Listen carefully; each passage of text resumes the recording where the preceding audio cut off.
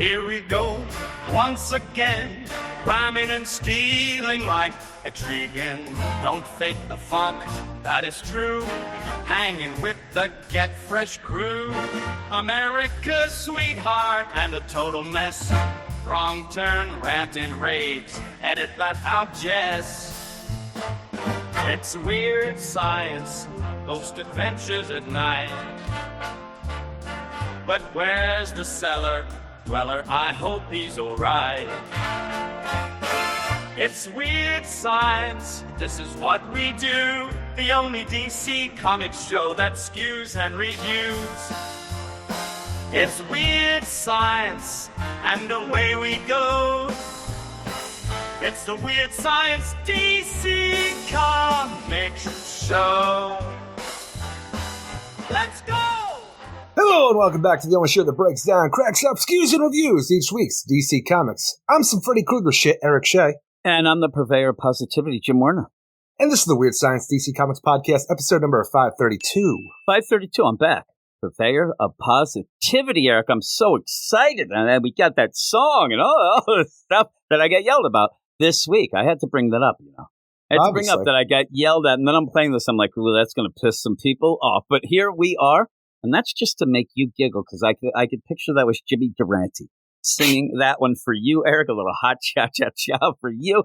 Hey, everybody, welcome to episode 532 for me and you. And we have not a plethora minus one. I like to call that a giggle of books, not a gaggle, giggle. Eric. Oh. A giggle, maybe a murder. What's a gaggle? Well, a gaggle, I think, is 7.5. I think that it's a murder of books because after I got done some of these, I wanted to strangle somebody, Eric. That's the joke. We're going to skew them review, but before we get into this, you hear how much I'm cracking myself up. I'm tired, Eric. Got to crack somebody up. It's this time of day. It's screwing me up. Well, what time are we recording? It's always screwing me up. Oh, here's the thing. If you're going by the 24-hour clock type deal, any of those hours, it screws me up. So there you go. What I'm saying is I have problems, Eric. But if you want to have less problems finding us on the internet, all you have to do is go over to that Twitter. I like to say that it's at Weird Science DC. That's where you go to find out what we're tweeting on about me fighting with somebody about some Star Wars game I'll never play, Eric. What's wrong with you? Over. Well, the guy was a little hateful. It's a weird comment this guy had, and I just said, of all the reasons why I wouldn't play that game, that wouldn't have been tops on my list. I'll tell you later.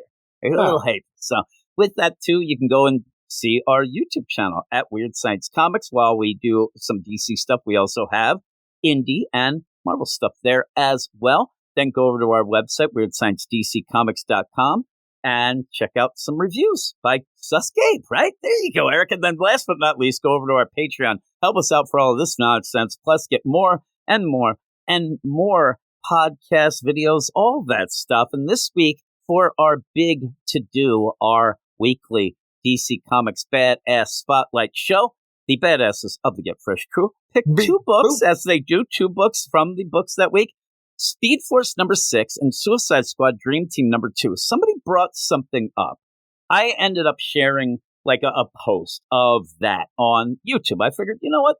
More people are going on YouTube. I'll throw that out there like a tweet type of thing they have. And somebody brought something up. Never thought that it was one of those things that people might think that we're sticking it to the, Get Fresh Crow people by giving them those books that not everybody knows that they pick them. Because somebody wow. Yeah, and I'm telling you, the comment kind of got me like, is this our problem? Because it's like, you're a real asshole. These are the books that you would give people that are, supporting you. I'm like, ooh, maybe you don't get I'm like, no, they pick them. And I tried to go into it. They never responded, Eric. I think they failed. But those are the books. And Speed Force number 6, Suicide Squad Dream Team number 2. I think one of those might be mentioned later by Eric. I don't think it's Speed Force. I don't want to spoil it. Speed Force, the finale. Everybody wants that, right? Yeah. I mean, if you go to the Patreon, you'll get to hear our rendition of Mumblebee rap. All the rap, it's not bad. It's kind of crazy. But in that again, those 2 books picked by they're the ones getting it back at us. We're not the vice versa here. But as we usually say, they like to at least pick one that might get some of the, susness off the regular show. They're doing us and everybody listening a favor, and you can return that favor by joining them and us on the Patreon, Eric. Patreon.com Weird Science. This is a well-oiled machine. Where is it Sure going to is. go wrong? Where is it going to go wrong, Eric? I think it might be now, because here we go with a little salute, what we like to do and call a roll call for those badasses. It's the badass roll call, Eric. Oh, yeah? You going to clap your hands? No. Bottles and cans? You ruined it for me, Eric. I wanted you to clap your hands a little. Here we go. We have Don't Mention It, a new badass. Welcome. Nice. Don't Mention Not It. gonna. D-Man 3000. I thought you were like yelling at me or something. D-Man 3001.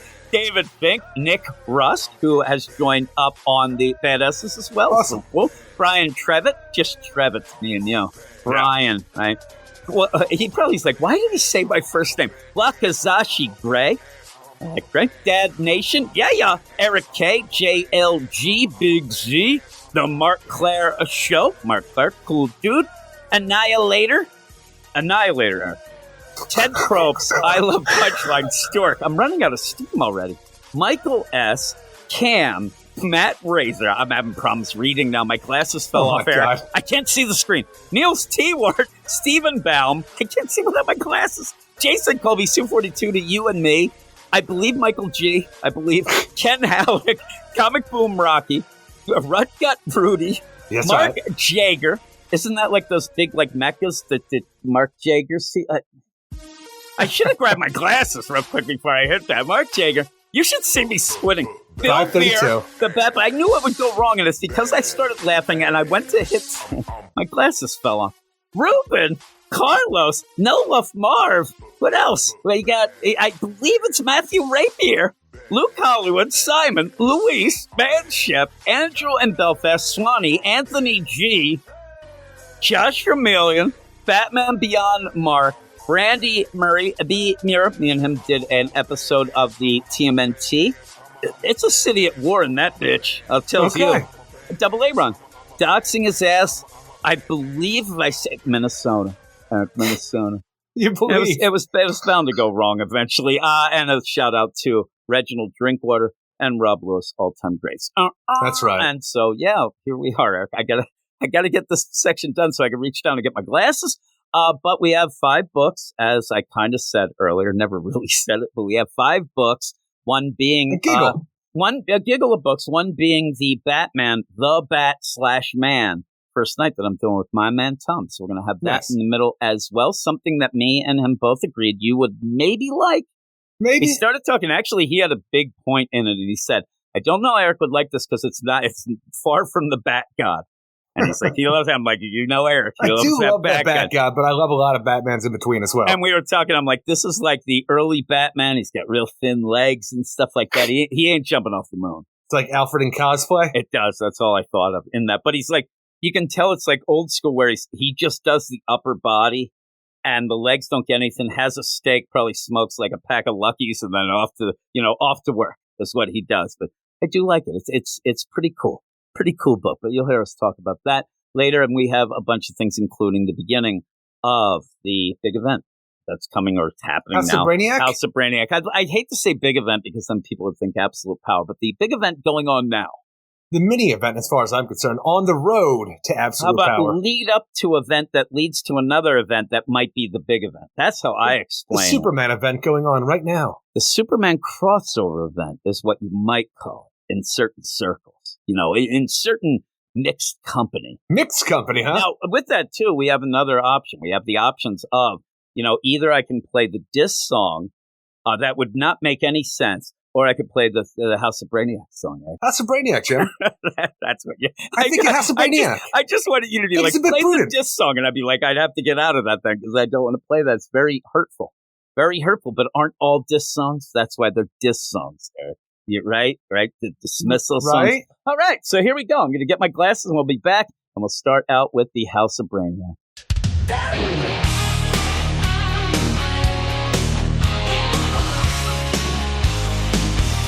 is a villain who's coming. They call him Brainiac. He follows every city he comes by. He's a horror and a maniac. If you're fighting, you best come correct. He's got a 12th level intellect.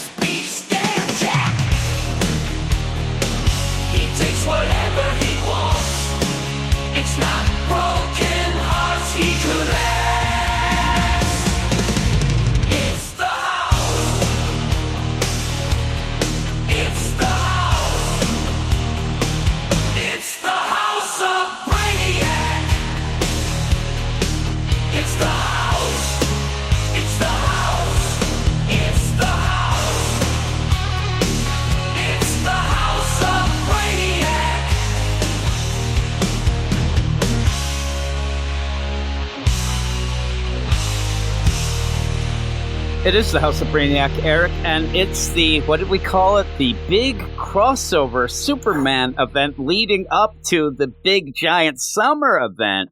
Absolute Power. Yes. Yeah, you have to add Absolute Power in. Just as it seems like a diss on the House of Brainiac. And it starts out here this week, and it seems pretty cool. People seem to be into it. I heard some people down at the rec center talking about it, Eric.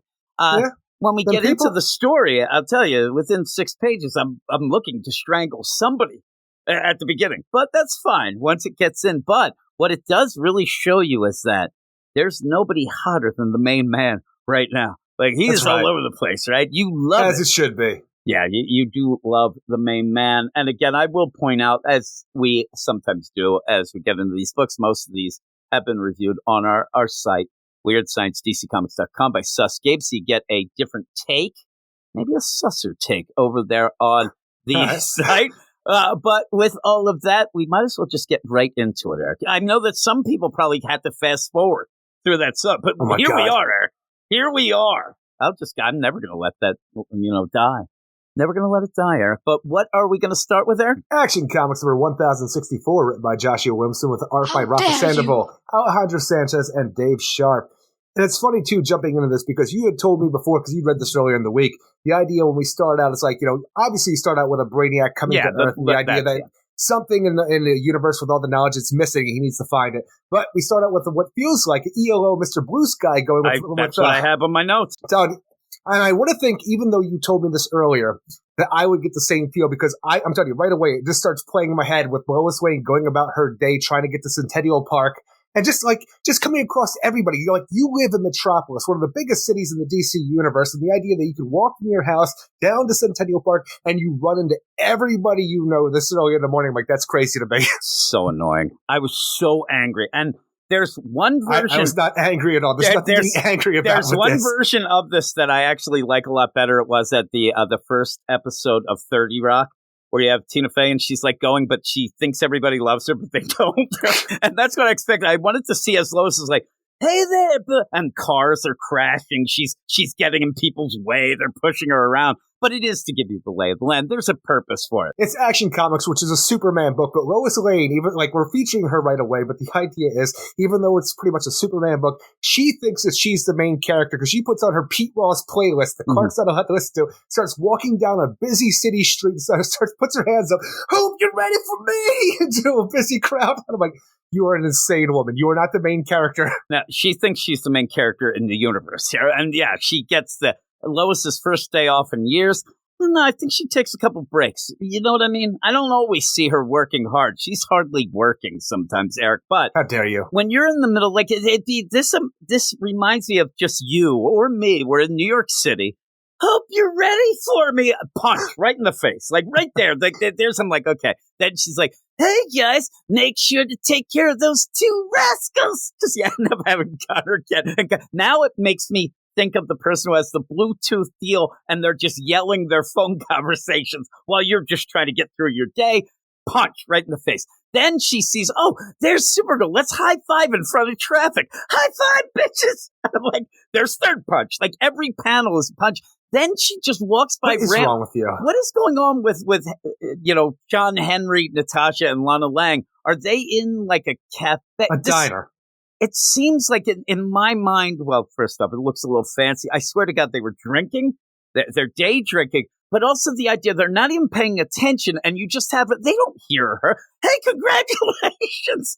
She walks by. There's another punch. Then they're going, and then suddenly she runs into Perry. The weird thing is, when I first saw Perry there, it looked so much like her dad that I'm like, he's back. He came back from the dead. I agree wholeheartedly. The idea when I get to the thing, Lois, we need to talk. And the thing is, I didn't read hers right away. I'm just looking at Perry White here, not even thinking to vote for Perry as a button that's on him. But I'm like, did you fuck up and bring Sam Lane back to life?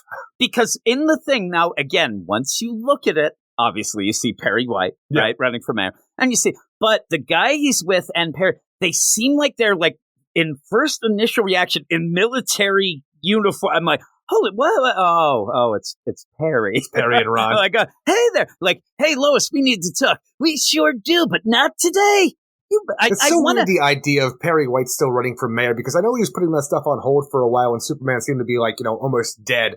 But when you had this going on, like, even the idea of Perry White, because we had talked about for a while where it seemed like he had some information about Lex Luthor that he put away possibly, and this is years and years ago when Lex first came to Metropolis during the Lex Luthor Revenge Squad arc, but it seemed like he was in a coma. We start talking about Perry White running for mayor, which he did previously in continuity, so that's what we thought he was talking about, and the idea that he put some, like, incriminating stuff about Lex Luthor, like, in a box and shoved it so nobody could ever find it. And then we just get back to the idea, oh no, this is present day. He's out of a coma and he's running for mayor again. And we just haven't really done anything with it, though, in the books. And then the weird thing about it is, maybe it was at the point in this run, he said, yeah, I'm going to put that aside. Like, it's not a time to run for mayor. And now he's running again. I don't know. Superman's better. Yeah, I guess that's all it was. It's like, everybody, tell me when Superman's better. And then I'm back to running. Speaking of running, there's Lois running around, running her fucking mouth is what she's doing. With all the stuff that we deal with DC Comics and all the different Elseworlds, we're like, but when I think about, like, the reason you put, like, the mayoral, like,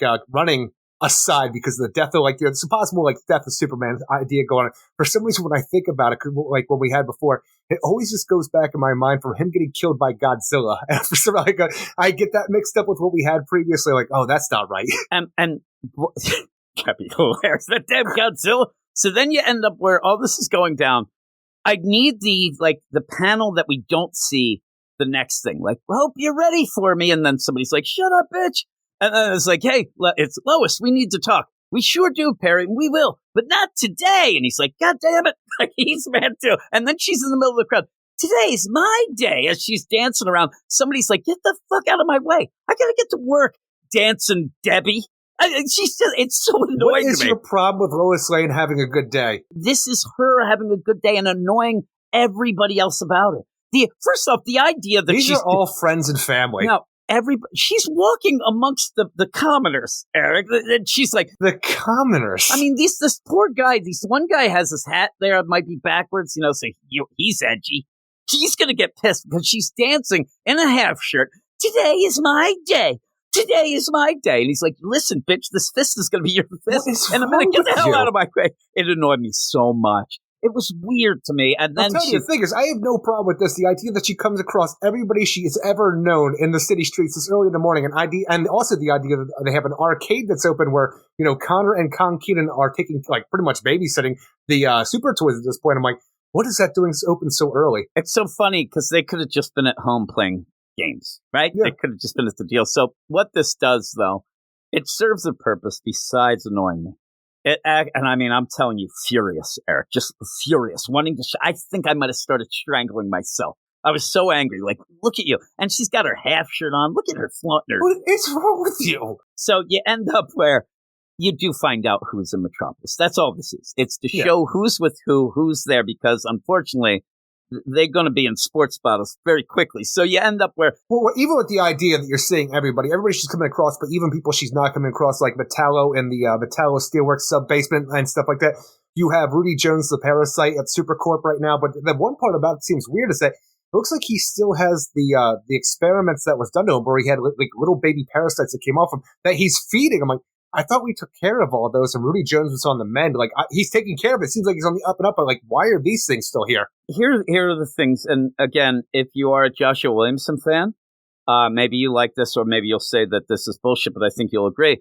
Joshua Williamson, I don't know that he loses track of things, but he kind of does at points. But it seems like he'll go through, and he'll, like, pick and choose things that he wants, like Perry White. Like, suddenly, yeah, you're doing that again. Then you have the Parasite deal, like, okay, if it suits the story, he'll pretend that he resolved it. Or if it doesn't suit the story, a la Black Lantern Roy, it just disappears. It's like nobody mentions it again. And that seemed like something I thought was done. So I thought, oh, that's weird. Did they start that up again in this way? But it just feels like you have to go with it. Now, the John Corbin deal, I'm saying that for somehow he's like they're torturing him by making him watch Lois be a bitch all around town. So that's why they show him.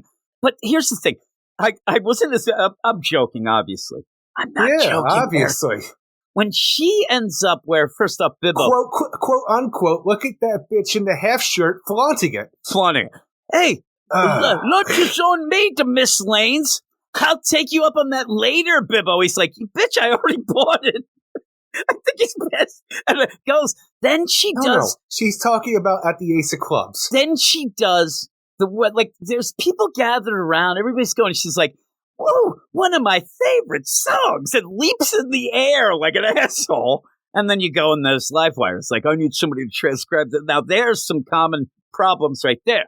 Says, why can't I get somebody to transcribe this shit? I don't need, if she actually saw Lois jumping around town, I think she'd be pissed. And then, of course, because when you have Lois being, and again, you have now with Lombard, they're blocking traffic, but Lombard's looking at her like he's the only one. They're not blocking traffic. They're going across a city crosswalk. Yeah, but in the city crosswalk where people are busy, he's stopping to look at her ass. There's got to be honks going. I think they're a little like this shit wouldn't play in Gotham. This is why they're lucky they're in Metropolis. Lois would have been killed 5 panels ago. And then you have all this, you end up having Lex, and they're bringing Lex in, and she's just going to the Centennial Park for Supercorp. Yeah, he's there, and he's going to work with things. And the whole joke of all this is going to be everybody looks, hey, Lex, did you do this? And you did that. And, you can say that you feel bad for Lex, but it's kind of the setup anyway. But you have LexCorp, and you have Mercy, you have Lena. And then you have, Lois go and meet Jimmy. And Silver Banshee, and so says, hey, Clark will be here, hey, and then that gets annoying with the lovey-dovey nonsense.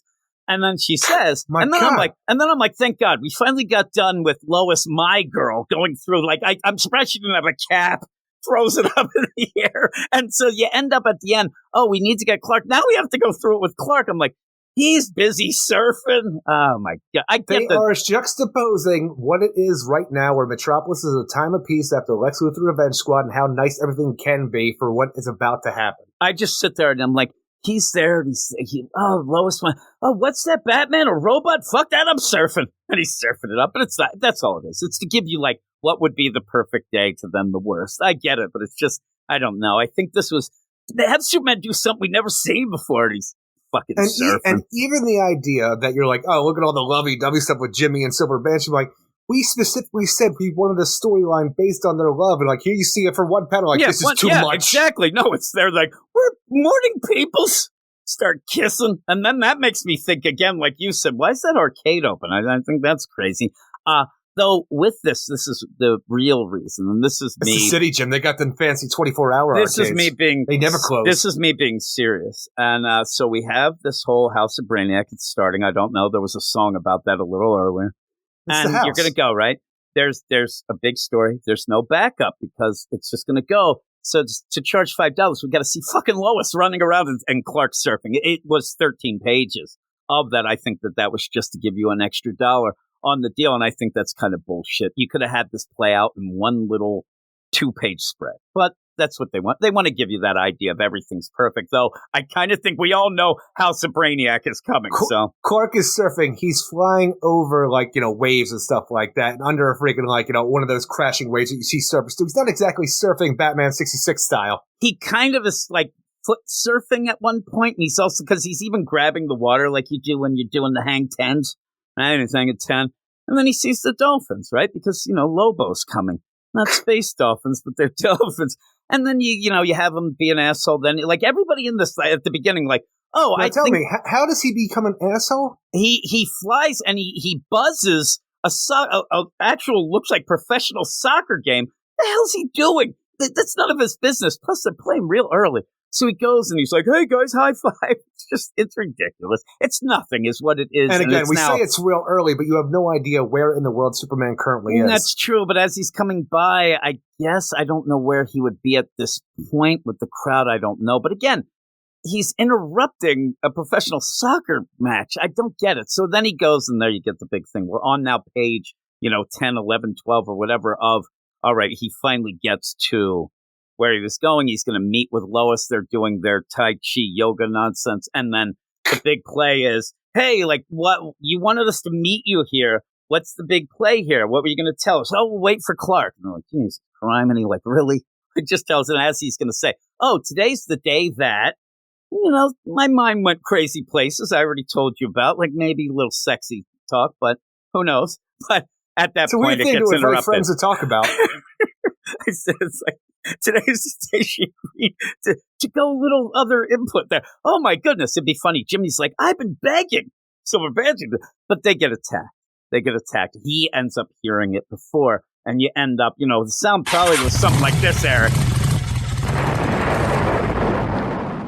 You don't quite have the souped up, Lobo. You don't have any space hogs. Be awesome though. But yeah, what you do have, which is weird, because we knew that Brainiac was going to be doing something with Zarnians because he had the bottle city of Zarnia, or the bottle planet of Zarnia, however it's going to work, and he is using the Zarnians to attack, all of Metropolis, even though Lobo was supposed to be the last Zarnian. It looks like maybe Brainiac went and took a city before Lobo maybe destroyed his entire race, whether he believed that aspect or not. But the weird part to me is, like, the Zarnians, I think, is a huge freaking threat right there. But when you have the Brainiac robot drones coming with him, like, why do we need the Brainiac drones as well? Because you don't even look at them and think Brainiac right away. And that's the problem is, there's a twofold problem.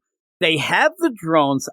The only way I think they have it is so that somebody in the book says, oh no, Brainiac. Like, the idea you're being attacked by 8 trillion Lobos and nobody's thinking Lobo. It's basically, oh no, this is Brainiac. But they didn't really it didn't shout Brainiac to me as well. Me either. Also, I'll tell you right now, I start liking it now. That nonsense. Also, then I was thinking, even as we're talking, the idea where you had like big stakes where Lois was really injured in the whole deal of the Revenge Squad. You had all this, and now she's just bebopping around. Like, there's things to do, bitch. But you end up where all this attack. Oh, she has a day off. It reports some news. You end up where all this going, where they do get attacked, and maybe it's weird. Maybe the Lobos are the misplay, because you want to have House of Brainiac, and they have to connect it to Brainiac though, and I don't think you would. In fact, I would just think it's a bunch of Zarnians with robots.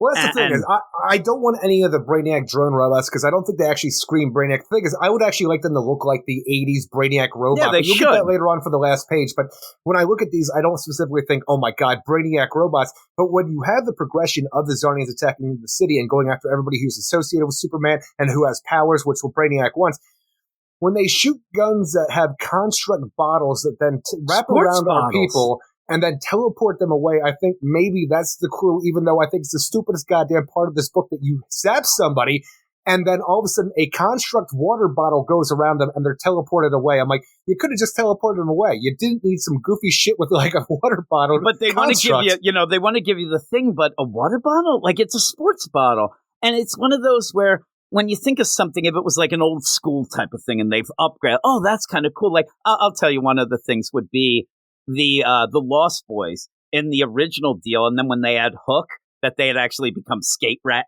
kind of kids. Oh, I thought you were talking about the vampire 80s classic Lost Boys. That's just all cool. But when you had a lot of people didn't like the new Lost Boys, but I did see like Rufio. And when I saw Roger Ebert, he talked about it, and he's like, it makes sense because that the Lost Boys would upgrade to the time frame. So I thought it was a kind of a neat little concept. But water bottles, sports bottles, like, if you're going to do anything, I don't know what it would be. Construct teleporters. Either teleport them as they go and they yell like, and just have the Zarnians yell like, hey, say hi to Brainiac. Like something they yell, they go, Brainiac? Okay, but just something. And they don't, it's just weird. And it's even just if you don't have the idea where the Zarnians are attacking, everybody's teleported away, and you can't make the connection, because honestly, I would love to get rid of the water bottle construct teleporter guns, because it's just goofy as shit. I think Lex Luthor should be the guy who understands exactly what's going on, because the greatest part of the book in my mind is when he finally makes his way to the work release at Supercorp and he realizes, oh my god, when they're attacking, Lena's like, hey, let's go talk to your hologram, LO1. Like, what are you talking about? I didn't do that. And the hologram this entire time, who's been talking to Lena and helping Supercorp, is nothing that Lex Luthor has ever programmed to do in this company. It is Brainiac the whole time observing, like, this is great. And Lex Luthor could convey the information to Superman and whoever needs to know at this point for the House of Brainiac story. I actually wish that one thing about it, I wish that there was some clever way that we were like, oh my God, we thought it stood for it. Now this is Lex Luthor. But it's something how you twist it, like, I thought it stood, but it actually stood for something else that Brainiac was like right in your face with, but it's not quite like that. But it is funny. And Brainiac's taunting the shit out of Lex and like, haha. And at the one point too, to the Zarnians, he says, get the, and they're all playing coy. At one point with this, they're all like, not telling everything that you should. It happens again in the Green Lantern book. It was driving me nuts in that. But in this, you have get the, what did they say? Get the smartest person. I want you to get the smartest person. They seem to mean Lena. And that was like the coy bit. But when they get to Lex, and that makes sense. And it makes sense with the connection or whatever. And I do like through this where Lex is he seems genuinely upset that his daughter has been taken. But even then, when he's like facing off against this, construct, the Brainiac deal, and Brainiac says, "Listen, we work together. This all does work well enough for me." The idea of them being know exactly on the lead. The last time, because I'm trying to think of what the last Thought it was time in Metal.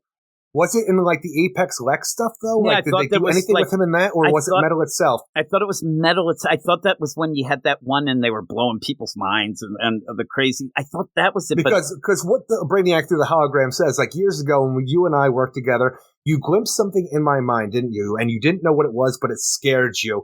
And what you do, what will Superman do when he realizes that you gave him your resources and triggered your old enemies in hopes of preparing him for what comes next? I'm like, oh shit, I'm hyped as hell now. I want to know what's coming next. And what does Lex Luthor know? The only thing that I don't like the progress, because basically Brainiac, it's like one of these weird things of like, hey, listen, what is you thought that the Superman Revenge Squad was crazy because Lex did things back in the day that were screwed up. So the Revenge, now it's like, now he's really going to be mad because you ended up triggering things to get the Revenge Squad to be triggered to come after you, and now he's going to find out this. It starts to be like all in a weird deal. Superman. It seems like a weird play that you're going to say that all of this was like every step of the way, Lex, I'm good, but he's been manipulating things. I think this works out better, especially for Lex Luthor, and even the idea of giving Superman Supercorp and everything along those lines. Like, this is a mystery that we're now being revealed to. I think it works 10 times better than Captio being behind everything in Batman. Well, it does, but here's the thing. Were you that like, oh my God, the Revenge Squad, why they were mad? Get this, Lex was actually doing experiments on kryptonite. Like, we both said, like, what? Like, yeah, that's what he did. This seems like more of that. It seems like it does, because it seems like whatever Brainiac has planned is going to be dealing with something kryptonite-based, or like the alterations of kryptonite, like the Revenge Squad was doing with Grafton Farm. And I think that Superman needed to be like aware of these people and the types of experiments they're doing in order to prepare for what Brainiac had coming, for whatever Lex saw in the past. But again, then what you get then is you get a Lex who he sees things coming and he's going to play fucking games for years because in this, I would have liked Brainiac to say, what will Superman do when he realizes that not only did you do things with that caused that Revenge Squad, but you also were doing other things that I'm about? Like, this seems like it's too much of a one thing leads to another thing to get to the idea that at one point Lex would just say, listen, Superman, we are screwed. And these are all the things on the table. Let's get it out there and let's stop this. It seems like, that's right. It seems like the Revenge Squad part 2 with Brainiac, but I still like it. And I like the idea that he's grabbing Lena. You have Mercy, Eric. She's using her, freaking Mega Man gun arm. I mean, she's using it. And what I love about it is lemons everywhere. It shows you completely that people are really nice. Nobody even shames her. Like this, it seems like it should be a surprise to at least one person. Mercy Graves when she has a gun arm. The idea that she even beforehand, lunatic, because we barely saw it. Like we don't see it a lot. We did a little bit recently, but she kind of, and all of a sudden, there's problems. Boom, gun arm, and everyone's fine with it. They're like, we're cool. Just imagine you're walking down the street, you see some woman who transforms her arms into guns or knives, and you just sit back, hey, look at that freak over there, look at the freak, you run, you scream and you run. I'm running, and then I run into Lois jumping, my favorite song, jumping up in the air like an asshole. Shame her. I did think, too, though, where you end up having LL on the Brainiac deal, he basically at one point, he's like, yep, Brainiac out, and I'm like, I think you can control this whole play. Why aren't you just ripping things apart, whatever? But he seems to have this other play, and the big thing that is spelled out, this isn't the normal Brainiac MO. He's not there to collect things. They think so at first. To a degree. Because it is. But he's collecting people, and he even says he's more into this chaos of what this big plan is. He's not going to just go and, he could actually just grab Metropolis. That might be an easier way to get this done and goes, but he's grabbing everybody else, and that's why we saw the lay of the land. He has grabbed Lena, because apparently she's the smartest person. Like we said, she's the daughter of Lex Luthor, but also connected to Brainiac as well from her past continuity. And with this, though, he tells Luthor, all I need from you is your head. So it looks like he's going to want to sever Lex's head at some point for whatever the plans are. I'm like, shit is dire right now. On top of that, and I actually did think that Lois got took at one point until she shows up later on. But pretty much everybody in the Superman family is gone. So all you have left is Lois Lane, Lex Luthor, and Superman. Yeah. And the thing that I thought what Brainiac was just talking shit, Because he's like, what do you want? What do you want from me? He's like, I don't want any. I already got what I wanted from you, your daughter. I'll just have your head. Like, almost like you're nothing. I'll just kill you later. But yeah, he's going to grab at one point then. One of the things to throw shade at Lois again. This attack happens, right? Oh my God, everybody's having problems. You have super family members going. You have Superman says to Supergirl, listen, you deal with Brainiac a lot more than me. You tell me what's going on. They're all trying to do stuff. She gets captured. Everybody's getting captured. Superman needs to do things. And he's like, Miss Lane, wink, wink, you better get out of the way. She's like, I don't run from anything. I'm like, get out of the way. You are not super powered, and all you're going to do is either get in trouble yourself, which is going to or you're just going to get in his way. Get out of Superman's way for once. I was going to curse it. But yeah, it's because he wants to. She's tough. I love Lois. I mean, I rib because I love. Rib. But at points, she's got to realize this is Zarnians, the likes of which we haven't seen for how long, and Brainiac. Ever. And she's like, I don't run from danger or a story. I'm like, this is one of these you should be running. Run the other way, please, because we're not going to question you. We need Superman to be on his own. Then Jimmy's flashing flashlight people. You got the flash going too, very the on. idea that he flashes a Zarnian in the face to and try we're to distract saying with him. this camera and his junk. Right. Well, with the camera at least, but it's funny too. The one Zarnian that he does, it actually almost looks like that Phobo character that we had in the New 52, who was pretending to be Lobo, or was the real Lobo, and our normal Lobo was the one who was pretending, depending on what you feel. Well, you say that. I actually thought Green Lantern. I thought the same thing, and what I wanted because he's kind of a sexy. I thought he was going to he's on the catwalk now. That's my bad side. Be hilarious, but these Lobos are just ripping through everybody. I mean, they are just there. And technically. Trouble. The last time we did see the Phobo, as we'll call him now, the New 52 Lobo, he was captured by Brainiac. So he was in a small tube captured by Brainiac, so he could still show up. And I think for what's going on here and what we will have for the backup of Green Lantern, there's a good possibility we might have Phobo back at some point. Phobo could be one of the, there's the really DNA, all the cloning and stuff like that, because he had him. He did have him. And if that's the deep dive, that's a cool deep dive. It's a pretty good one. I don't know who's going to remember it, but it's a good funny, deep dive. I think that we did see that in the Cullen Bunn Sinestro book. I think it was that. People remember that. And it was just like on a side, he was there in a jar. It's one panel. Yep. Yeah, it was so good. We laughed. We thought it was hilarious. So, yeah, so all this is going on. You do see, everybody trying to kick ass, but as these things happen, a lot of people are captured. And so Lex including Superwoman, Metallo, Parasite, anybody essentially with superpowers in Metropolis are grabbed. Yeah, and then except for Power Girl. Yeah, weird. And even so, when you go through this, why I think it's good play. They showed everybody. While I was yelling about Lois bebopping around, they do show everybody. So you're not going to sit there and say, I wonder if John Kent got kept because he wasn't around. You know who was there. You know who got captured. So it was done for a purpose. Besides annoying me. Besides annoying. But you then have all this, and Lex freaks out. They took Lena, so he's like, God damn it. And he ends up doing this construct armor that can only, it's okay. It's just for him to be able to, knock some heads in. It's just funny to me that Lex Luthor is allowed to have a watch in prison. I don't know if that's standard issue or not, but the idea is his watch is able to have a construct, almost like a Green Lantern construct that wraps around him like makeshift power armor. And I'm like, this might be something you might want to confiscate before he gets back to prison. I don't know. They say to him, like, hey, what about the watch? He's like, listen, you allow me the prison wallet. Can you give me the prison wallet? They're like, yeah, just go with the watch, right? Prison wallet. And yeah, so they're beating each other up, and the play is, again, they allow you to have a butthole. They've had times with, Lobo versus Superman, but this is an army of Lobos. And again, those Zarnians. The Brainiac, I like two of the Zarnians, and you end up having, the ones that we saw before, this General Chackle. And I like when you end up having trash talk, and it always is funny to me, where you have like the meanest, biggest thing. And then you find out that, that guy, he's a geek. He's the geekoid deal. And like, he's not even anything. They're making fun of Lobo. And they heard that, hey, I'm going to take you down, Superman, because you ended up, beating up a guy of ours and all this stuff. But the big thing is that at the end, Superman and Lex is like, I want you to take me to Brainiac, to Superman. And they're like, fine, we'll take you. It's weird that they weren't there to get him right away. But when they go to get him, Lex jumps in front of that.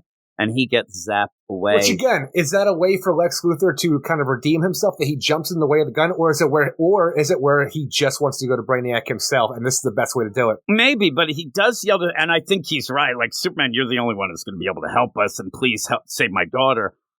When I'm there and I'm talking to Brainiac, and the thing he said is, "I'll have your head," I don't know that I'm wanting to get to him. It's true, honestly. And to point out, Joshua Williamson playing the game here, we don't know the rules of the watch, but it might be a one-use thing, but it only has a time. I don't know a recharge, so he doesn't have armor.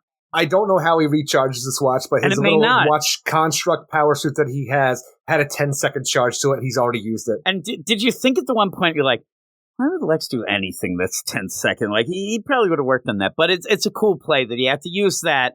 Then when he gets zipped, something the size of a watch as a power source. But it seems like that might be a one-time use. It needs a recharge. We don't know. And so when he gets zapped away, it's just Lex. He doesn't have that. That was kind of a cool play. And yeah, you end up having left with Steel and Natasha Irons as well. So you have that, at least those two members of the Superman family left. And okay, I wasn't going to bring up Jimmy just because it's Jimmy fucking Olsen, but like you have Steel and you have Natasha Irons. Okay, yeah, you got Jimmy, and yeah, he's pissed up because they took and Silver Banshee actually does pretty good. She gets taken. Yeah, she gets taken, but at one point she's kicking some ass, and gets people away from Jimmy at least. So you see that, but yeah, that sexy Zarnian was not going to cut my boyfriend. Yeah, really. And then you end up where, I mean, Superman at one point looks very shocked. Everybody's getting taken away, and actually uses his heat vision in a way that it looked like he was trying to kill, the general. He didn't, because he's like, man, I looked at Vest.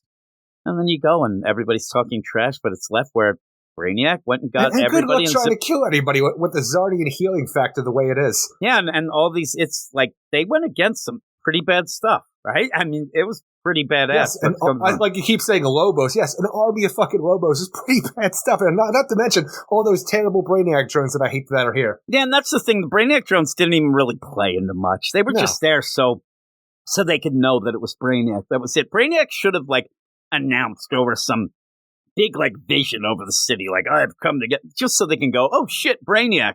Oh, man, Lobos. Yeah, the Lobos there. I thought, too, remember... One of the things was I wanted Lois to I know Brainiac because I was the 13th level intellect. I remember that whole nonsense. No.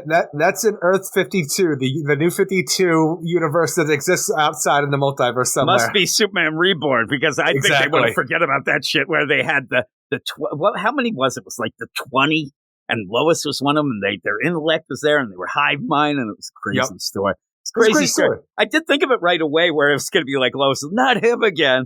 Well, even the idea of that, because when everybody is taken, Lois is embracing Superman, he's just pissed off and thinking Lobo, and we have a little narration of Brainiac says, now Superman will come for us, and you turn the page, and you have a big old page of all these different Brainiacs that you've seen through it looks like the multiverse, honestly, for how many there are, but you have so many big ones, like you have the Superman animated series one, you have the Van Dyke one from the 80s that I love so much, you have the I like Brainiac. him. It looks like, actually, you have the robotic one from the 80s as well. See the robotic one there, yeah. But I'm afraid that gigantic god one from Convergence is going to be here as well. And I'm like, that guy is terrifying. And in that, I think that when they're talking, that's why I went kind of the metal and that stuff was the deal, because there's that multiverse, dark multiverse, all this stuff combined is what even with that being said, I kind of wish that they did have that Lois Lane Brainiac hybrid that we had back in the New 52, because that'd be a cool little call out. That would be pretty cool. I actually, if she's in the back bebopping around, this is my favorite song. They're like, get this, my day. They're like, get this bitch out of here.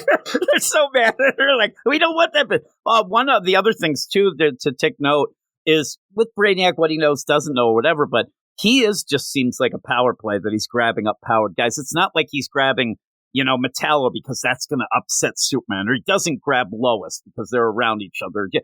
They're just going down and, hey, I want you to grab every powered person you could grab, and that's what they ended up doing. And he even said the idea that the reason he went for Metropolis, because with the Kryptonians all there and stuff like that, it is the most powerful city in the universe. And again, he said he used Lex's idea of this, that's why they're all there, because what Lex, it's so crazy that, and Lex throughout, there is kind of a bit of humor, because everywhere Lex goes, it's like, hey, what did you do, this? Dude? He's like, I'm sick of people asking me that. He's like, I'm done with people asking me. But the problem is, It is his fault. That's the best part. But Brainiac It's says not all his this. fault. Brainiac says he's there because of what Lex saw, and he has to stop it. It's all Lex's fault. It's not there because Lex saw something that was coming down the line, and this just happened to be it. He had to prepare Superman for it. Yeah. Again, why are they all there? Because of what he was preparing for. Didn't tell Superman anything about it. It's his fault. It was like a double-edged sword. You end up knowing what's coming down the line, so you prepare for it, but it needs to be prepared for that to come down the line. And that's the deal where he was able to come and pick out and just grab all these people because of all this nonsense. So I still don't think it's a clear cut, like, oh, I get it. That makes sense of Lex stuff and what he saw. Because at this point, I think after the Revenge Squad, he would have went to Superman and said, listen, we got to do this now.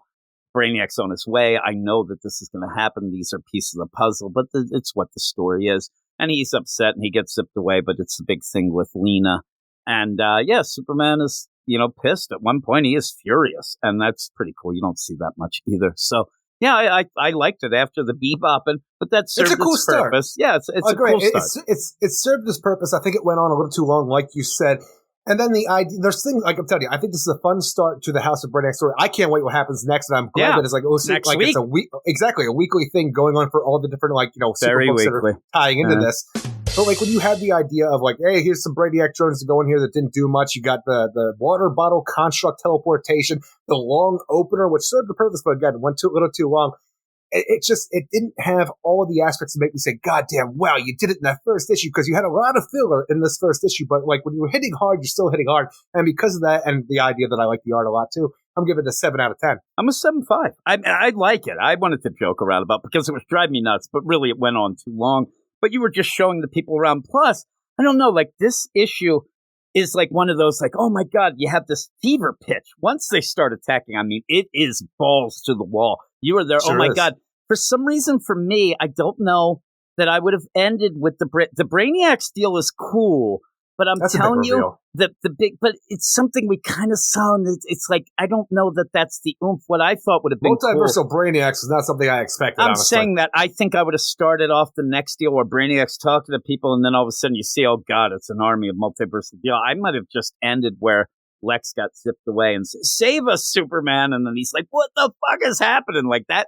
Because it just stops the pace to me. Idea of multiversal Brainiacs that are on the way, like they're here, but like in the upcoming issues, like that's going to be something we have to deal with. But also, Lobo is the catalyst behind all this, and Superman needs to find Lobo. So like, what the hell is Lobo's playing all this? Because we did see previously where it looked like, Brainiac was doing experiments on Lobo, like he had him captured. And I was going to bring it up earlier. I'll bring it up now. Here's the thing. You end up having a pretty cool juxtaposition. The last son of Krypton, though people might giggle at that, like he certainly isn't, but The last sons of Krypton. the last Zarnian. The thing is, Superman would love to have a million Krypton. Like this would be his, oh my God, there's no fucking way that Lobo's going to be happy that there's all these Zarnians. Like this no, not ruins at all. his branding. He wants to be the last, like he's going to be so pissed where when they say, where's Lobo? And all, some people are saying, oh man, Superman's going to kick the shit out of Lobo. I'm like, I think they're teaming up. I think that Lobo is so angry that he was probably experimented on by Brainiac, all these other nonsense. He's not going to want them around. And I think that might be a cool play if that's what And happens. the thing is, it's a cool play, and you say the idea where Lobo wouldn't want this, but Superman would totally love this. And I'm like, he hasn't worked on that Bottle City of Kandor forever. He knows what would happen if there's a bunch of Kryptonians on. He don't want that shit. I'd love to see Superman, like, if it was Lobo would have thrown that thing off the highest mountain. Like, at least it's there. Yeah. But I get the idea that when Superman has the Bottle City of Kandor, like Lois, hey, that's like precariously over the edge of that table. It's like, no, leave it like that. He wants That's it to fine. fall, but he won't do it. It's like Batman. That's why General Zod took it. He's like, I can't trust you with this. Yes. And then General Zod gets him. What does he do? He blasts it out into space. The Kandorians are so angry. Nobody wants to help them out. And then when they get out, that's why they're so crazed. We always talk about it. The reason they're crazed is because Rogozar killed them. They were brought back with Lazarus and became little tiny zombie madmen. Even other points. Anytime you get anything with the Kandorians, it's always nonsense of these little nonsense going around zipping and zapping. And every time you bring Kryptonians back, though, it always goes wrong. It does. It always goes wrong. But I think the Zarnian's pretty cool. Right? Pretty cool. And now actually Crush can find a date. Here's the thing, too, with that, like, we are going to have Crush in the Power Girl book, so we'll see what she has to do with it. She's probably going to be pissed And I as look forward well. to that. And she just will see all her dad on every one of them, like, I'm going to get my daddy and just start beating the crap out of him. I wish it wasn't Leah Williams, so we'll see if she can pull that through. But yeah, I like that it's every week, like you said. So I am looking forward to it. And I did like it. I give it, like I said, a 7.5, but I'm very hyped for it. I just hope that it's not the normal deal that we have with Joshua Williamson a lot. He does start out strong. Once he usually gets to that point where things start to get wonky, where he's added something else. Like in the middle of this, all of a sudden, I don't know, come up with the craziest person to show up out of nowhere, and that'll probably be it. Or he'll forget about some things or change some things on the fly. But I'm positive about it. I think it's pretty good, but we're going to move on to the next book, the Joshua Williamson section. I didn't even think of it because this is Batman and Robin. It is Batman and Robin, number 8, Cult of Batman, part 2, Eric. Joshua Williamson writing, Nicola Cizmazija on art with Rex Locus and Steve Wands. The big play here is Shush, and the one part teaming up with Batman. And then you also have Flatline, which everybody seemed pumped up that she was coming into town with a few days to thrill, hang out with Damien. Then all of a sudden you get her sister. I think that was a misplay. I think that, like, there's no real reason for that. And all around, the whole reason that Mila is in here is because we need Flatline to have a reason to come to Gotham. Whether it's a bullshit reason or not, it is the reason that Flatline is not only here, but she's going to stay for a while. Even then, she's just going to stay for a while because she's going to stay for a while. But it's weird because you almost feel like, I know this is kind of funny to say, but a manufactured story just to get her there, and then have this issue where they do a bunch of things, which by the end you realize, oh, Mila, she's going away. We didn't really need her. That was just a device. And now Flatline's just going to, hey, I'm going to go to school with you. And you also learned that Mila has powers just like Flatline, that they inherited from their not serial killer grandpa, but a grandpa who worked for an organization who ended up killing people for them. And the thing is, the idea again, these are added things like, that don't do anything for me. It really doesn't do it. Like, serial killer assassin. All right. Oh, that's the thing, is I started thinking to myself, like, aren't assassins just like higher paid serial killers? Yeah, well, I think that what happened is he's like, oh, you know what? Grandfather's serial killer. I don't want people to think they're crazy. Or like, it's so we'll make him an assassin. I'm like, that's kind of still bad. And just so she has this gang, everything felt forced with the thing. And to me, Flatline could have just come into town just to check up on Damon. And maybe you think she has an ulterior motive, something like that.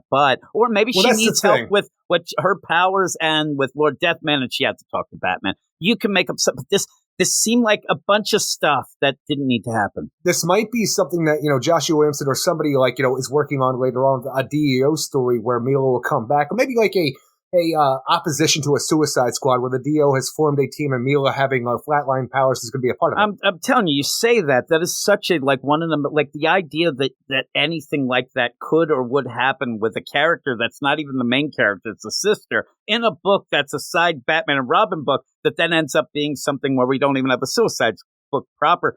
I don't get it.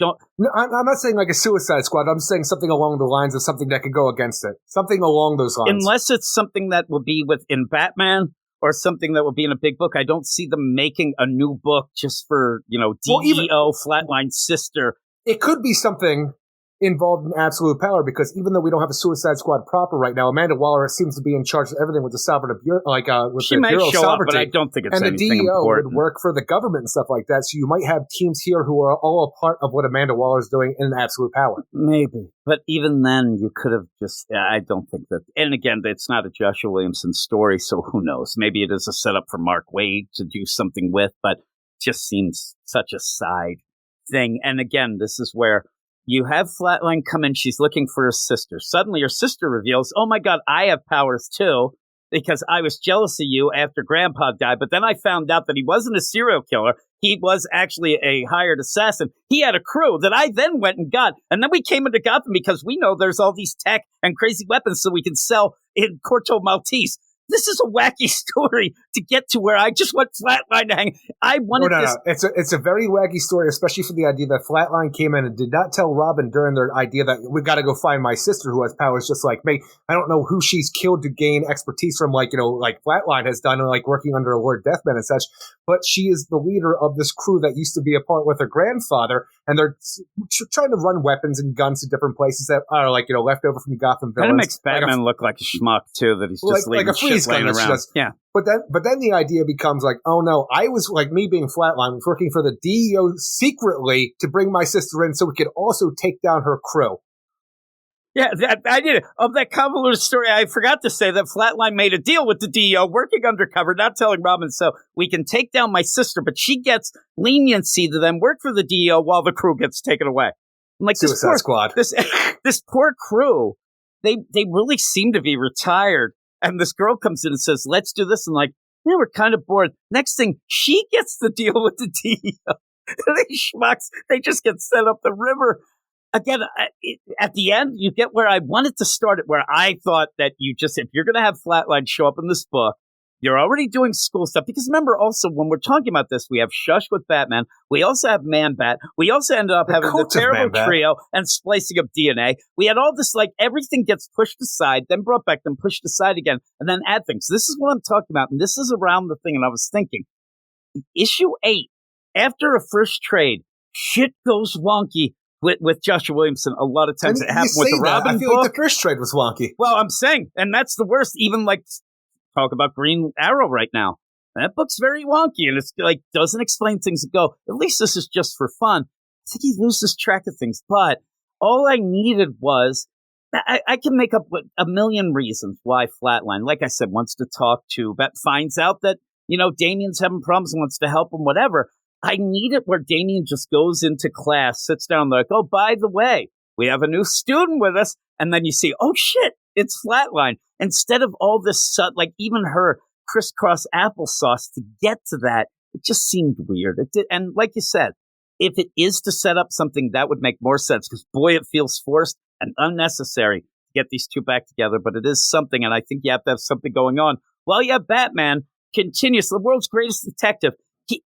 All he can ask, this could be a thing where What's your connection to Tommy Elliott? I told you a million times now, I am not connected to Tommy Elliott. Liar. Yeah, like, God damn it, Batman. I am so afraid. You and I talked about it the other night, where if it does turn out for the amount of times that Joshua Williams has had Batman bring this up, if Tommy Elliott becomes involved, I'm going to be so mad. Well, and that'll be the idea where you'll have Joshua Williamson try to prove, like, see, that's why Batman's the world's greatest. Yep. He has one thing that he's stuck on, and he keeps saying it. Also, you do have, like, even with the stuff happening in Gotham with, Flatline's sister meal, all this, and grabbing the guns, that makes Batman, like, some writers do these things that feel weird. Batman basically arrests. Also, I love the idea that Meal is like, listen, in Gotham, Batman arrests these guys, right? And then he just throws shit in a warehouse. And so I get it and I sell it. I want to see where there's a gang going around Corto Maltese with squirting fucking flowers. Like, I'm thinking of the people she says, like the Riddler, or, they run around with canes and shit. Like, not all of them have superpowers. Honestly, stupid nonsense.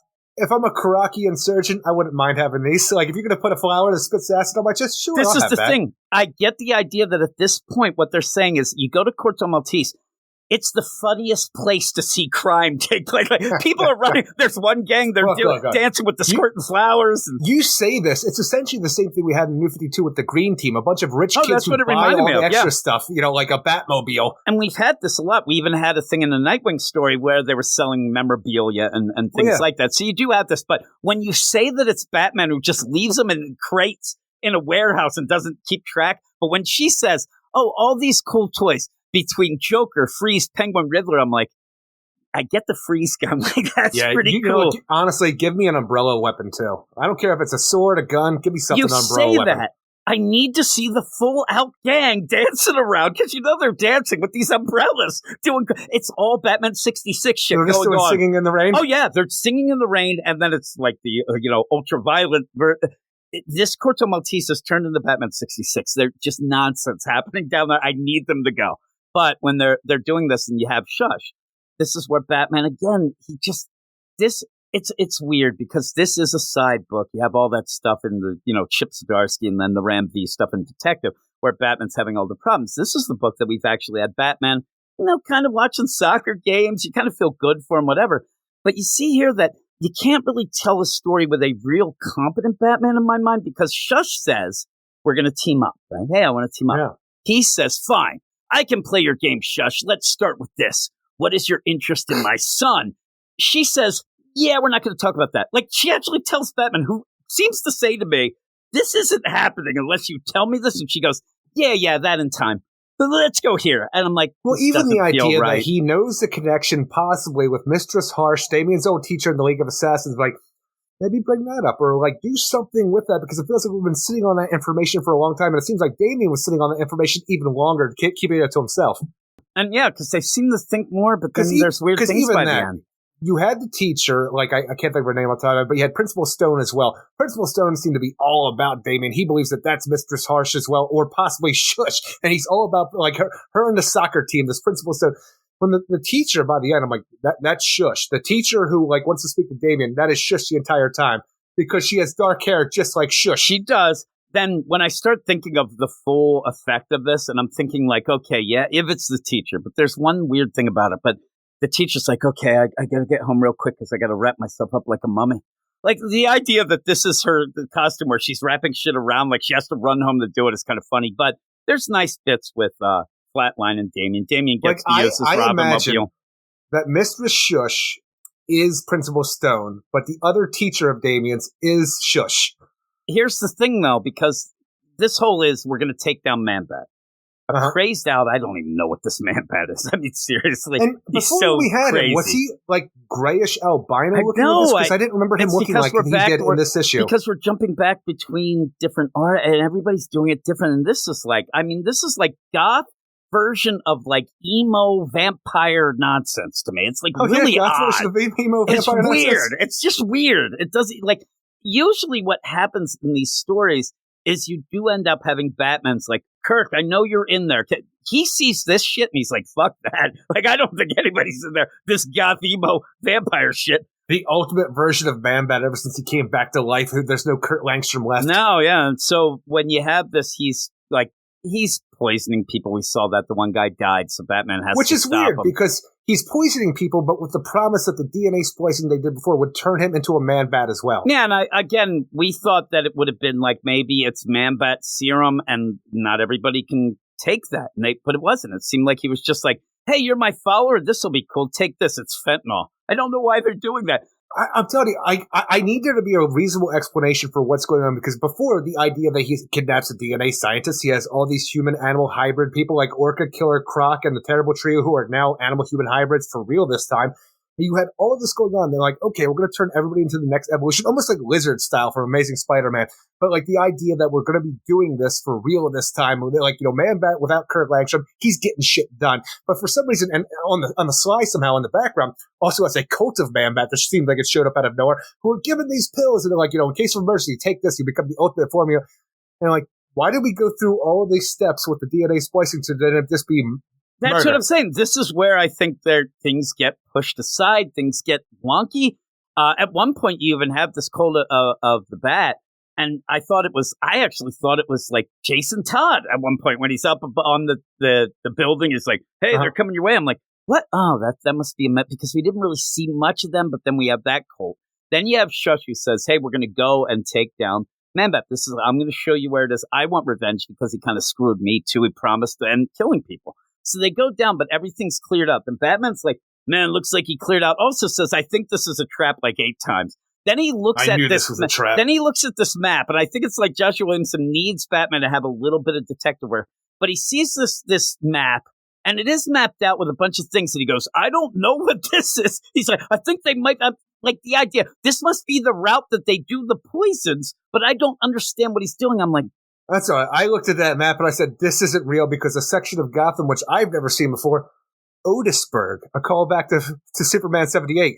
Just being idiots. And like, Man-Bat is trying to find a way to distribute his drug across Gotham. Now, is this the DNA splicing Man-Bat drug? Or are we just talking straight up murder drug? But then he says, no matter, I need to stop this before the experiments take more lives. Whereas, see, I really think that the story was supposed to be that this drug was, if you're strong enough, you'll become Man-Bat and evolve with me. If not, I have no use for you and you'll die. But it didn't feel like that.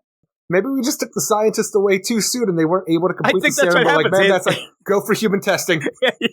And you realize that, like, one of the steps, arsenic, then turns into Man-Bat drug. But they stopped at that step because it should have been like the guy ends up taking the drug, starts to deform, scream, and then dies of monstrosity. and then says, Batman, kill me, like something like that. But it wasn't. It looked like straight up poison. Oh, you little abomination. So is it that much? Like, this seems like the idea of I'm going to poison the water supply, but with more steps. Like he's trying to pretend it's something else, but it's weird when Batman sees this and says, I need to know how he's going to distribute it, but maybe with drug dealers? Like, why do you you have to stop him? That's what you need to do. And he just seems behind the 8 ball. He's even really, at the point when Batman is trying to get all the stuff, and it is a trap that Shush leads him into, unbeknownst to her, obviously, but they knew that, like, Shush was betraying Man-Bat. You have the cult of Man-Bat all there that he has to take on, and then Man-Bat himself shows up, and it seems like he just has Orgum shit on the mind because he doesn't want to just kill Batman. He needs to kill the symbol, the image of Batman. I'm like, oh, shit.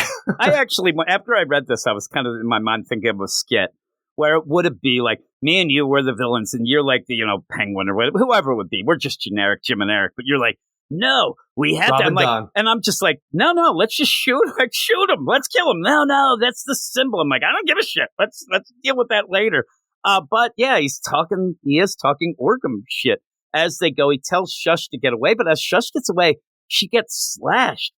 Oh, yeah, hard bad. Really That's bad. where I think the tell is, because that teacher comes running full sprint. I don't think she looks hurt. And no. The principal doesn't either. She looks disheveled. She's sweating, obviously, because she's been running for Damon. But if you see the end where, like, they're going in, it looks like she's kind of clutching her sides when I don't even think Damien she are is. walking in. I think she actually just has, like, her hands like fists. She actually looks like she has weird hands. And I don't even see her. She is sweating a bit, but that's the other thing. I hate to say it, I think they're playing the idea that she's a big lady. And maybe that's a play. Maybe she has some padding or something on to make her not look like, because, Shush is pretty thin. And then you get to her, and I don't know how they're playing. She's wearing a gigantic cat sweater. You can't tell what her figure looks like. That's what I'm saying. I think that they're playing her as like a dumpy thing like that because she's hiding that she's not. Dumpy thing like that. Well, I mean, her body type doesn't fit Shush. The only thing we're going with is hair color, but at one point, she's full out sprinting to get to him, and it looked like her insides were ripped out. So I don't get that. Then you have the play where Damien's talking to himself. I thought he was talking to Flatline, but he's there talking to, like, man, I got to figure this out. That Principal Stone, man, I got to get close to her. I'm like, you're on the soccer team, I thought. Like, she's hanging with the soccer team. She's there with him, and he's not, as if we went back to him not being on it again. Because then that same girl who told him to join the soccer team says, oh, you're talking to yourself. You want to get close to Principal Stone? You got to get detention. No, you were on the soccer team. Did you quit? Because it seemed fine. Plus, they were down a goalie. Just become goalie. I don't get what that seemed like a weird play of there's the soccer team separate that he can't get him. It seemed weird. And then, you have the teacher come out all disheveled, like you said. That's the thing, though, Jim. He might be a part of the soccer team, but she has an entire team to deal with. And the girl says, right, sure, listen, if you want to really get her attention, you just need to get into detention. Again, he's not in the soccer outfit. He seems like he wants to go, like, I can't get over there, and I'm gonna tell her. And he even says, I'm going to confront her. And I know it's her. Hey, get detention. Well, that'll be easy with Flatline coming up, and that's kind of a funny play. But I don't know. When you have somebody say that, I wish that Damien just, all of a sudden, he's like, the boys who were bad, like he's a bad, and then you find out he was a bad boy because he wanted the detention. If he does it now, we know what's going on.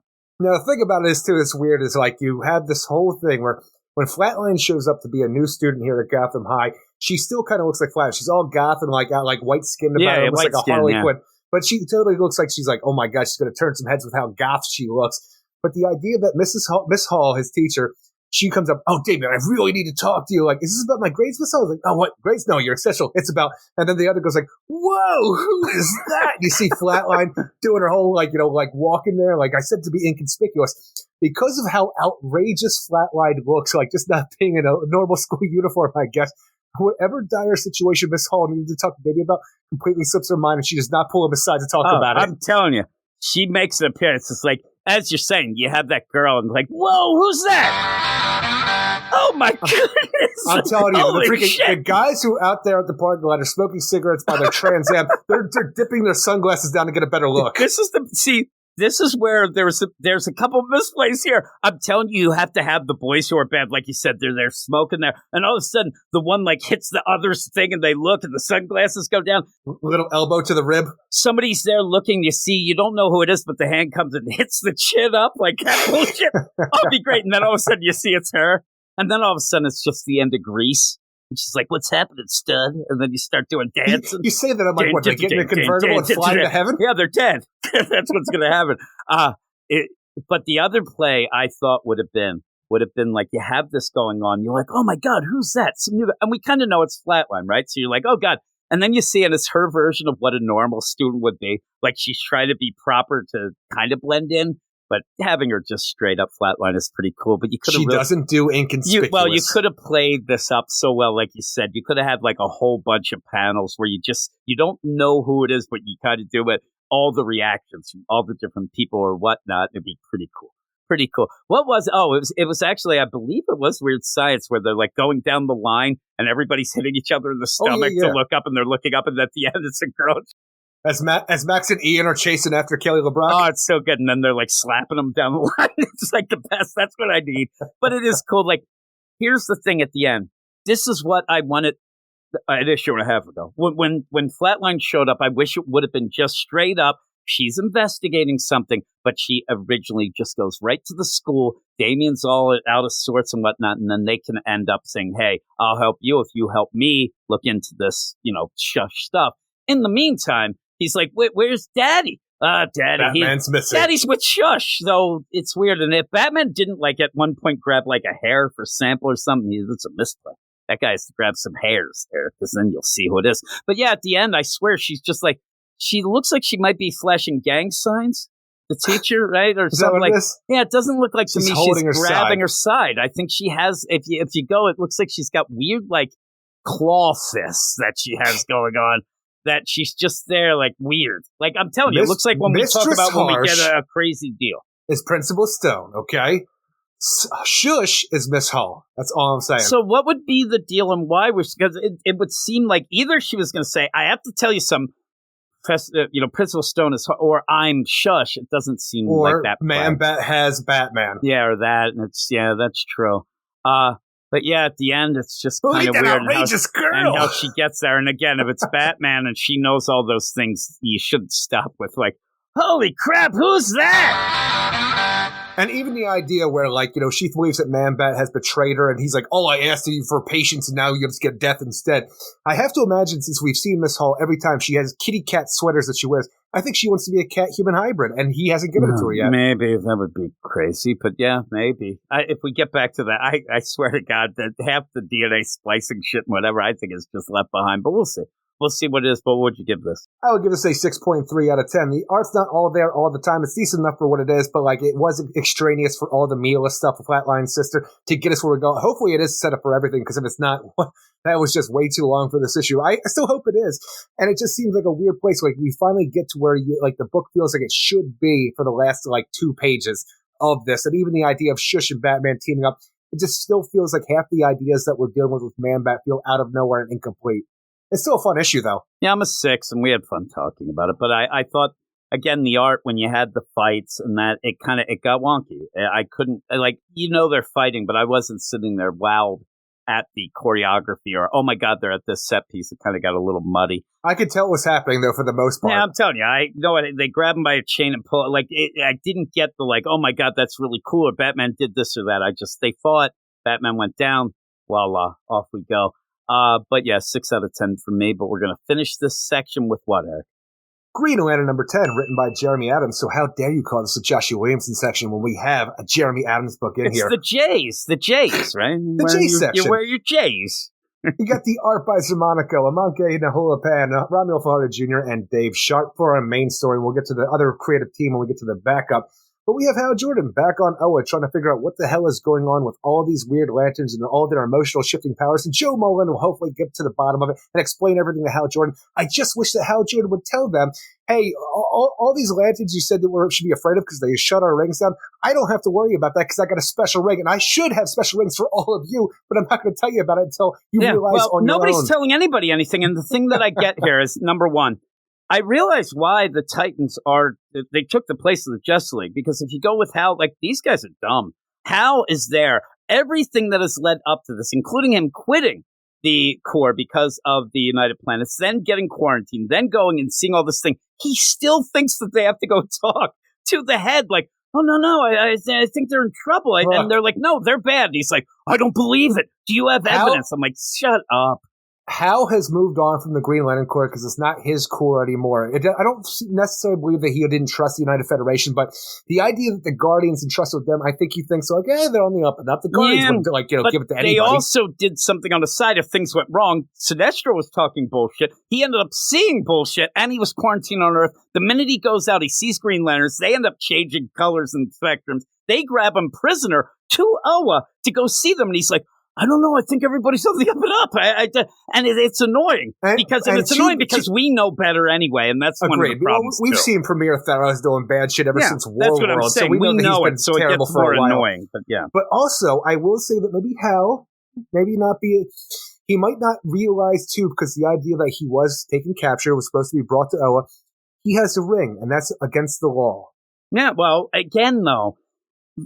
Every lantern and the lanterns that took him in were ultraviolet. Like, nothing feels right. And when he sees them and they're in the underground, they're like, they were listen. Not ultraviolet. Well, they grabbed them and they were like ripping people apart at points when they ended up having all these things. And when he gets there, Joe, Kyle, they're in an underground deal resistance, and he still thinks that they should go to, I think they might be on what are the evidence? I'm like, come on, you don't have to play this. I think that he would have put 2 and 2 together by now. Also, he would have probably been worried about others, as they then explain. Finally, he seems to get it, but puts a lot of people in danger, and it's just a weird play. Well, as this also, if me and you are there, and you have Hal Jordan with us, and again, I think at one point Hal's going to say, by the way, can we find out if Shush is related to Tommy Elliott? Like, Batman's been bugging me about this, but when you have something where it's spelled out, I know that we know more. But when they say, don't worry, Hal, we have somebody on the inside giving us info, wink, wink. Then he sees Jessica Cruz. Holy shit, she's bad. They're like, God damn it, she's the one on the inside. She's the one on the inside. Like, you are so dumb. Like, really? Honestly, get to the inside. Again, I don't want to play devil's advocate for Hal all the time because it's so weird, though. Like, I can't get it, right? The idea that nobody is telling anybody anything, like we have a man on the inside. Odd. Maybe he actually just thought it was a man on the inside. So Jessica Cruz, that threw him for a loop. Yeah, maybe it was. He's like, I wasn't thinking. Also, like you said, this is one of those instances where you think that the idea of not telling, like the idea of all of a sudden me and you find out who the killer is. Oh right. My God, it's Laurie Strode. Does that make sense there? Because that's the name? No, it does not. But it's Johnny Strode. Okay. Laurie's other brother you never knew about. Yeah, it ends up at the end. It was the jealous brother who was, sent off. No. John was her son in H2O, so maybe you could say that even though his last name wasn't Strode. Well, it was it was his uncle that they ended up putting in Michael an Myers. orphanage at one point. But it's the opposite. It's the twin of Michael Myers. You see? It works. But the idea that I know who it is, one thing I have to tell you. But in the movies, I won't tell you. It's almost like the end of, oh my God, who is that girl? And all of a sudden, the idea that it possibly was, I'm Shush and Batman's going to be dead. Like that. This is so over the top, but then they tell him the things like 10 minutes later. Like, it's weird. Even at the point where they're not, you have Joe Mullins. I mean, again, a lot of people said that they don't like Joe Mullins in this, and I agree at a bit where Jessica Cruz being the girl on the inside, I think it might have worked better with Joe because Joe could have said, listen, I have no connection with that Earthlanders. I was, off in the deal. But no, I agree. That could have worked better. I think it would have worked a little better. But yeah, but he doesn't have that much of a connection, but he likes her. They're talking. And instead of saying, we're going down the shaft, she pushes him into this open pit and then explaining it all the way down. Why are you playing it like this? It's so weird. No matter what, you can't use your ring. I'm going to throw you down the shaft. Oh, no, not even throw. I'm just going to push you when you aren't looking at me. Down the shaft, you're going to fall like 1,000,000 miles down to the center of Oa. And as we're falling, we're going to say, hey, the air current's going to slow us down a bit, and we have to take through this shaft. And she says it right as the shaft. I'm like, there's no way that Hal is going to be able to reach back to where that shaft opens up to the left to go grab it. And she says that you can't use your rings and then almost plays this off as a test. Oh, you're good. But if he fails the test, you're saying you're dead. Why would you do this test? She has all the information. So we need the world's greatest the universe's greatest Green Lantern, Hal Jordan. I'll be the judge of that. Yeah, really pushes him down. And even that, we have a girl on the inside. All he has to say is, listen, we have Jessica Cruz. He knows. I mean, which is funny because even if they're trying to fool us and not Hal Jordan, we've already seen that she's a part of that from the inside from the previous issue. And I think you got that. That's why Hal comes off so crazed to me of the idea that he's so dense, because we've seen so many things. And then Jeremy Adams, he wants to show Hal as the guy who I'm not going to believe that without evidence. They're the authority. Yeah. But the thing is, though, it kind of space cop. It kind of goes again because Hal's always that, loose cannon. And so that's why it doesn't work as much for me of him saying, no. He seems, I hate to say the term, he seems like a simp. That, no, we got to go talk to them. We got to go talk to them. He doesn't have a connection simping to for them. a government. If he was simping for, Ganthet, and he said, well, that would have been cool. Like the idea of, I know I had problems with Ganthet, but I know he wouldn't do this. But he has no idea about these guys because he quit. And it just felt too much to that play of, because we know they're bad. Just get to it. I think that he would have known by this point. Even when we see the resistance, we got Salak and 2-6, which 2-6 was a great callback, I think, for this whole thing. And I'm like, oh, there's that. And there's Kyle in the corner in shadows. Yeah, what is he doing? Indian style, pretty much. Or, I'm sorry, cross-legged. Can't see it. Yeah. Oh, my God, you're canceled. Yeah, but no. Cross-legged. Cross-legged, exactly. But the idea, though, like, in my mind, Kyle Rayner is the greatest Green Lantern. Always has been, as far as I'm concerned.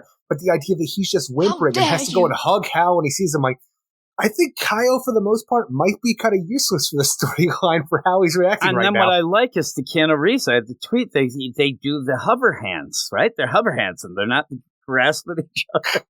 So that battle's very weird. Hal, I think, is a little off.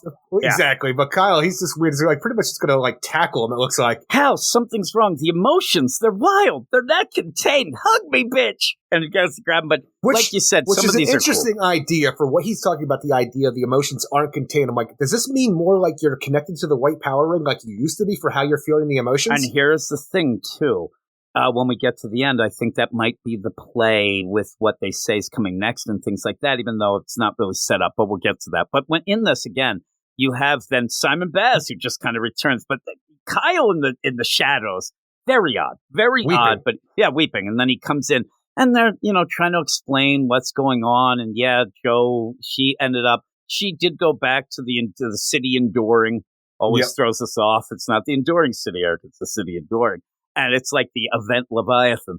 And she heard something was going on, so she came back, ran into a bunch of different lanterns. They seemed to be, pretty harsh. They were changing their colors. And a lot of veterans, like a Guy Gardner, they were sent away to go do kind of like sus things, and their rings were coming back.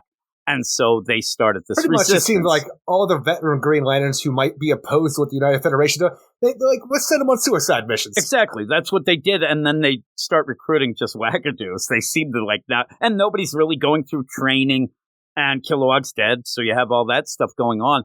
And in that, though, I just want to ask you as a deal, because the one big play is we can't use our rings.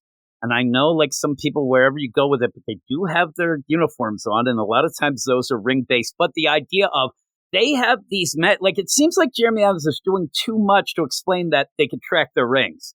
The idea of, because he needs ring to have, hunters. he needs to have these ring hunters. But a lot of times, what I've kind of got is you could just know where the rings are. This is when you send them out to other reaches of space. You have to know where they are, not just when they tap in. That it does have a bit of a tracker and things, but she says when we use the power, that's when they know we're there, and then they come and get us. I think it's a little wonky. I thought it was a little wonky. Modified Manhunter armor as well. The Lord Theros' personal guard. So it's a lot like it's a lot of Empire shit going on here. It is, and it's a fancy way to do something that it didn't feel like it really was real. Like it's not something that I thought, but it's cool.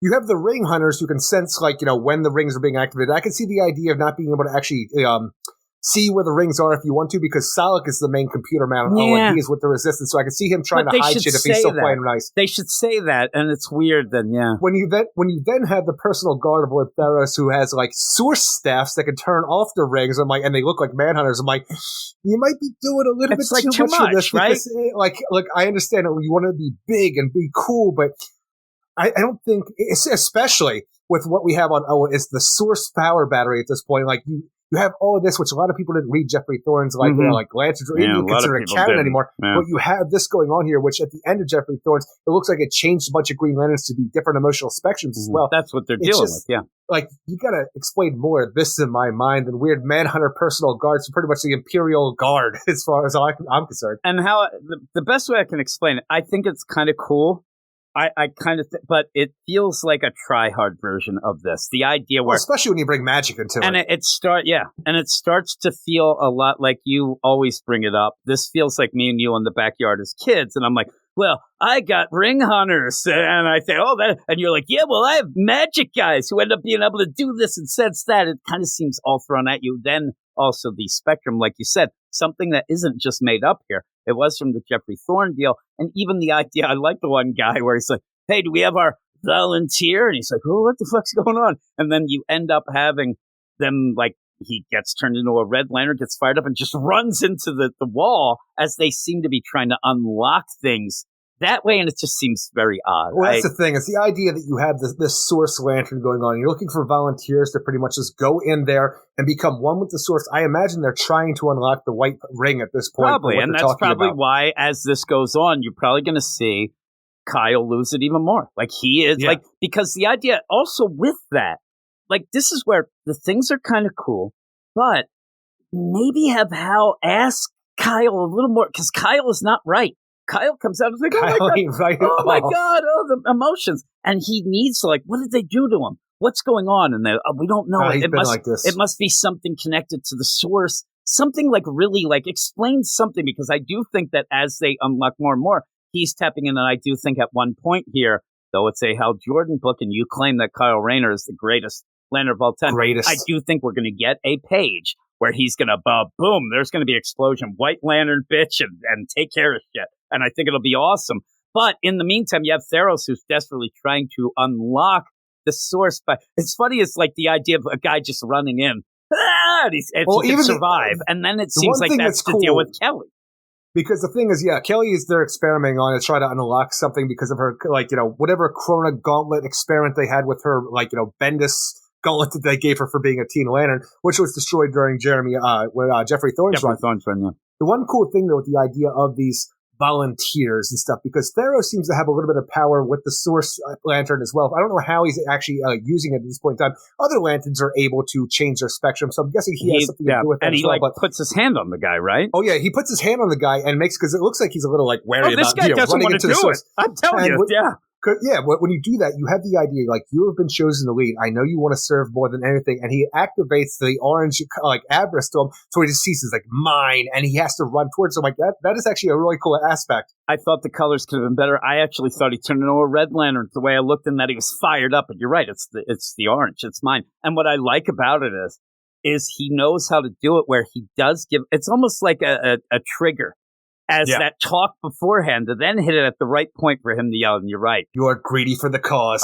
And just runs right in, just blows up. And they do mention, you do end up seeing Larfleeze. They talk about, and it's kind of a Star Wars thing of, man, how'd they go? Oh, I heard the shit that went down when they tried to get the battery there. So that's cool. And I'm sure that at points, they're going to free him, and we'll have all these things. The one thing I cool. do hope to see in this run, the idea that we do have this Source energy that, John had left behind from the Godstorm. But what we've been without for a long time, ever since, I forget whose run it was, but it was during the White Lantern aspect of Kyle Rayner when he's doing that, and he had to replenish. It was during it might have been Tomasi, it might have been somebody else, I forget who, but the idea, though, that he had to replenish the Source Wall emotional spectrum reservoir that was within the Source Wall. He had to pierce through with his White Lantern power. And he actually had to gather up, it seemed like, all the other entities that made up the different spectrums. We've been without those entities ever since he replenished the emotional spectrum reservoir. So I want to see them brought back, especially with the idea that the other batteries are being exploded across the universe. Yeah. And it's a crazy big story. And he actually might be able to have them reborn. Let's just say Kyle, he's drawn to this thing. He's not even a volunteer. He runs to this and everything thinks he's the dead. Comes out as a White Lantern, and with him might be like the new reborn versions of the entities. I'd love it. It's like an explosion. That's why. Yeah. And I do think at a point, like, if this plays out the way I kind of would think it would, at one point they're going to have to strap Kyle down to a chair. Like, he's going to I got to get there. It's strong. And he's going to go completely bonkers. But they do seem to have Kelly, because that's where they end up seeing, like, hey, and you have Simon. I found her. I got her. We can get her. And they go, and it's Kelly.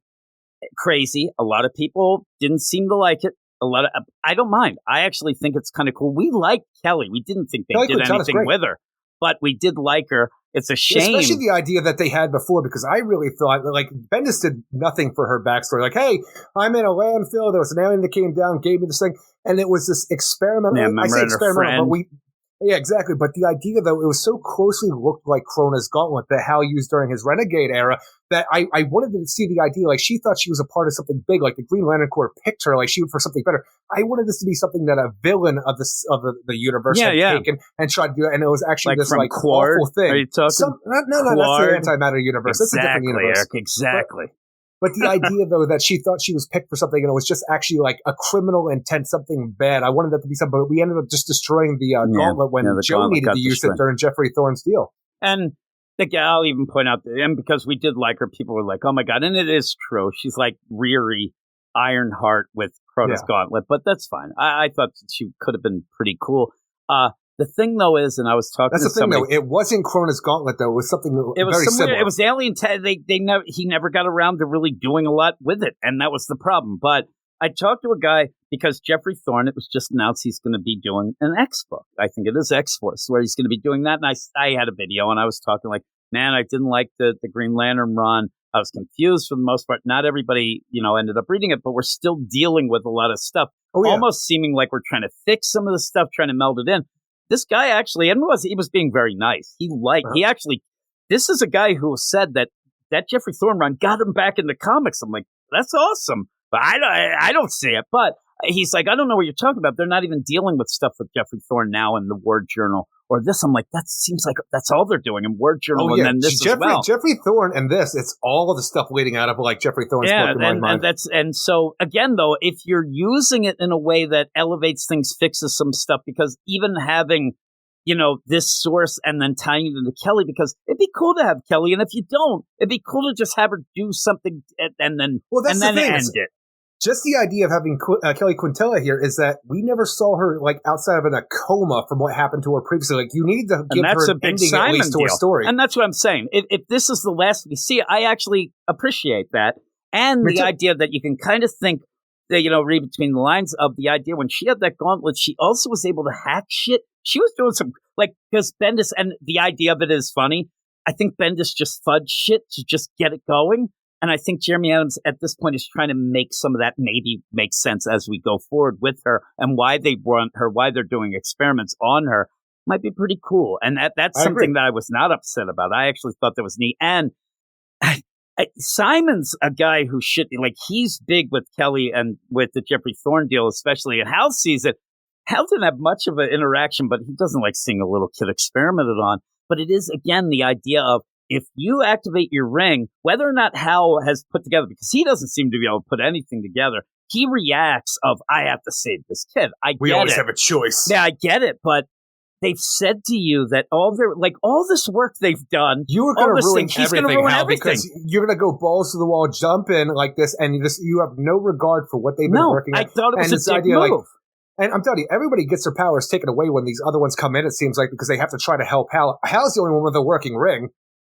I don't think Hal has put that together. And if he did, it's still bullshit. Because Hal's saying, we always have a choice to go in. You know who else is going to only do one choice? Is all your friends around you. They're going to go with you, even though they know they shouldn't. And they might die because they're with you. You're their guy.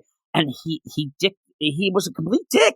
There was no reason he should have done this. This was so not even out of the ordinary for Hal. It just seemed like a really dick move to ruin everything that they set up. Them that his ring can work because it has no connection to this power battery. Because if he did know, he's keeping the idea that there's other rings on Earth. That are meant for them. Yeah, that are meant for them. So when he goes down, he's just going to town and they're fighting. Even when we go to town, they still get away with Kelly. Not the heroes. The bad guys get away with Kelly, and we're just left going through the science cells trying to save Razor and another of the United Planet Lanterns. It was that bird guy who took Hal in. That was the guy who was kind of the weird thing. We got to save him to get information from him. The progression of Simon Bass, you get the girl, we're getting out of here, not without the girl. Simon goes and grabs her. I got her, let's go. Gets blasted from behind, throws her in the air, and then all of a sudden I'm like, I actually thought that he might have grabbed her again. But then when they're running, I'm like, oh, he doesn't have her. They got her. I'm like, what happened? That was all you had to do. But yeah, they still have Kelly. So that sucks. I wish that after all this and Hal being a dick the way he did it, that they at least got Kelly, but they didn't. So they're going to have to kind of go. And I kind of think it's cool with the Manhunter tech. Now, is this Manhunter tech even connected to the Manhunter tech that ended up on Earth that I was don't being think so. sold and stuff. It's such a weird deal, but It just looks like kind of modified Manhunter armor that they're it's wearing. just that kind of got pushed aside too, especially now that he has an actual ring. But he's doing his constructs. He's having some fun. But when they were walking, I'm telling you, I'm a dummy. When they're walking away, I'm like, "Where's Kelly?" Like, Simon has that other guy. He dropped her. I mean, he literally just dropped her, and they grabbed and ran. But they get Razor and get that guy. Hey, that guy, he was there. We can get some. They're gonna, interrogate him about info. And when they talk to him, he gulps. There, gulp. Just a crazy deal because then. You have Jessica involved with that inside deal. We find out that they do still have Kelly. And then the idea is, hey, the Manhunter guys, the Ring Hunter, they went, but they weren't able to capture any of these lanterns. Well, the thing is, too, Jessica Cruz is ordered to go to the Unseen. And then she has to go to the Unseen. Which is the magical aspect to the United Federation things. They have been putting the quarantine around Earth, and Jess is saying, hey, maybe we should get the Unseen involved because they're already doing this quarantine thing. If we have them looking for the other Earth lanterns, it might be too much for them. Do not question me, Lantern Cruz. Just go over there and do it. And the idea when she does go over there, they're like, your request has been foretold, and we have answers. And I imagine myself when he says the resistance has been found, I'm like. It's right in front of us. No, I'm saying that, but what are you about to do to these people, Jessica Cruz, to keep your friends safe? I know. Well, again, here's the weird thing, and could we get a point where we're told, because I keep thinking of the War Journal book, where all of a sudden we get an editor's note, the War Journal book takes place a little before, because I swear, what is the quarantine kind of getting a little, it seems to me like that would be Jon Stewart then able to get off of Earth. It's a weird play to have, the guys who are here, who are the magic guys, track rings away. They're also doing the quarantine. They might be a little distracted, and you do this, and it just felt weird. And also, I thought where the resistance has been found, and then we're going to open up the next deal, and it's like, it's you, bitch, because they can kind of see who knows what they can do. And she's there undercover for the resistance. So we'll see. We'll see how it is. But at the end, it says next wedding bells. Which is crazy. The solicit for this issue did say that Carol is going to end up getting the strength to do what she'd never be able to do. I forgot about Carol getting married. And I think that it's one of those, they were engaged. We never really played, but I think that you might get to the Kyle stuff with the Star Sapphire mixed in. She's crazed up in love now. And it's like, we got to get married today. And because of the spectrum, I don't know. It felt weird the way that Kyle went. And then you might have that with Carol. Or she might just say, I love Hal, and tries to go off to find him. I don't know. But it'd be kind of funny. But yeah, that's what it seems like, the wedding bells. And at this point, are people really going to, if she did get married, will people really get upset? Do you think it's been? Yes. I don't know. I don't know. People love Hal and Carol I know, together. but I don't even know anymore. It's been so long, since we had a bunch of stuff like that I think they just shrugged their, because Hal always fucks up shit anyway. And it's just kind of weird. But we do have a backup. You give us the credits for that, and we'll jump into the Guy Gardner story here. Guys, Bogus Lobo Adventure Part 1 is written by Jeremy Adams with art by Kevin McGuire, Rosemary Cheatham, and Dave Sharp. So Guy Gardner was sent on a mission to go and find Lobo, and he's having no luck trying to find Lobo until he hears about this, Wham, the wrestling multiversal federation that we have going on in the background while he's just sitting in a bar, just licking his wounds because he can't find fucking Lobo, who always wants to be seen. And in this wrestling, he finds out that one of the people's names is the main man. He's like, oh, I got you now. But because the Wham travels to doomed planets and stuff like that, they never know where they're going to end up. So he ends up going to Booster Gold, calling Booster Gold through Skeets. And Skeets tells him, hey, we know all about Wham. It's big in the 25th century. Hey, do you know in our current timeline where they're going to show up next? And Skeets tells him, and Booster's all upset that Guy didn't want to talk to him. And it's a weird thing because the way Kevin McGuire draws a lot of things here, it's almost like that faux style because you have them for all these JLI books that we have. They'll always have them for the JLI to come back and do these characters. Exactly. Yeah. And the thing is, whenever I see it, he just looks, I don't know if it's the writing or the art, but whenever Booster is dealt with in this style anymore, every bit of character progression that Booster's ever had over all the decades, it's always just dummy. I need to get as much money as I can, promote everything Booster Gold. It goes generic Booster. I hate it. It goes generic everything. Even Guy Gardner, it seems like Guy's not bad in this. At least he's not handsy. Guy. Again, you say that. It was just Tom King's one deal where he's handsy. I'm telling you. And he also Fire and Ice. He was handsy in that. That's what happens with him. These people go. But here's the thing. This backup's fun, right? It's a fun thing. This is what I'm trying to explain why me and you don't like fun a lot. But it is directly from The Flash and Omega Bandman. We're going to get that. Yeah. And when we get to a point, I don't know it even goes with this podcast and whatnot, where when he is tracking down Lobo, and I'm like, got to be a little more serious. We have a big Lobo thing going on in the House of Brainiac. I don't mind joking around or whatnot, but this was, like you said, it is almost like a generic but over-the-top generic version of the characters. It's fine. I hate the wrestling across the multiverse. You don't get anything from it, and it seems like this is, again, I hate to say it because I love Jeremy Adams. I think he's really good. So do I. This feels like when you read something, you're like, ooh, he's throwing the lifesaver out there, and I don't mean the candy this time, Eric. And the idea where he needs some, I won't want to say cheap praise, but he wants to go and do that thing. This would be, a Kite Man story with Tom King, or this. Yeah. Every writer has their thing, and this Omega Bam Man that me and you didn't quite love. People loved it.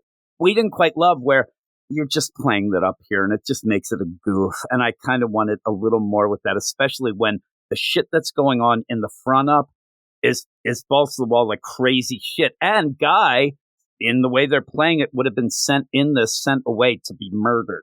And I think we'll get to that because this is a couple parts. But at this point, it's just for laughs. You get Kevin McGuire there. That's classic. But yeah, I wish there was a little bit more than goofs here. And the main man wrestler and the Wham. And I know that people are this is probably their favorite thing of the week. But again, it probably is. And I just don't like wrestling across the multiverse or the Omega Bam Man for how it was used. And you love wrestling. That's one of your favorite things. So, but like even the way he was presented in the Flash book, where it's like, oh, we're this time area where here he could take on the Anti-Monitor, Mr. Adam, and Titano all at the same time. Like he's the most powerful being in the universe. He's just pretty much a Hulk Hogan wannabe, and it just drives me nuts how goofy he is because it never really brings anything. It makes everybody else look worse in my mind. But even when we do have Guy Gardner show up to where they're supposed to show up, I like to think him up as a Macho Man, but that's fine. This is Macho Man, Hulk Hogan, all it's of like them a in combo, my mind. yeah. And then you even have Rey Mysterio, Craig Mysterio 10 or Mystery 10.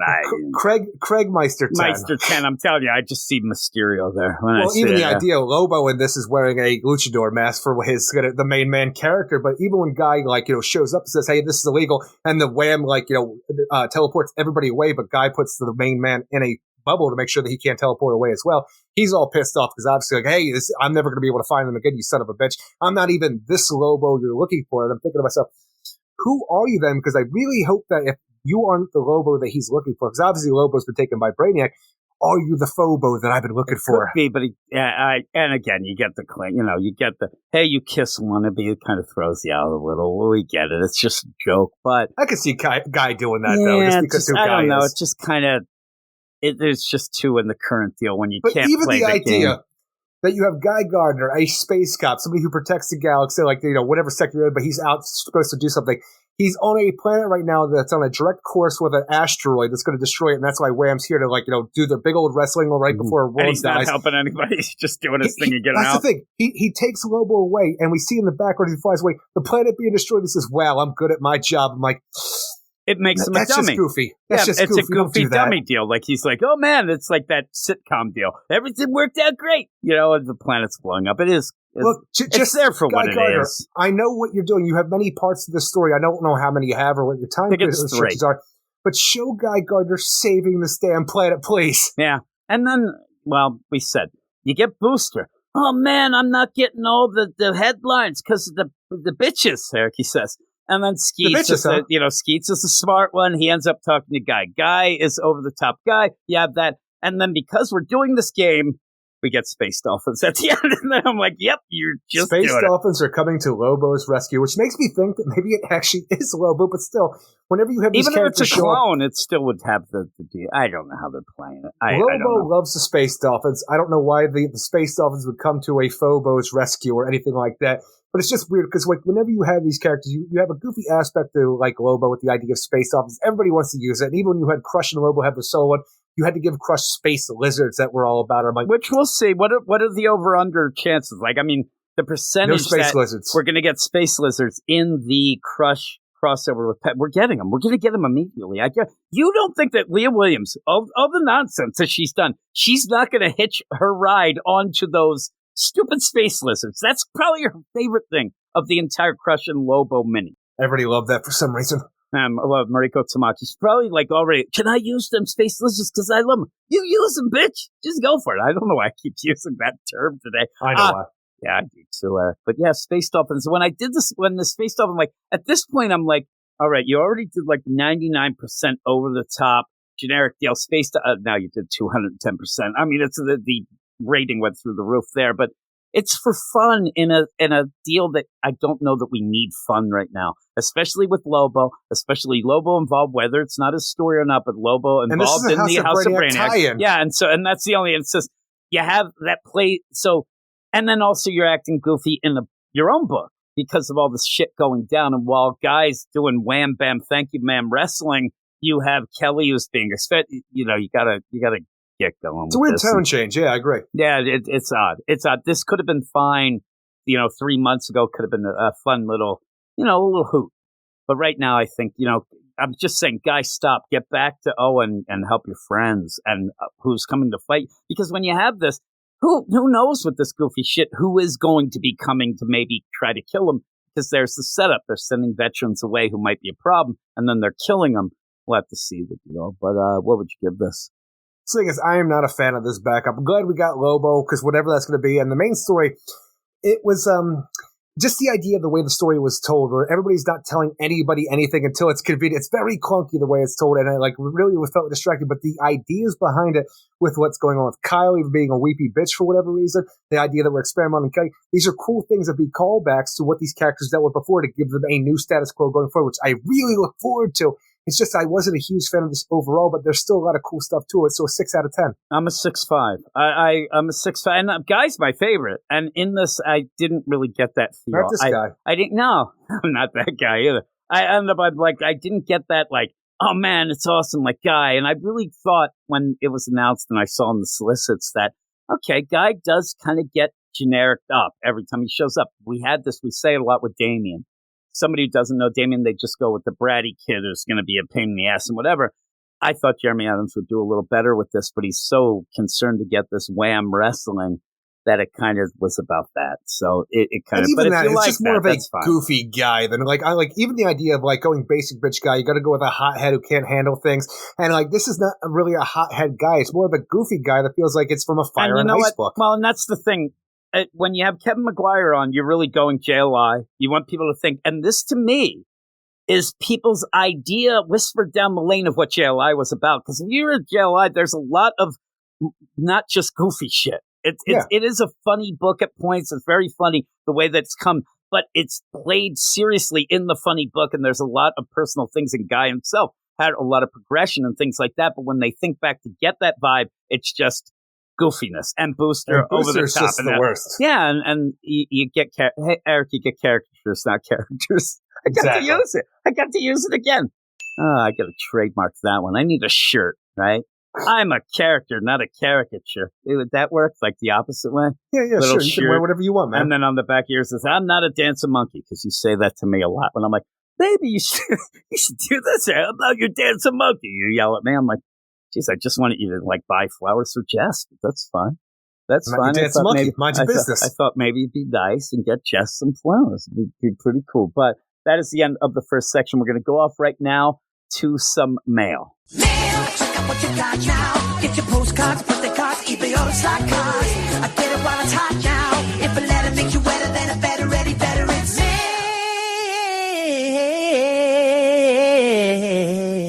I think this means it's time for the mail, Eric, is what that means. And if you want to get involved in the mail section and become the star of the show like Eric Shea and me. Jeremy, all you have to do is email us at weirdscience@gmail.com.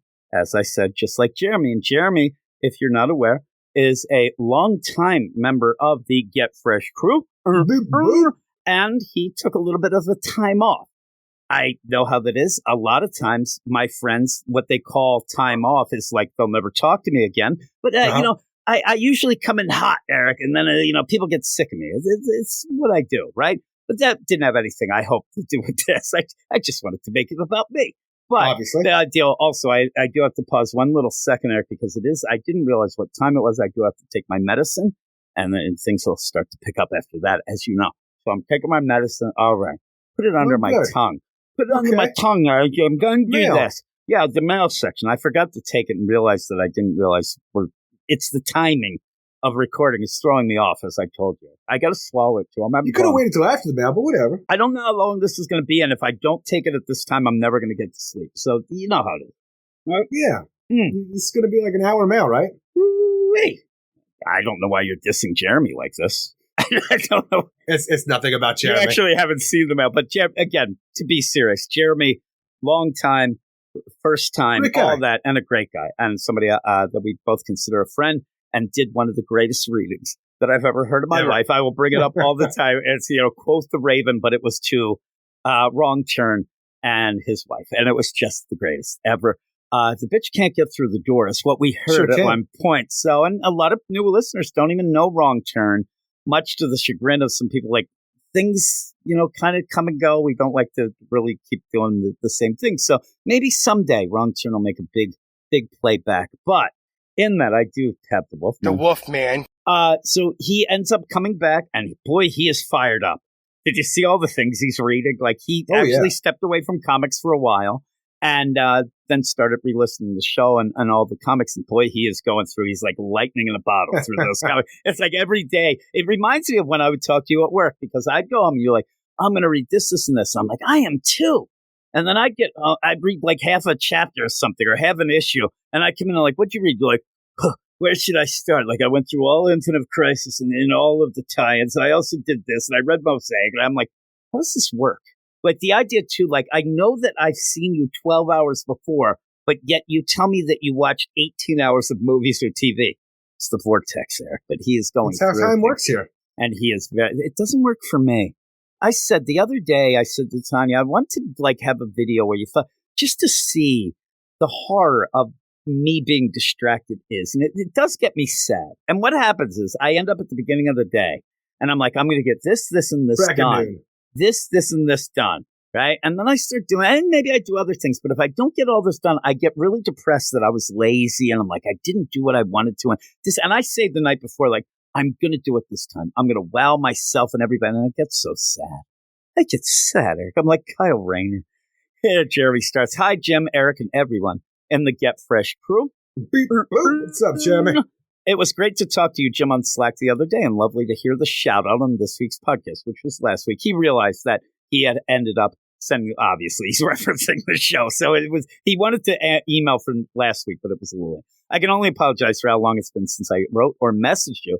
Life has been busy over the last few years. We had our son and daughter-in-law and the 2 grandkids living with us for a couple of years before they moved into their own house. I quit my job as an English teacher. I actually, when he told me, I thought he said he was a British teacher, Eric. I didn't know it was an English teacher. And when that joke didn't hit very well, and went on supply. That is being a substitute teacher to you Americans. I didn't know that. On supply. That sounds like a little bit of like meth would be involved.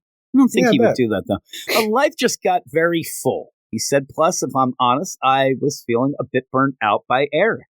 Oh. He said comics. I know what he said. I know the deal, too. I mean, this is the thing when, not even just when comics are bad. I mean, at points you're doing something so big, and you do get burned out, though. I mean, we keep going. I don't get burned out. I only have one thing that I do, and I kind of am burned out, but I keep on chugging along, I guess. You have more of a varied interest than me, right? Uh-huh. Yeah. I have a lot of things I'm into. Yeah, I know. The Rebirth era has had some good titles. I'm a big fan of Priest Destro, and Warren Ellis's The Wildstorm remains the biggest missed opportunity in recent comics. And and I told you before that we end up, some shit's happening in town right now, but I ended up where we talk about some people and suddenly, like that, something happened, whatever. The week before I talked to Jeremy, I was talking, I believe, to Ruben or somebody else about how much Jeremy loved the word Wildstorm, because that came up and they're like, is it good? And I said, I didn't really read it. Jeremy actually reviewed some issues on the show and really loved it. And I said, he's a fancy, smart guy, so I think you'd like it. And then like 4 days later, he messes. I'm like, oh my God, his ears were burning.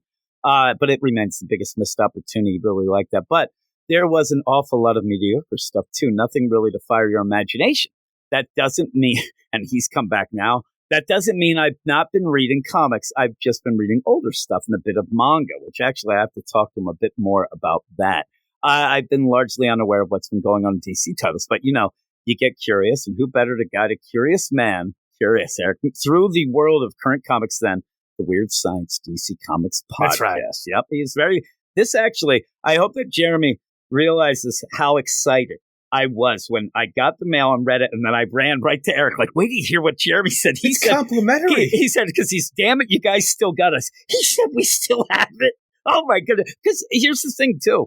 You kind of get worried that you're doing this all this time, and there's times where we get done shows, and I can tell. I don't say, at points that sometimes we'll say, like, oh, that was pretty good. But there's times where we don't say anything, and I get this vibe that we both think that we really blew it that week, and you're like, yeah, that wasn't great. But then those are the weeks that we hear everybody saying, oh, man, it was it's so weird. Because I'll say to you, this person said it was great. And you're like, really? Like, they thought that was great? It's yeah, weird. we're definitely not a gauge for how well we're doing. No. Everything that we think sucks, everybody's all about. Or then we sit there and like, this is going to be the funniest thing. Oh, my God, we did it. And nobody mentions it. Like, what happened? I thought that was good. But yeah, we're real bad at that. So when he said we still had it, I knew that then we had it, right? Oh, yeah? We had it. I'm trying to find my place now. I got so excited. Hearing up on delay. Oh, he says here, damn it, we got it, Eric, he says. You're still unflinchingly honest, but undeniably fair. I almost said flair. You still care about characters and stories. I care about. Yeah, you do. I just like making fun of Lois. That's what I like doing. And that bitches. And that I gotta get that and saying that Penguin, has sex with penguins. That's all I like saying, right? That's what I like to do. Yeah, you like to keep things fresh. You don't have to like backtrack too often. Again, most of the stuff is just me trying to get you all upset. Is all it is. It's for you actually said to me, because the guy did make fun of me about the songs, and you're like, he has to realize it's most of the songs that make you laugh. That's it. Yeah. That's the only thing. So, and you laugh sometimes. So he says, we'd like that, and you still possess the ability to make a jaded English comic book fan who is on supply right now. Smile. I added that, Eric. I like that. I like that term now. He's on the supply. Like, that actually makes it, to me, like, he's getting the fresh shit. Like, if you're on the supply, like, you're getting the good stuff. That's what I say. Yes, Jim, you literally have been keeping on doing whatever it is you've been doing. I don't even know what it is. And you keep on doing it very, very well. I'm blushing. I've listened to episodes 529 and 530, and I'm just over an hour into 531. As far as the books are concerned, it kind of feels like not much has changed. Okay. Different writers, but the same kinds of issues I remember you discussing when I was writing reviews for the site. Writers who string a collection of big wow moments together, but without connecting tissue strong enough to call it a proper story. Okay.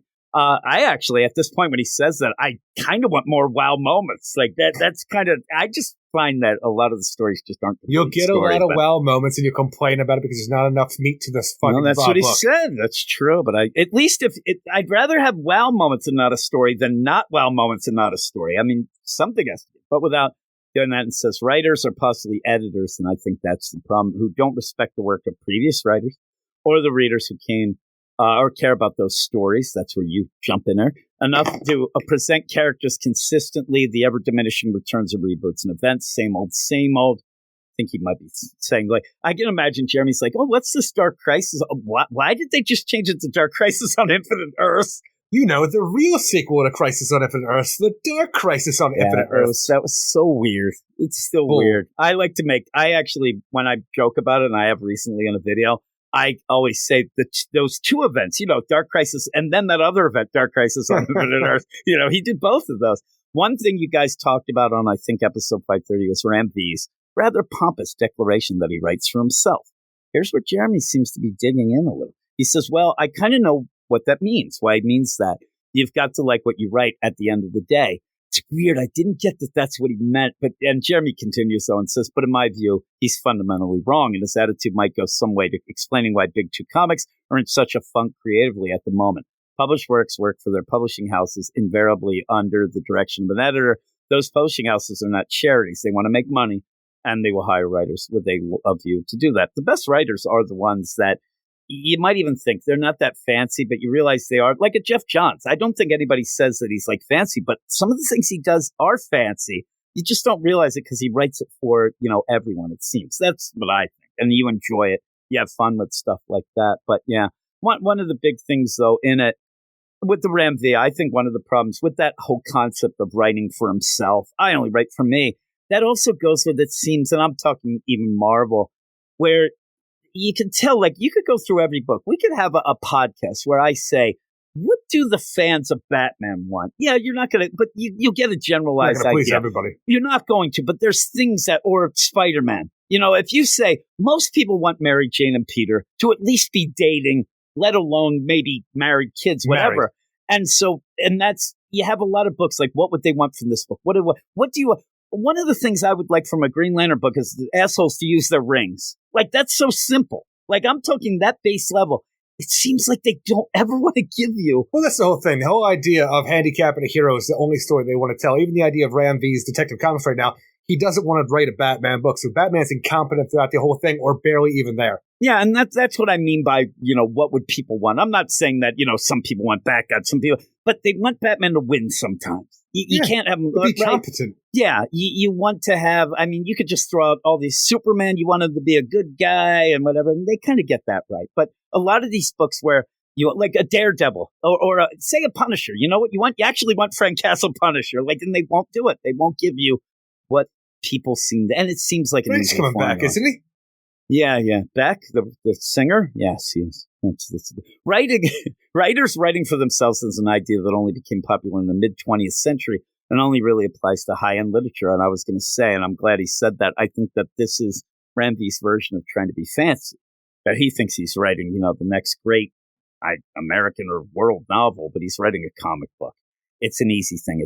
It's entertainment. It's pop culture entertainment. You don't have to be that crazy. Shakespeare and Dickens were both popular writers, so very conscious of the audience for whom they were writing, and they knew how to tell a story. The guys at Marvel in the 60s mostly had backgrounds in advertising, and it showed. It's true. They were there to sell copier. They knew how to grab the audience and give the reader what they wanted. For a writer working with a character who was 85 years old and is arguably the most popular comics character in the Western world, to say that he's writing for himself is absolutely absurd. Now, I will give you that Eric Shea has been known to say that people in the past were really dumb. And that's why comics, I actually told somebody that this week of the idea. Comics were kind of wacky at one point, but that's why entertainment evolved, thankfully. And that's the thing. At one point, they were like just like giving people what they wanted, but it kind of got stale that way. So it evolved and it became, but it doesn't have to evolve to the point. It did, but it doesn't have to grow away from us. And I think that stuff like, at least for me, like a Tom King and The Misery and like a Ram V, like it's not enjoyable for me to sit and read that, let alone talk about it. So it's like gone past the idea of entertainment to being, you know, them trying to wow us or something. It just doesn't. And again, something's for everybody and everybody's for something, but it's just, I don't know. I think they lose track of the entertainment aspect of it. One, you know who I said for the longest time did have that down was Tom Taylor, and then suddenly he stopped telling stories. Very odd. Also, I wanted to know, and I was going to mention moments, so doesn't he? Yeah, well, he does. But in this, I did give a dig on Tom King earlier in that Brainiac song, and I don't think anybody would pick it up that I was actually saying that Brainiac when he says he doesn't just collect hearts, broken hearts. That was actually a dig at. That's wordplay. Taylor? That was Heartless? Yeah, it was heartless wordplay. I was making fun that this is a real villain. Actually, I wasn't. But when I heard back, I'm like, maybe I was. That actually works. No, you weren't. I wasn't. I was trying to make it more of a heavy metal song. and just threw that in. I do love Riccardo Federici's art, though. I wonder if he takes this. I wonder if he thinks he's drawing for himself. That'd be funny. Anyhow, I better get going before I start getting, well, not angry. I think I'm past that. I'm just exasperated by it all, really. Comics should be easy. Tell a story. Make it entertaining. Yeah. If you're using someone else's character, make sure you know that character reasonably well and respect their history. Me and Eric have talked that they seem to, both the big two should have a position that's just called the caretaker. And he walks around with a cane and beats the living shit out of anyone. Well, and like, I don't know about all that, but it's like hitting him over the head and like, you son of a bitch, like just really going to town. And if you mess up, you're dead. That's not toxic. No, it's not. You know what they need? And murder. You need, and it's a shit, like a Denny O'Neil type. Denny O'Neil to me on a Batman editor, that is a Tom Brady or Bill Buck. You get respect, instant respect. And you need somebody who, if they say to any of these writers, that's not Batman. They don't even bat an eye. They're like, if this guy says it's not Batman, it's not Batman. I better get on the ball. And to be there to guide these newer writers who aren't in, people who aren't in the media. in the medium. They might be, because people who come from live action or cartoons, it's a different game. And we see like a Tim Sheridan, he's struggling, and then I'm struggling, then you're struggling, but you need somebody to really get there. The editors don't seem to be doing anything. Remember what you wrote last month? That's it, isn't it? Yeah, and that's what they do. They just are, they're nonsense. Well, here I am being opinionated again. This is the effect you have on me. Mrs. D will have words. Ooh, Mrs. D. I like that, Mrs. D. So I call Tanya sometimes. She doesn't like it. Yeah, she doesn't like when I call her Mrs. D. That's when the love making's about to begin there. Thanks again for keeping on. At this point, hey, Eric, I might be up for anything. It's been a distinct pleasure hearing you and Eric again. I'll be keeping it weird for the foreseeable future. Much love to you and everyone else in the Get Fresh crew. Beep, boop, and it's from Thank you, Jeremy. Thanks, Jeremy. It actually did. The minute that he messaged, and it was like, holy crap, and I was so excited. I actually was like, and I expected, like, I hit the thing, and it's in our Slack deal, which is part of the Patreon, patreon.com/weirdscience. And I was like waiting for like, you asshole, something, because I always assume the worst. Why? I just assume that like I don't know. Just because you'll jump into a conversation to start attacking people. I always think the worst for myself. It's nothing but Jeremy. I know Jeremy wouldn't do that, but in my crazy mind.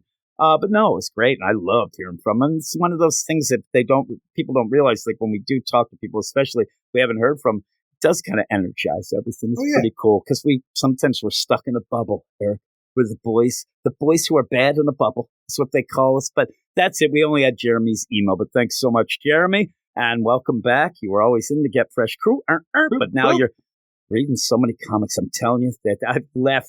It's me saying, like, what one comic, what issue do you like? He's like asking people, like, what omnibuses should I grab for the afternoon? I'm like, holy crap, he's reading a lot. But with all of that, we're going to go off to the Absolute Infinite Crisis Edition. Yeah, you ended up getting a couple things recently as gifts that you didn't realize now they were so expensive. You ended up where Jess's parents, they footed the bill. You were like that jerk who just goes to town. Holy moly. Because I didn't want to get anything that was too extravagant either. I just grabbed this thing because we were spending way too much time. And the thing is, they don't have price tags on all these things, and I didn't bring my glasses, so I didn't see the tiny thing until after we were in the car. And so when they rung it up, they were there to pay for it as well? You handed it to them? Or? It's put on hold. I didn't even know what the price was when they rung it up. Oh, see, I thought maybe the sticker They'll pay for it later. Yeah, and that's the thing. I bet you if you would have seen it, you probably would have put it back. You probably would have said, right? Oh, my God, I didn't realize it was that much. It's my favorite Crisis story, but it's $100 freaking out, like Absolute Edition. Oh, and that was actually an extra gift. Like everybody else got one gift, and then they said to Eric he could go on a freaking shopping spree. Holy moly, you're like in that freaking, what's that called? That fucking game show where you run around grabbing hams and shit. Supermarket sweep. It was comic book shop sweep. I can imagine, because they have that announcement like, oh, Eric Shea, he really knows where it's at. He's going for the omnibus. He's really going to get big bucks there. I haven't been to New Wave Comics and Skip Back PA in a while, but it's a really nice comic book shop. But the idea is I was going in there thinking, like, oh, maybe they'll have some action figures. I can just grab 2 of those and be done with it. Because these are Christmas gifts. It's now, like, the middle of April. This has been how long I've been putting it off. But, like I was in there for so long. I ended up grabbing, like, a Clone Saga Spider-Man, trade. And then I'm like, okay, this is one thing. They told me I could have 2. Like, Infinite Crisis, I'll grab this. Is a nice big hardcover. And I did not expect the price tag on it. I can imagine they're like, he's going to a comic book store. Honey, it'll be probably $15 or whatever. Like $130. Oh my God. Oh, we'll see. But yeah, thanks, Jerry. I said anything I wanted. Price wasn't the matter. So it's like the next thing you're on the freaking, the mortgage. You bought the store.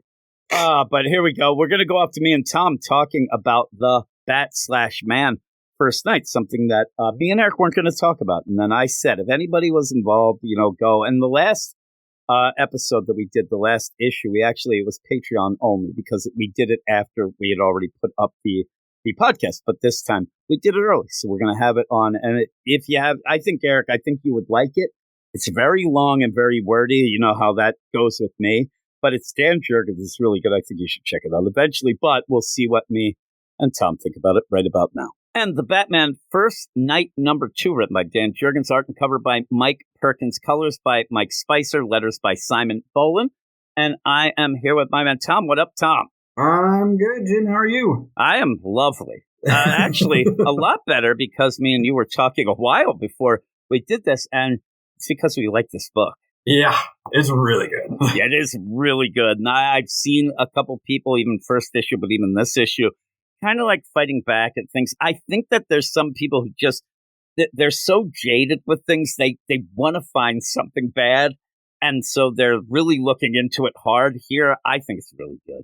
I don't know. Like, the only politics that really get brought up are politics of the time. Yeah, and so we talked really about it in the first with issue. I'm with you. The politics, and in that, it's more of a, hey, people might not know. And so it's more world building to me than in your face messaging. Yeah, I agree. I don't think this is signaling.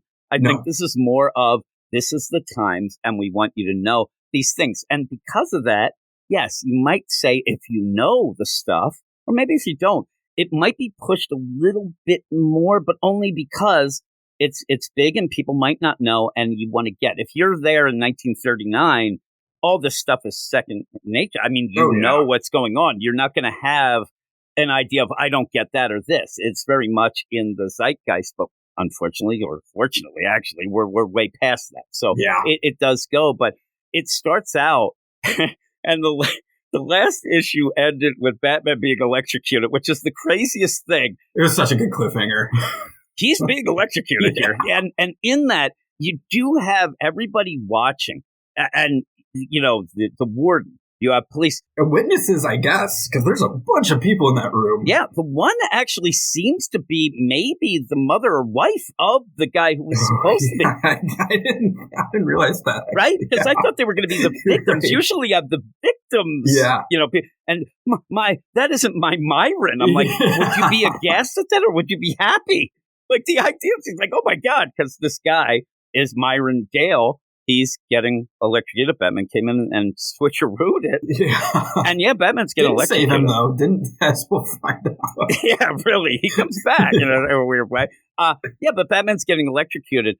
Gordon steps in. I mean, these guys, especially the warden, he looks like he's enjoying himself. Oh, yeah. I mean, there's a priest there. There's a priest there, and he's not doing anything. No, they're just there watching this. And, I don't know. Very odd. And Gordon, pulls the switch and starts yelling at everyone. Yeah. And then the focus does go to Gordon because he's like, how dare all you? This isn't judge, jury, and executioner. This guy is not here in any sort of pretense of being arrested.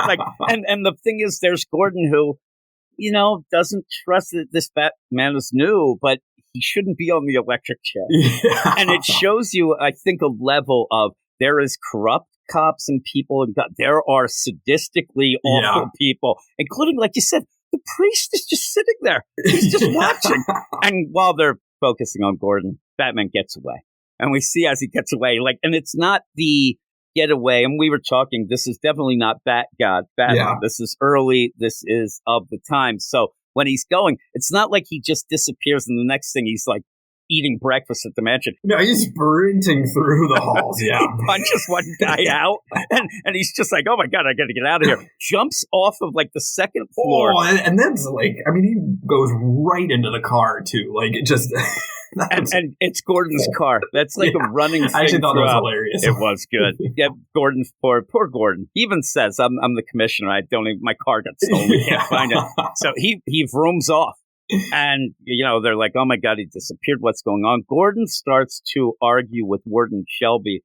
And this sets up a lot of the tone of that side, making it seem very obvious to us. But it seems like it's too obvious that all of this stuff with these monster men and all this would be Warden Shelby. We know that the people who are electrocuted, and we'll have that even pronounced more, they're the ones who are the monster men. So he has to be somewhat in, and he seems very big on, hey, let's just electrocute everyone. This is like the army, whatever. But I think it's too obvious, but we'll see. Even if it is him, I'm not going to be upset. But I won't either. It's definitely good setup for him, but it is really on the nose. It's on the nose, and he wants to be commissioner. And that would be, okay, this is the deal. He wants to, pretty much shame Gordon because Gordon at this point, corrupt cops. They even say later, the cops aren't able to stop these monster men, but then there's also the Batman. I mean, all these things don't look good. And he's kind of like, oh, God, this Warden Shelby. And he says, you're lucky I stopped this because you would have been arrested. I mean, it is. He would have killed an innocent man, though. how do you prove what? And I don't think anybody would have talked.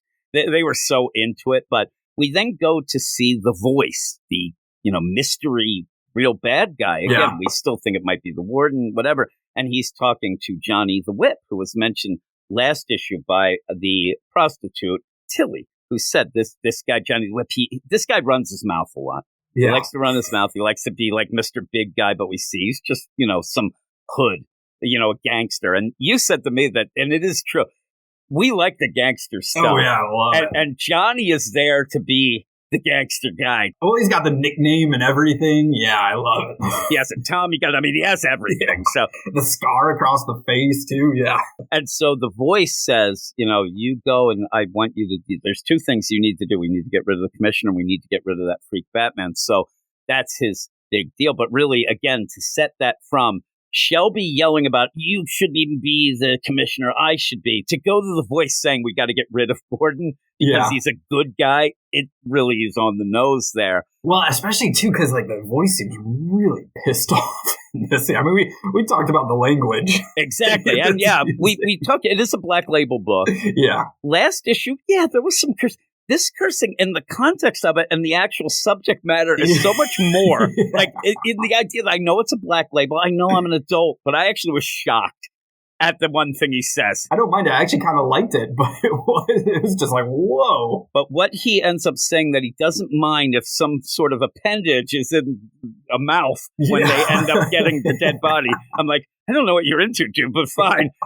So that switches to then we get Julie Madison, who I do like, and it's a classic character. We know a love interest, but this is a little different. She shows up. We talked about the last issue where she showed up at what looked like 2 a.m. Banging on the door. This time she shows up, at least it's during the day. She just walks in. She's knocking, but she won't take she doesn't take nothing for an answer. She walks in, right? To be fair, is anyone hearing someone knock at the door in this? No. I like the rap. She's like, I think she's like really quietly knocking. Like, are you there, Mr. Wayne? And she walks in. And this is to get also just how big the mansion is. And it's huge. It's huge. And there is a little subtle deal. I thought it was really neat. She goes into the one room, library, bunch of medical books, and says, oh my God, mostly medical journals from the looks haven't been touched in years, judging by the dust. And she just says it. And a lot of the things that she says, they're not pushed, it's not that Dan Jurgens, he's not going to explain because he doesn't have to. No. He's going to assume that you get the deal. And so when I was like, that's pretty cool because it's like a bunch of different things because the medical stuff wouldn't be Bruce's stuff.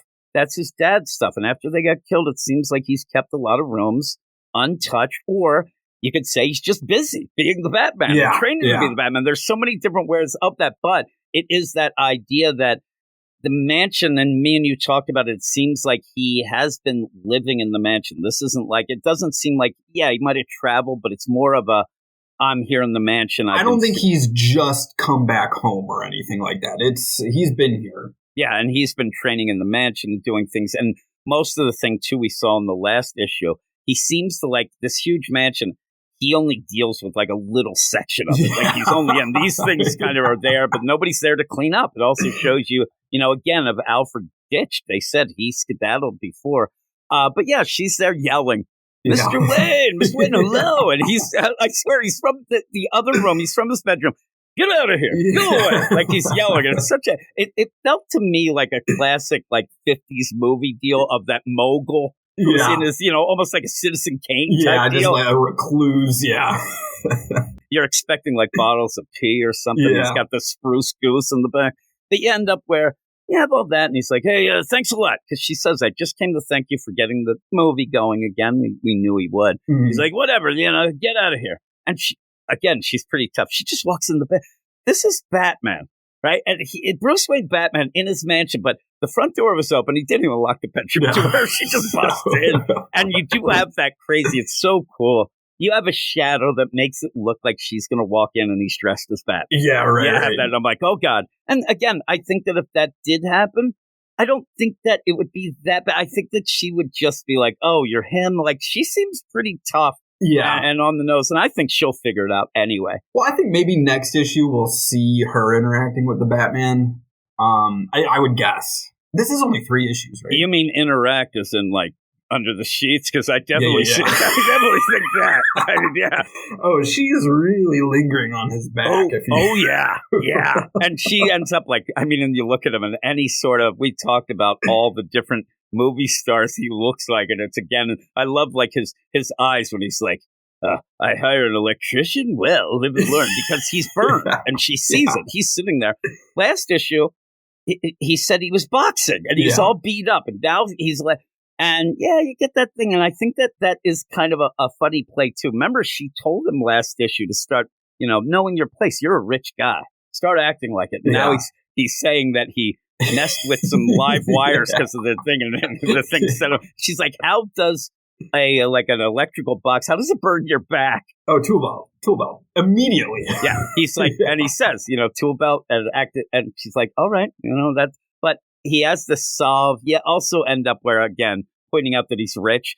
What is this ointment you're putting on? Oh, it's from Egypt. It's like, oh, la la. But she was there to thank him. I think she wanted to see him again. And so they start getting a little bit personal. Also, I love where she's just like, the lay of the land is, I'm going to go make you tea. You're in his house. And she's like, I'll make us tea. But they do mention Brock.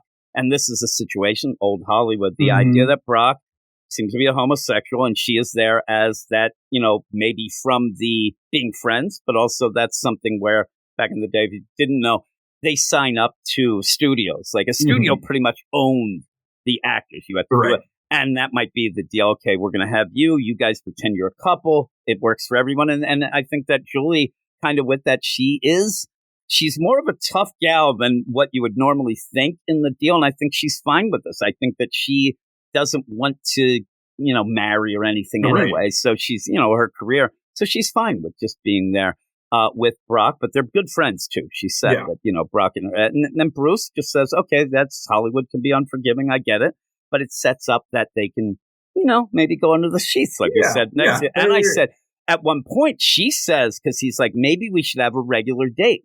And she says, because of the thing with Brock, I can't really be seen out in a date situation. We can make it look like I'm their business meeting and stuff like that, but they have to be on the down low, which is fine for Bruce. That's it's almost the, like her deal. And I saw people upset with this, but now that I think of it, her and Brock is pretty much the idea of a secret identity type thing that Batman does. He ends up being the playboy so that people don't figure out he's Batman. Oh, it works. I think it's pretty good in the time. I don't have any issue with this. I don't either. It doesn't feel out of place at all. No, and you know what? Here's where I like, and what I think when people talk about subtleness of these things, some people might not even get what they're saying. Yeah. It's not like Bruce isn't dumb and he's like, I don't get what you're saying. Like, clear it up for me. Dumb it down, baby. Like, it's just like, oh, he gets it, boom. And if you know what it means, the reason why you know what she's saying is because it did happen with old Hollywood that. So that's the thing. And again, like you said, with what people, the politics and things, it's more of the things going on in the world and how the world was. Not push, not signaling in my mind at all. And then we go back to, Gordon's pissed because they can't find his car. He's so upset. Yeah, he might as well use the corrupt cops to just go out looking he's for like, him. What the heck? Yeah, he's everybody. And I like that. It shows so much, like the cops aren't great, but also Batman has the car, so he's hiding it in the deal. I actually thought we were going to see the car like in the mansion. Like she walked in and it would just be there in the foyer, but he has it kind of hidden. I'm also surprised that he doesn't, like, at one point, it'd be weird because it's quick, but like he souped it up a bit, like maybe armored it, because I do think at one point Gordon might be in big trouble.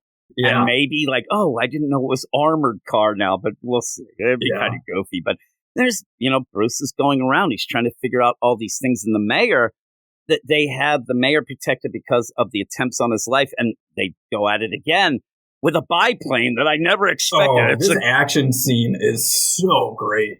The action scene that it's so good because you can follow it. Yep. It's the set piece is awesome. Like, again, sometimes people, I think they forget when they're writing or drawing that you don't have a budget. You can have a biplane swooping in to, the expansion bridge to then get onto this. And when you have Johnny the Whip, he's trying to take down the mayor. Again, seems like an odd thing where I thought the mayor might be pretending and getting this, but this doesn't seem like it, doesn't, right? because he goes at it pretty hard with the machine Doesn't gun. seem, and the machine, and again, they also have a biplane coming and shooting the cars, like there's all crazy, and the cars are crashing, and they did end up saying, it's like, we got the police escort sandwich going on, because the mayor's car is between all these other cars, so they have to shoot the others.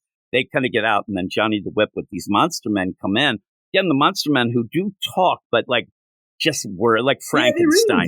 But they can say stuff, and it's like normal stuff. They're not and like saying react. random things. Yeah, they tried. They're a little slow, but they are talking crap. Like they actually like, you too slow, like that. I'm like, the idea that these guys are saying that, but while that's going on, you do see the shadow of Batman coming in. It's really well done. Yeah. And then Batman's like, Johnny the Whip, right? And they start fighting. Johnny the Whip just talks crap. Yeah. Oh, he says some great throwback gangster stuff.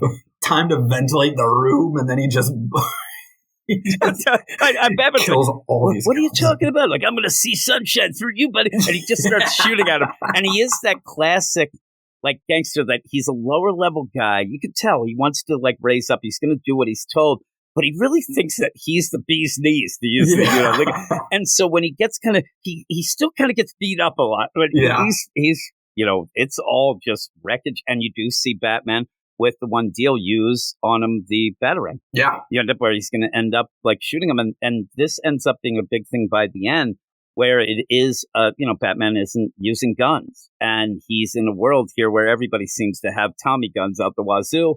You have, a biplane, rat-a-tat, and everybody. Yeah. Like, there's so many bullets flying around here that Gordon, by the end, will say, he kind of tells him he might want to change up his game. But well, hey, he put on brass knuckles at least. Which I love that. Awesome. And I love where he's fighting. He gets Johnny with a batarang. And then you actually have the panel where you can see him just like, all right, boys, let's go. And actually, you also have Johnny yell, sick 'em, boys, which I love. But he's putting on those brass knuckles. I'm like, all right, that's cool, because he's going to be fighting these zombie guys, the monster men. He has to up, and he realizes these things like take damage. And they are. They're tossing him around. He's getting beaten up. And at one point, he realizes, I got to get the hell out of here. He gets the mayor.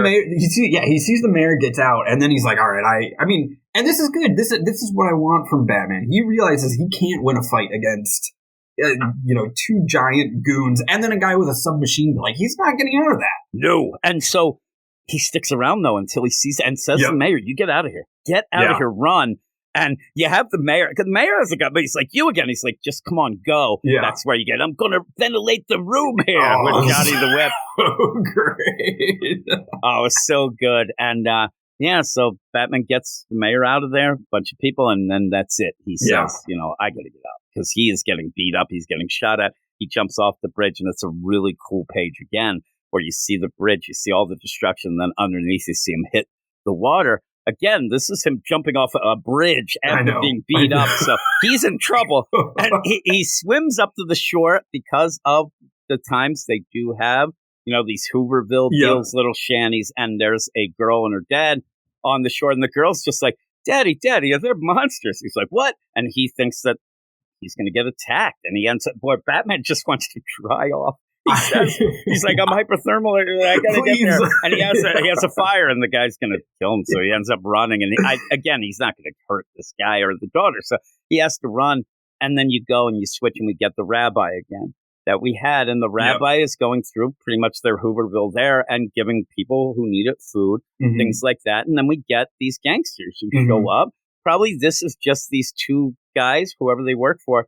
This is side hustle for them. They're just looking for like protection money, which again, I like. I like seeing this kind of gangster stuff. And the way that this plays out in the time, they say, you're Jewish, and we hear you guys have a lot of money. Yeah. And it was a very anti-Semitic time. Yeah, it was. And in that, it shows you that it wasn't just in Germany. Yeah. It's, the world. And that's the reason why a lot of people went with stuff in that. But when he said, we hear you got that, they don't care that he's like a man of the cloth or anything. They're trying to get money from him. And Batman comes and really, he brutalizes these guys. And you have the rabbi have to stop him even.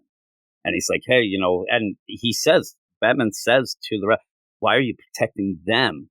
and he says, hey, I'm protecting them from what you might be able to do. I don't want people to die. And if you end up with this scene in the Rabbi, we talked a little about the first issue. It's like, this is where Batman, and he does take off the cowl. He and the guy I was pretty surprised recognized by that, actually. Yeah, I was too. And he did it like immediately. I wanted the idea. He's like, take it off. He's like, I don't know who you are, but it'd be silly because it's Bruce Wayne. It's Bruce Wayne, yeah. He's big. So you end up where, in my mind, the dialogue in this is very reminiscent at points from Batman of him on a gargoyle talking to himself. Yeah. But he doesn't do that in this book. So you get that. But it's also, I think that, and I told you beforehand, I think this is a play where there is Batman who's trying to stop this evil in Gotham because of what happened to his parents, where there's this rabbi and there's big things going on in the world and all the stuff that he is still turning the other cheek. Like the rabbi's there almost like his conscience, like something where that could be the path to forgiveness. And again, a lot of times when you talk about Batman, if he would give up being Batman and actually come to, it would be nice for him. Yeah, like if he could actually come to peace, but he doesn't seem to be able to, and he only sees the bad. Like even those guys. And there are times with the rabbi where I almost feel like he's opening too much up to him. But at the same time, he doesn't have Alfred. He's alone as Batman. It really comes through that he feels very alone in what he's doing. So I don't mind this scene too much. Again, if you want to go with how good it is, in my mind, Julie is there to show that mansion is huge, and his parents are dead. Told the first issue, if people didn't hear or read the deal, Alfred left. Like there was a butler, Alfred, we assume. Yeah. He left. He left them there probably because Bruce was miserable, acting weird, whatever, but he got out. Yeah. And so he is all alone. And I like the idea where you'll have, like they'll say, a serial killer, right? A serial killer isn't just going to stay. He needs to brag and he needs to talk. Right. This isn't Batman bragging or Bruce bragging. I just think he needs to get it off he needs to say some things out loud to somebody to make him not go insane. Yeah. Like that's the deal. And also the idea where I think that him seeing that the rabbi was kind of defending these awful gangsters, that he thinks that this rabbi actually is a guy who is a good guy who doesn't judge people. Because we saw a priest like almost cheering that Batman was. People think that this is a demon and all that, and there's like he doesn't judge him. So I do like that about the art, though, is Mike Perkins really makes Batman look terrifying in some of these scenes, and a dork in others. Which is and then a movie star and others. The rabbi said, "You are a good-looking fella." Like the idea, Bruce Wayne there. He's like movie star looks there. I'm surprised Julie didn't say like, "I need you to be the leading man in the deal." But and they're even talking about what's happening in the world, unrestrained evil, and it almost gives the idea like, the rabbi might want to say, you might not want to do this, but it kind of goes in with his play as well. Like there are a lot of evil things, people, and we're dealing with what appears or has to be the undead. So there's a lot of crazy stuff going on here, and it's crazy. But he ends up zipping off to go do what is pretty much the detective work. Mm-hmm. You did have an issue, and when we talked earlier, I agree, because he just goes back to Maxie's place to talk to Tilly, the prostitute. And it kind of feels like they have the same conversation they did last issue. Which is fine. And it's only like a 2-page thing, 3-page thing, so it's not that big of a deal. But I really like the detective work last issue. And it feels like this is the only part where he's really investigating stuff, and it's really just, I don't know, it's kind of just him thinking out loud to her. It is. And because before, even remember when Tilly he was talking to Maxie. Maxie, what's going on? And she came out because she got beat up, and she's like, hey, I want to talk to him. Hey, this, Johnny the Whip. And then we see Johnny the Whip. Yep. In this, he's kind of the main gangster going the deal. So we don't need to know Johnny the Whip. And he doesn't really get a lot of information. He just says, hey, what was going on about that Johnny the Whip talking about the dead? I'm like, Bruce, you just fought them. Like, what are you doing? Like, it almost feels like he's going to Tilly and to justify what he just saw because he thinks he might be crazy. It's weird. I'm confused by this scene. It's the only scene I don't like in this book. Yeah, really. I'm with you, because then Maxie comes in and is like, yo, and I get Maxie, like, is what it's what Batman should have done, or Bruce done to Julie when she walked in the thing. He doesn't like guys walking and sneaking in windows. So he's like, hey, what are you doing there? And then he gets really mad and violent with Maxie, and it felt off. And he says, the only reason you're open still is because of me. And then says, I need you to protect the rabbi. Yeah. And then there's the play. He's like, hey, what do I care about that? Whatever. And he gives him the, hey, I know your real name. You're Jewish. Just go protect them. You're not fooling anybody, especially me. I thought that you could, like, it's weird because all the cops are corrupt, but Gordon isn't.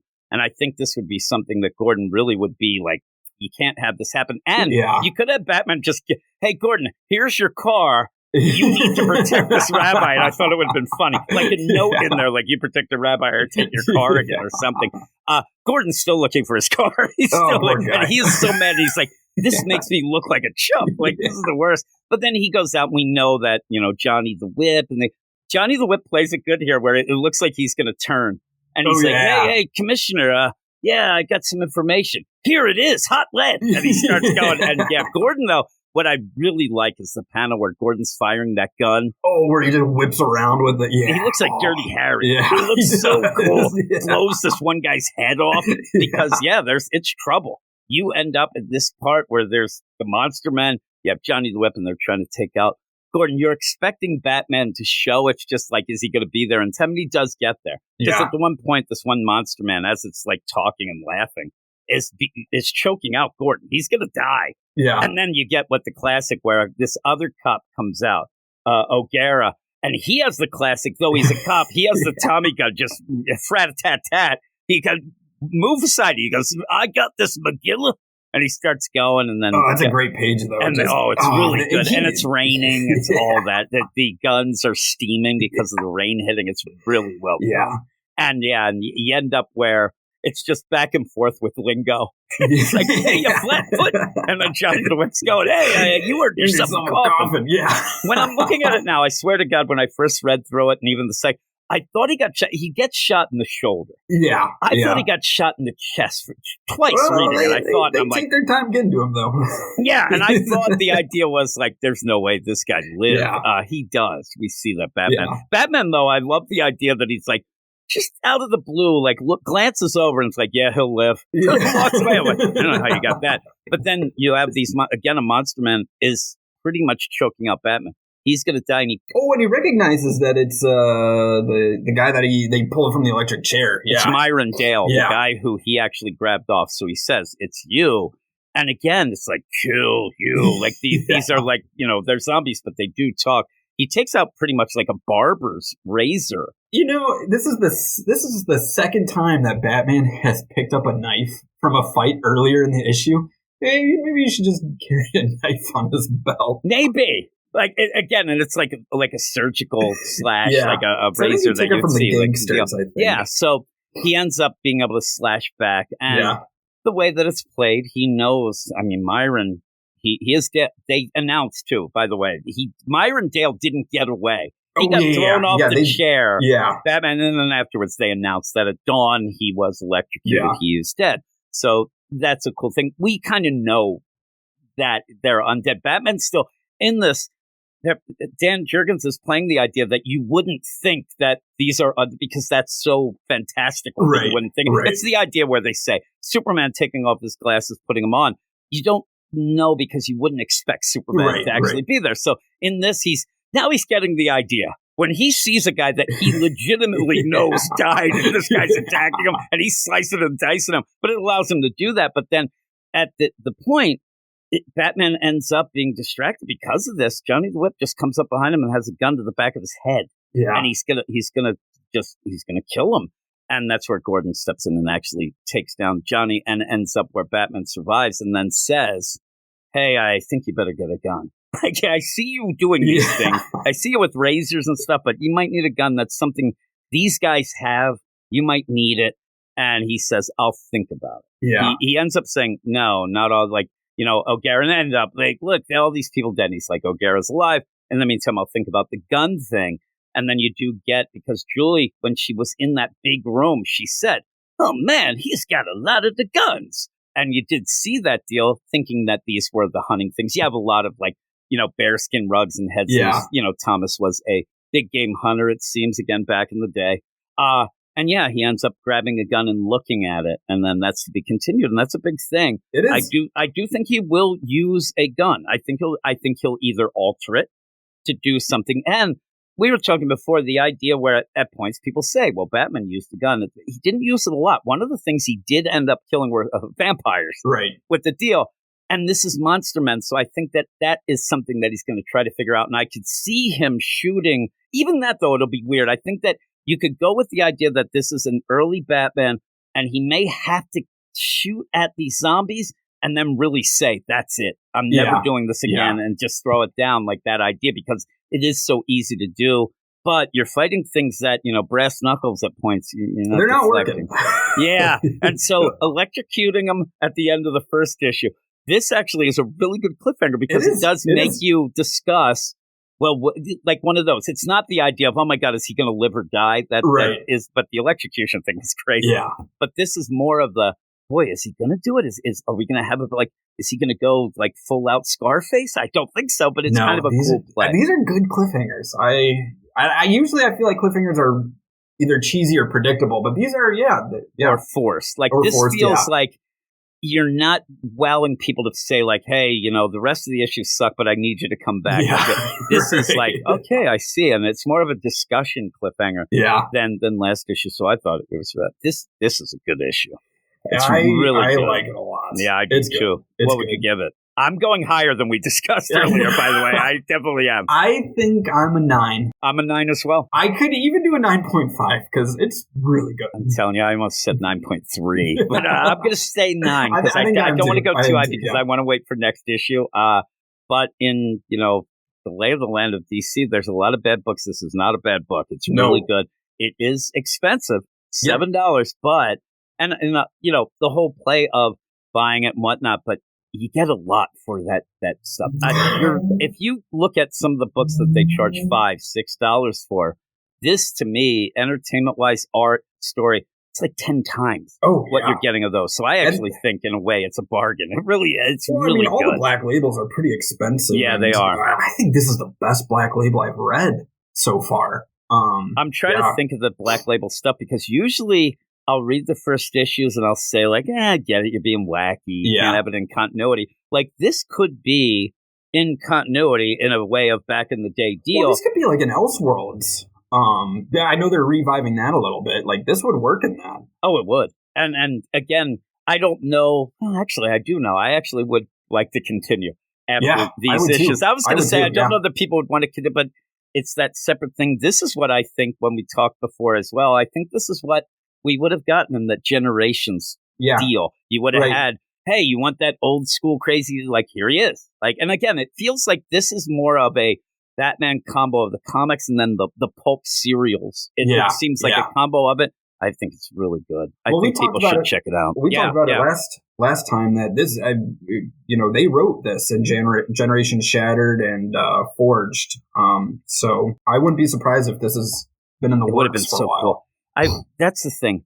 If you like Elseworlds, you like that sort of thing. What I need is an Elseworld where I can just peek in and see what would happen if all that worked out and we were getting books like this every month because it'd be awesome. Well, at least we get this. I think it's really good. I think that people should check it out. We're both 9s. With a trend going higher. Yeah. If we talk, I could go. Oh, I'm almost always down on a second issue versus the first because I usually like the setup and everything. This is. It was better. This is very good. It was really good. So if you can.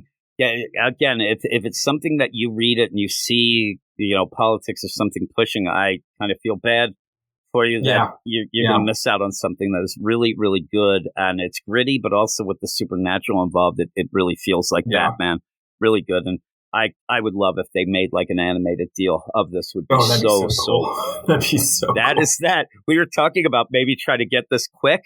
It's so good though, but I think I still might use this in different ways too because it's so good. I want people to find out about it. So, me too. This is great. Thank you for joining me once again, Tom. And so with that, we will go back to the podcast. Oh shit, this is just planetary. Say that in the most ironic way. It really is a little bit scary. Not everyone saw that coming from a mile away.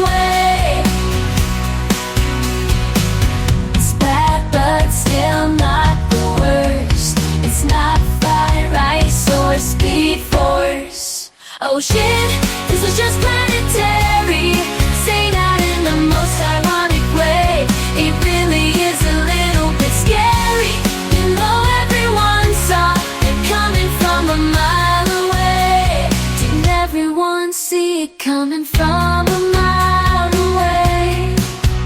Didn't everyone see it coming from a mile away? It's planetary, Eric. We'll get to that in a little bit. We end up having the Outsiders like, holy crap. You mean you were trying to be a planetary book? I actually, we joked about that. That's why I made that quick last night. The idea that Lansing and Kelly were on Twitter saying, please don't spoil the ending. We've been working at this for 6 months. And when you said that, we're going to talk, when we do talk about it, you even said it might not quite be, but I still think it was as well. And as I thought about it more, I got more and more angry, actually. Like, it's a joke, whatever, but the idea that they're kind of saying that nobody would, like, if nobody realized that they were trying to be planetary, even though most people were giving them the benefit of the doubt because of that, the idea that then you're really spelling out that you were trying to dupe people for six issues to then give the book that you It's actually not an wanted to Outsiders give. book. You know, yeah, exactly. We're going to use the Outsiders that has a different connection to get people in to trick them to then get a planetary book. Thank God most people realized it. I mean, it was very plain to see, though we'll get to that issue. Those guys are wacky. I don't know. I said they're another they're two writers who are on an X book. They're on in the new X-Men reboot deal. And when I try to talk about them, I always do say the idea of, like, how would you explain their writing style? Because I don't really think they have one of their own. It ends up where it just feels like they ape a lot of other things and whatnot. I just don't know, except maybe boring. I don't want to be too mean here, Eric. But that's not even the first book we're talking about. When we get into that, I'll probably end up. But it's almost like it's like you don't like spiders, right? But Eight-Legged Freaks is so crazy, you can't get scared. I don't like shitty writers, but some of the shit they do is so crazy bad that I'm like, it's kind of goofy. It's kind of goofy, Eric. But here's the first book that we ended up talking when it was announced, the Sinister Sons, the idea of, is this going to have that lightning, that spark that you had from the whole, Super Sons. Obviously, we're taking a play off of the Super Sons book, but right there you had the son of Superman and the son of Batman coming together for the first time, doing their own super team stuff, and how they're going to cross paths. That's interesting. You want to see all about it because they are the world's finest kids, essentially. When you have the Sinister Sons announced, it's like, here's the maybe son of Sinestro and Warzod, the son of General Zod. Like, I don't know if that has the same kick as the other ones did. And because we said, and people got upset of it, and they always do, I always say this at the beginning of this, but the idea where the Super Sun stories, they weren't always the greatest, but the kids were. Yeah. And so with the characters, you would go through it. It's almost like this is like a cover band version. It's like, if me and you, I got a Volkswagen, emblem, you got some sunglasses, and we said we were the Beastie Boys. We're dancing around and jumping around. It's not going to work here. The spark isn't there, and we're kind of ridiculous, but that's how I feel of it. It just ends up feeling like you're attempting to grab that magic with something different that's just not going to work because there's no connection with these characters. This is the problem. Give us the stats and then we'll jump into it. Sinister Sons, number 3, written by Peter J. Tomasi, with art by Vasco Georgiev, Tamara Bonvillain, and Rob Way. And like you saw in the previous issue, the boys are stuck inside of a space whale, but at the end of last issue, we saw they're not alone. They have what the credits said was Spaceman Joe. What did I said before? Yeah. Spaceman Joe. Now it's Major Tom. Joe. Now we just have the character known as Major Tom. He's the captain now. And I'm like, okay, this Major Tom, I get it. You're doing some Bowie stuff. But for what we have, the idea, it's like Major Tom is going to hold our boys at gunpoint. He's going to steal their ship so he can finally get out of the space whale. And for whatever reason, this issue, it feels like even though we're still in a goddamn space whale, we're not even out of the space whale by the end of this issue. Space whale is the main location of this goddamn book, it feels like. But it feels like we missed an issue with the idea of who the Sinister Sons are, because were at odds with each other. They don't like each other. And this one, it seems like, okay, we got Major Tom here as our adversary, so we can joke around and pal around now because we know each other. Like, I wanted a little bit more progression to your friendliness. Yeah, and that's the thing. What you're getting here, I mean, usually what we'll have is we fight until we're friends. I mean, that's a classic. You even always bring it up that you and your best friend, I guess Jay it was, you guys, same thing. I had that with a bunch of my friends. But in comics, we do get that a lot. Also, another trope of doing this, and it is the kind of fast track. You either fight, and they already did that, but then you have a common adversary you're going to go against. But the problem is, they're just meeting this guy, and it seems like they already are together in a way where you'll still have a little dig, but even the kind of ribbing things feel like it's more of like an old kind of friends. Like me and you on the podcast, they're best friends, best of friends. Yeah. But I know what to yell at you about, and you know what to like. It didn't feel like, it feels like you almost get to the point where Tomasi's like, listen, you guys get it, right? This is Super Sons, but I'm calling it Sinister Sons. Just pretend that it's like them and they've already kind of come together. Here we are. And you're not getting it. And you're not getting the, pretty much the spark. You're not getting that aspect that you got in Super Sons when you even had those characters that we knew for a fact that by the end they would get along.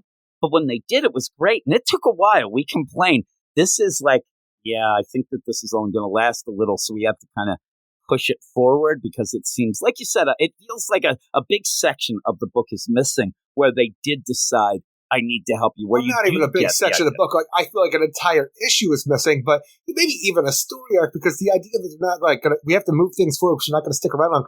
You haven't done anything. It's 3 issues. And you know where you would have, where I thought we would get, you have pretty much, and I think we will get to this, but there's Lorzad who got kicked to the curb. He was told, you go in Space Boy and you do your deal. Springer. And then, but not in the way he liked it. He was very sad. So he goes off. He kind of just doesn't feel like he did. And you have Sin's son, who we don't even know if but he has an identity problem that he seems to need to grab onto Sinestro, whether he is or isn't his father, because he needs that. But just like all orphans. And without that, that's what I was going to say. So you end up having, but you're waiting for that moment where either or one of them actually gets it and does something or says something that the two of them are like, oh my God, like you actually do get what I'm about. You actually understand me. Not many people do. Also, you have to go with the idea of Lorzad.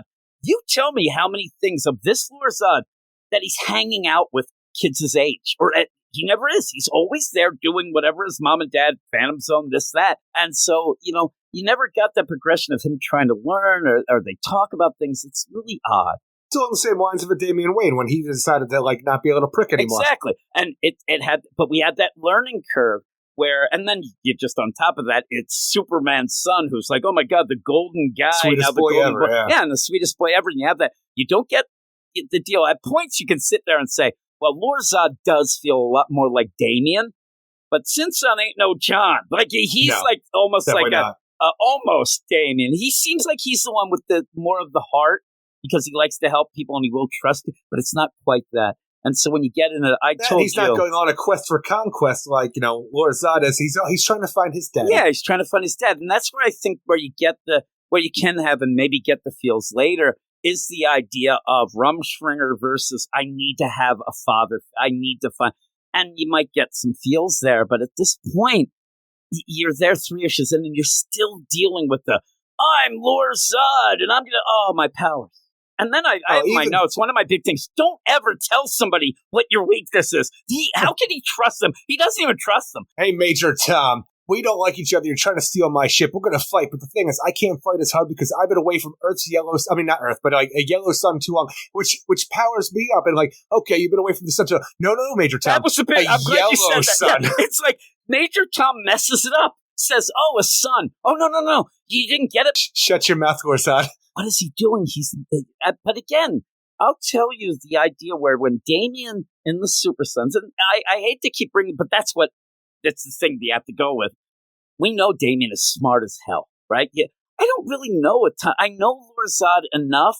Most people will say that, the Chris, but in this isn't Chris Kent. No. And so this is a Lorzad that really hasn't done that much except tag along with his daddy.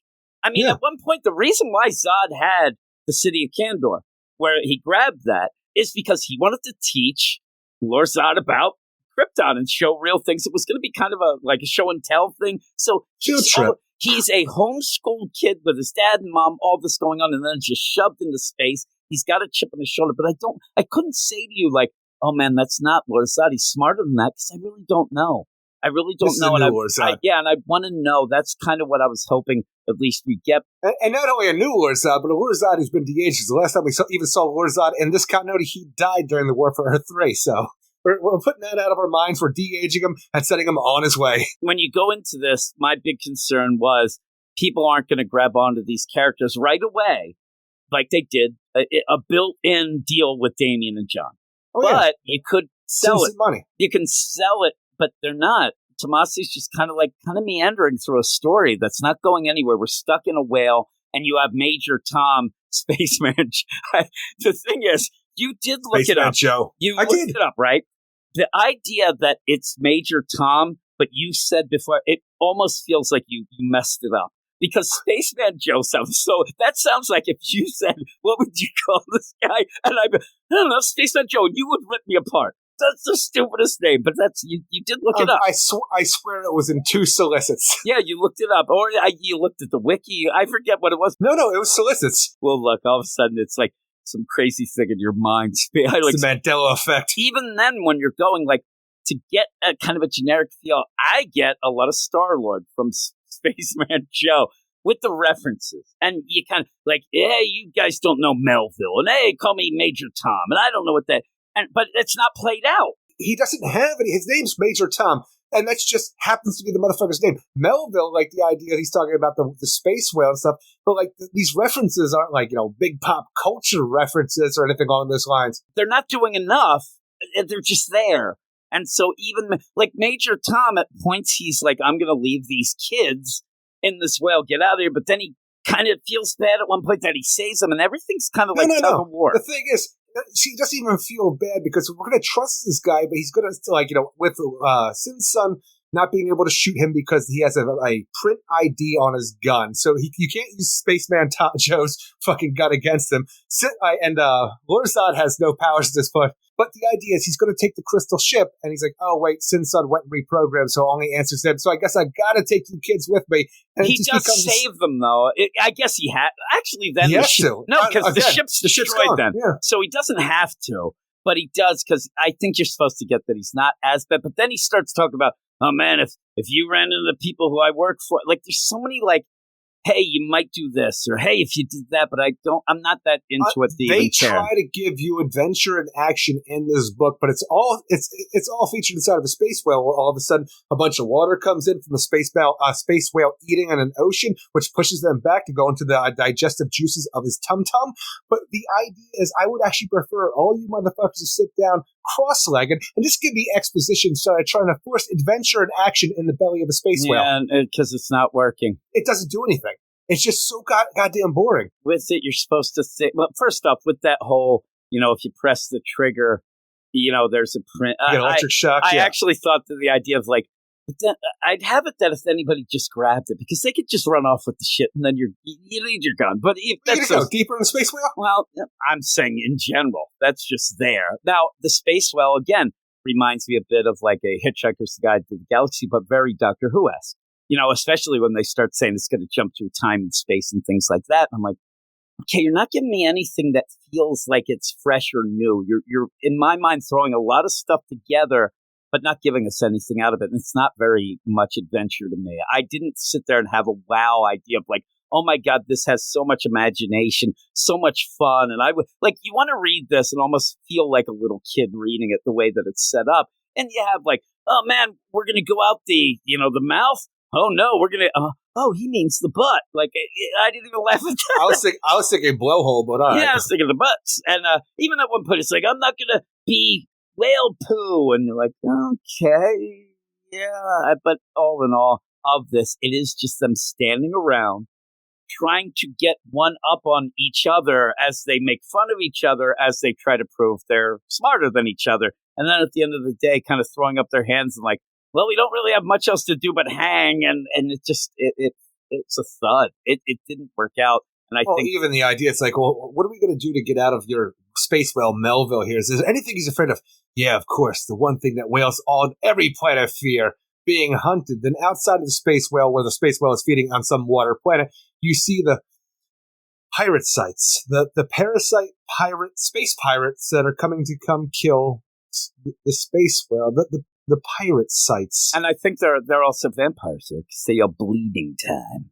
Oh, God. Time. Well, It's like, parasites are vampires. Huh? again, I think when you look at them, I think you kind of see the teeth and the things too. I think it's just an amalgam of 800 things anyway. And again, I say they're space pirates because I kind of want them to be space pirates because pretty much everything inside of this whole story, it feels like you just add space in front of your normal moniker and that's what you get. But it looks like they have normal ships on this planet that are just pirate ships. But also in that, I don't know if you're aware, there is a book series that is pirates, but it's like spelled with a Y that they are, I think they're vampires. So maybe you can't do that, but it does look like some crazy shit going on. Parasites of the cosmos. So that's what it says next. So maybe they are space parasite vampires or space parasite pirates. No, so the whole thing going on. And also you have like, you know, Major Tom Spaceman Joey's got like a horrific scar on his face that they probably, you have to have the thing like the Cheech and Chong, like, don't look at his scar, but that's all they can do. Yeah, well, even the scar on his face. For some reason, when I look at it, it looks like the sucker imprints on the side of like a Starro hand hitting the side of his face and then pulling away. And that probably has to do that. He has his helmet on, but that's crap. And he has a chain, and they're yelling about the chain. And again, like, he's Major Tom. He's humanoid, but he doesn't look like he's from Earth or anything like that. He's just humanoid in general, so we have no idea where he's from. Earth references, we don't know. And I guess, I mean, do you really, like I'm saying, we don't know. You never knew it was Tommy tomorrow. Did you need to know? Like, in the next issue, do you want to have... Spaceman Joe's fine. Where he says... you're already upset that they evolved it into Major Tom. Like, are we going to get that play of like, well, I was this, kid who was an orphan just like Sin's son, but then I got grabbed by space pirates that were from Earth, and I did this and that. Like, I don't really need that. I'm looking for characterization on the Sinister Sons. I don't need an extra third wheel to come in here and try to give me his backstory. I just thought I wanted some fun, and yet you're still just having bickering, but yet not as much because they seem to be best friends, Lev. Well, they're fine now. Now they can just bicker at Major Tom together now. Yeah. That's all it is. It's not fight until you become friends. It's like throw slight shade and giggle. That's what don't they're trust doing. anybody over 30, huh? Where's that? And Lorzad just yells, I'm the son of this and that. And by the way, here's my weakness. Like, I wanted to, like, I'm waiting for this Major Tom when he's like, I'm the house. What did you say? Did you say Zod? And like, there's some weird, like, oh my God, he wants to get revenge. I'm Nothing. telling you, the thing is, when he kept talking about he's the son of Drew Zod, I am the Lord Zod. So like, I expected the Zod name to carry some fucking weight in the cosmos here, and there's nothing. I expected it because there's one little weird, I don't know if it's just lame shit talk.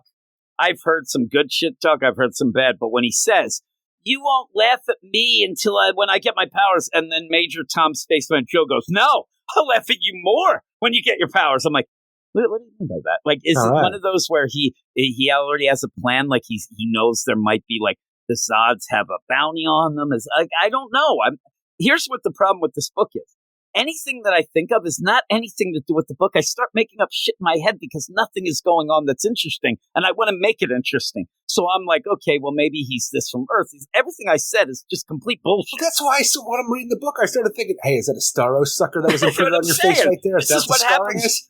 It's not even danger. You are trying to find what could be the story. Like, because this, and like I totally shitter. The idea of this can't quite be the story, right? It has to be more than this. So you got Starro Sucker. I'm thinking of bounties. I'm like, oh my God, he's telling him his secret, weakness. Why would he do that? He's mentioning Zod, Sin's son, this and that and the other thing. And by the end, the ship gets destroyed.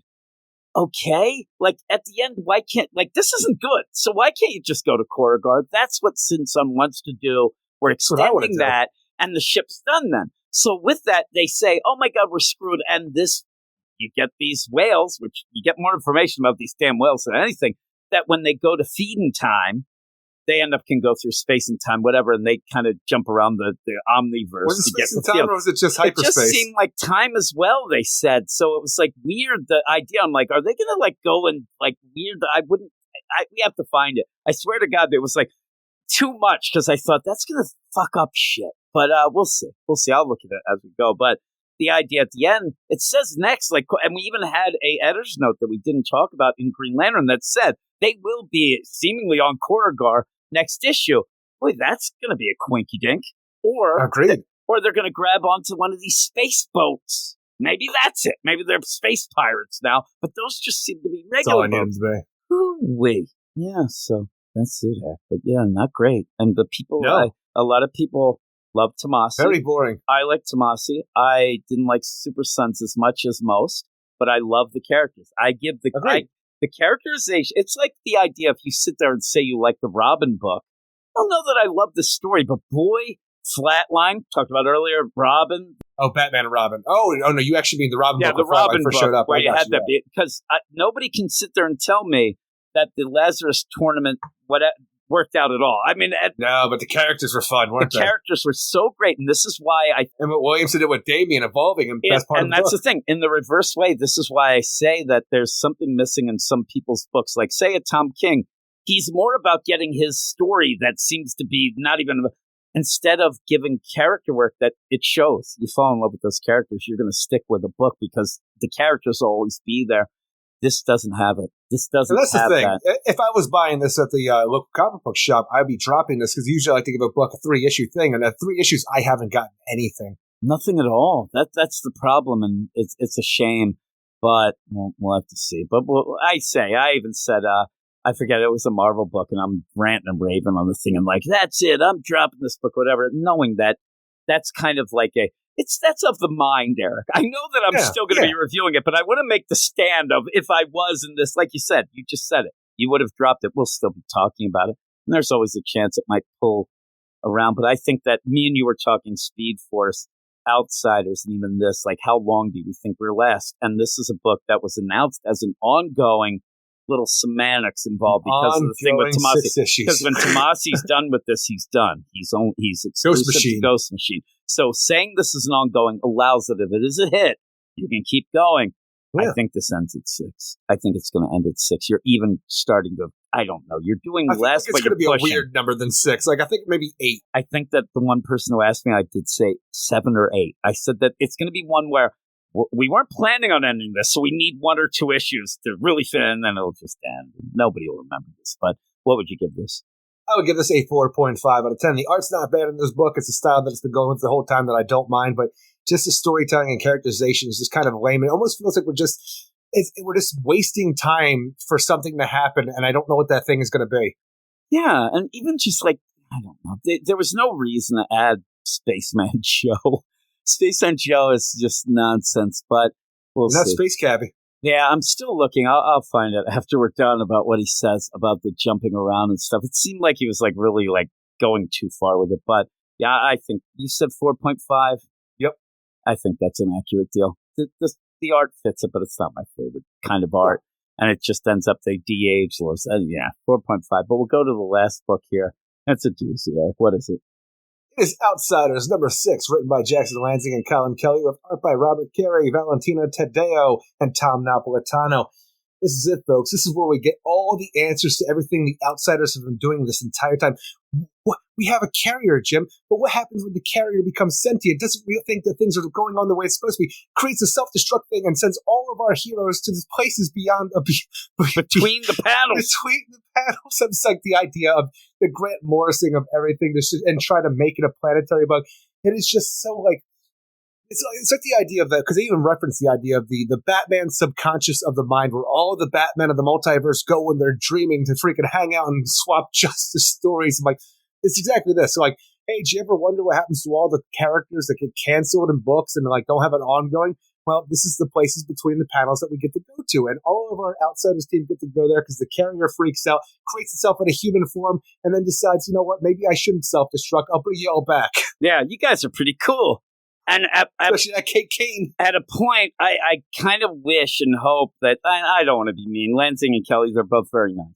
But if there was live reactions of a lot of people, especially me and you, who are reading this book, and boy, it's pushing the idea of cancel. Oh my God, wait a minute, this book is stealth canceled. Thank God, we're done. And then at the end, oh shit, it's not. It really well, that's the thing is, when you start having the over-the-top, like, you know, dialogue that's thrown out there, like the carrier speaking itself, where this place is in right continuity paradox, I'm invaded, and then they get thrown into the spaces beyond, between the panels, and you have landmark final issue, and I'm like, did you do it? Is this a shadow cancellation? You didn't tell me, because boy, that would be great right now. But even the idea where the carrier's talking, right? It's freaking the hell out. It's like, this is wrong. The place is gone. This place is here, but this place is nothing. Continuity paradox detected. And I'm thinking, like, are you trying to be really clever in the idea of, like, what's going on in the DC universe where you have Wildstorm characters interacting with DC characters and stuff that's come before? But the thing is, you're being so obtuse with it that I think you're going to lose everybody because nobody knows exactly what you're trying to do. And I can't expect everybody to continue on with a planetary book that's not called planetary, that's not doing anything in the long run. I said the idea of this, like on one surface level bit, you can say, okay, they're being fancy. I get what they're doing. And the problem, I think, is like they're doing Grant Morrison. And it's a lot of the Animal Man stuff that he did where he was even, the artist, he was involved and he's doing that. So it has that. And we've had Scott Snyder. Like, the problem is at this point, we've had the watering down of this concept so many times of the idea of stories become reality, or you're in the middle of pages and things like that. So many times that you don't even know that they're aping. They might be aping 5 people removed. It's like 6 degrees of Morrison that it seems. So when you get it, they're playing the game in a way like I say it all the time of when we were kids and you think you're fancy and you're like, I'm going to write this and you think it's the great.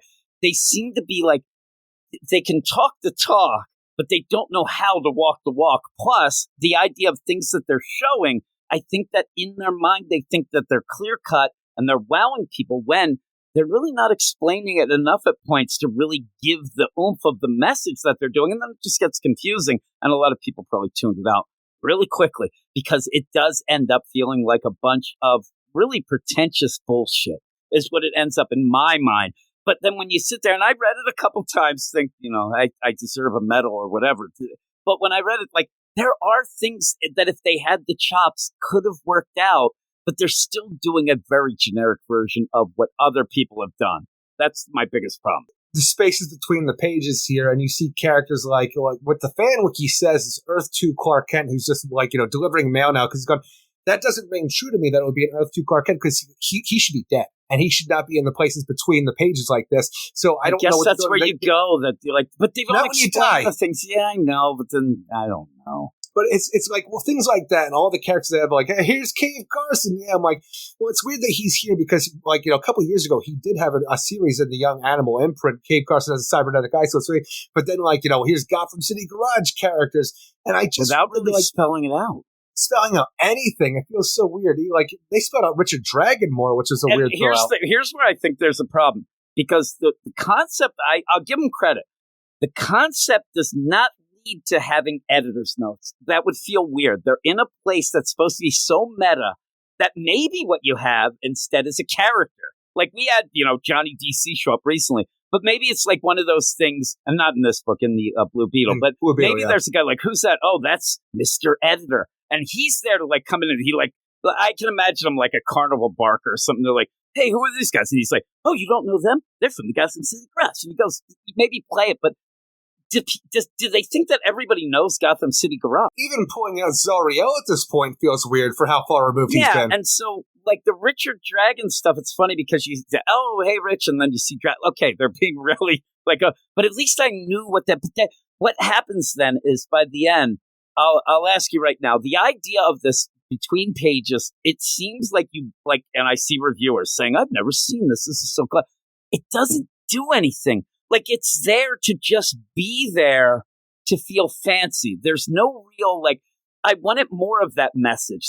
You were saying even, an idea of playing the fun of the Wildstorm characters, or playing the idea of, what characters got canceled and why and how, and maybe they argue, and it always ends up in a brawl at the end at this bar, whatever. But it's just there to be like, oh, get this, Gotham City Garage, or as we like to say, Gotham City Car Hall. That's right. But so, you're waiting for the, okay, I get what you're doing, but where is the oomph up? Where is the eureka moment where I realize that you are doing this in such a clever way that it makes sense? At the end, it just feels like it's there to be there.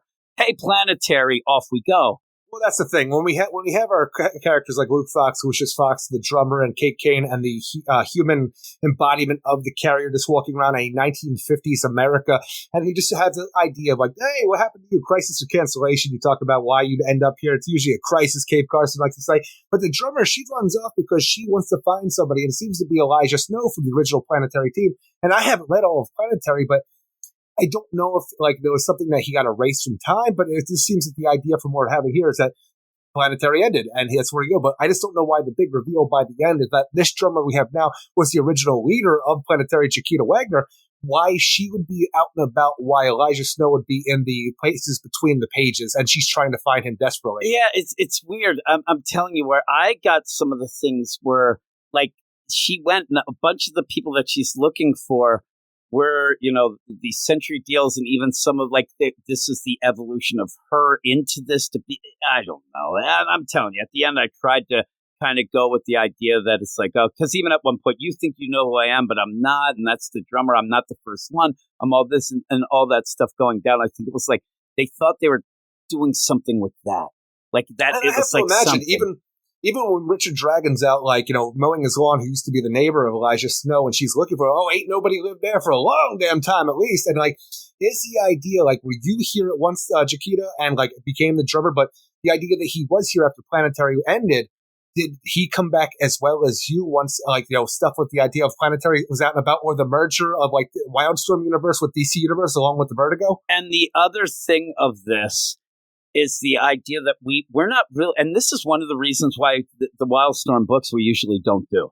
We don't know much, but there is like the connection of Chiquita, as a kid that he said, I don't know, is she trying to go and find him or whatnot? There are these big connections that I don't really know a ton of them.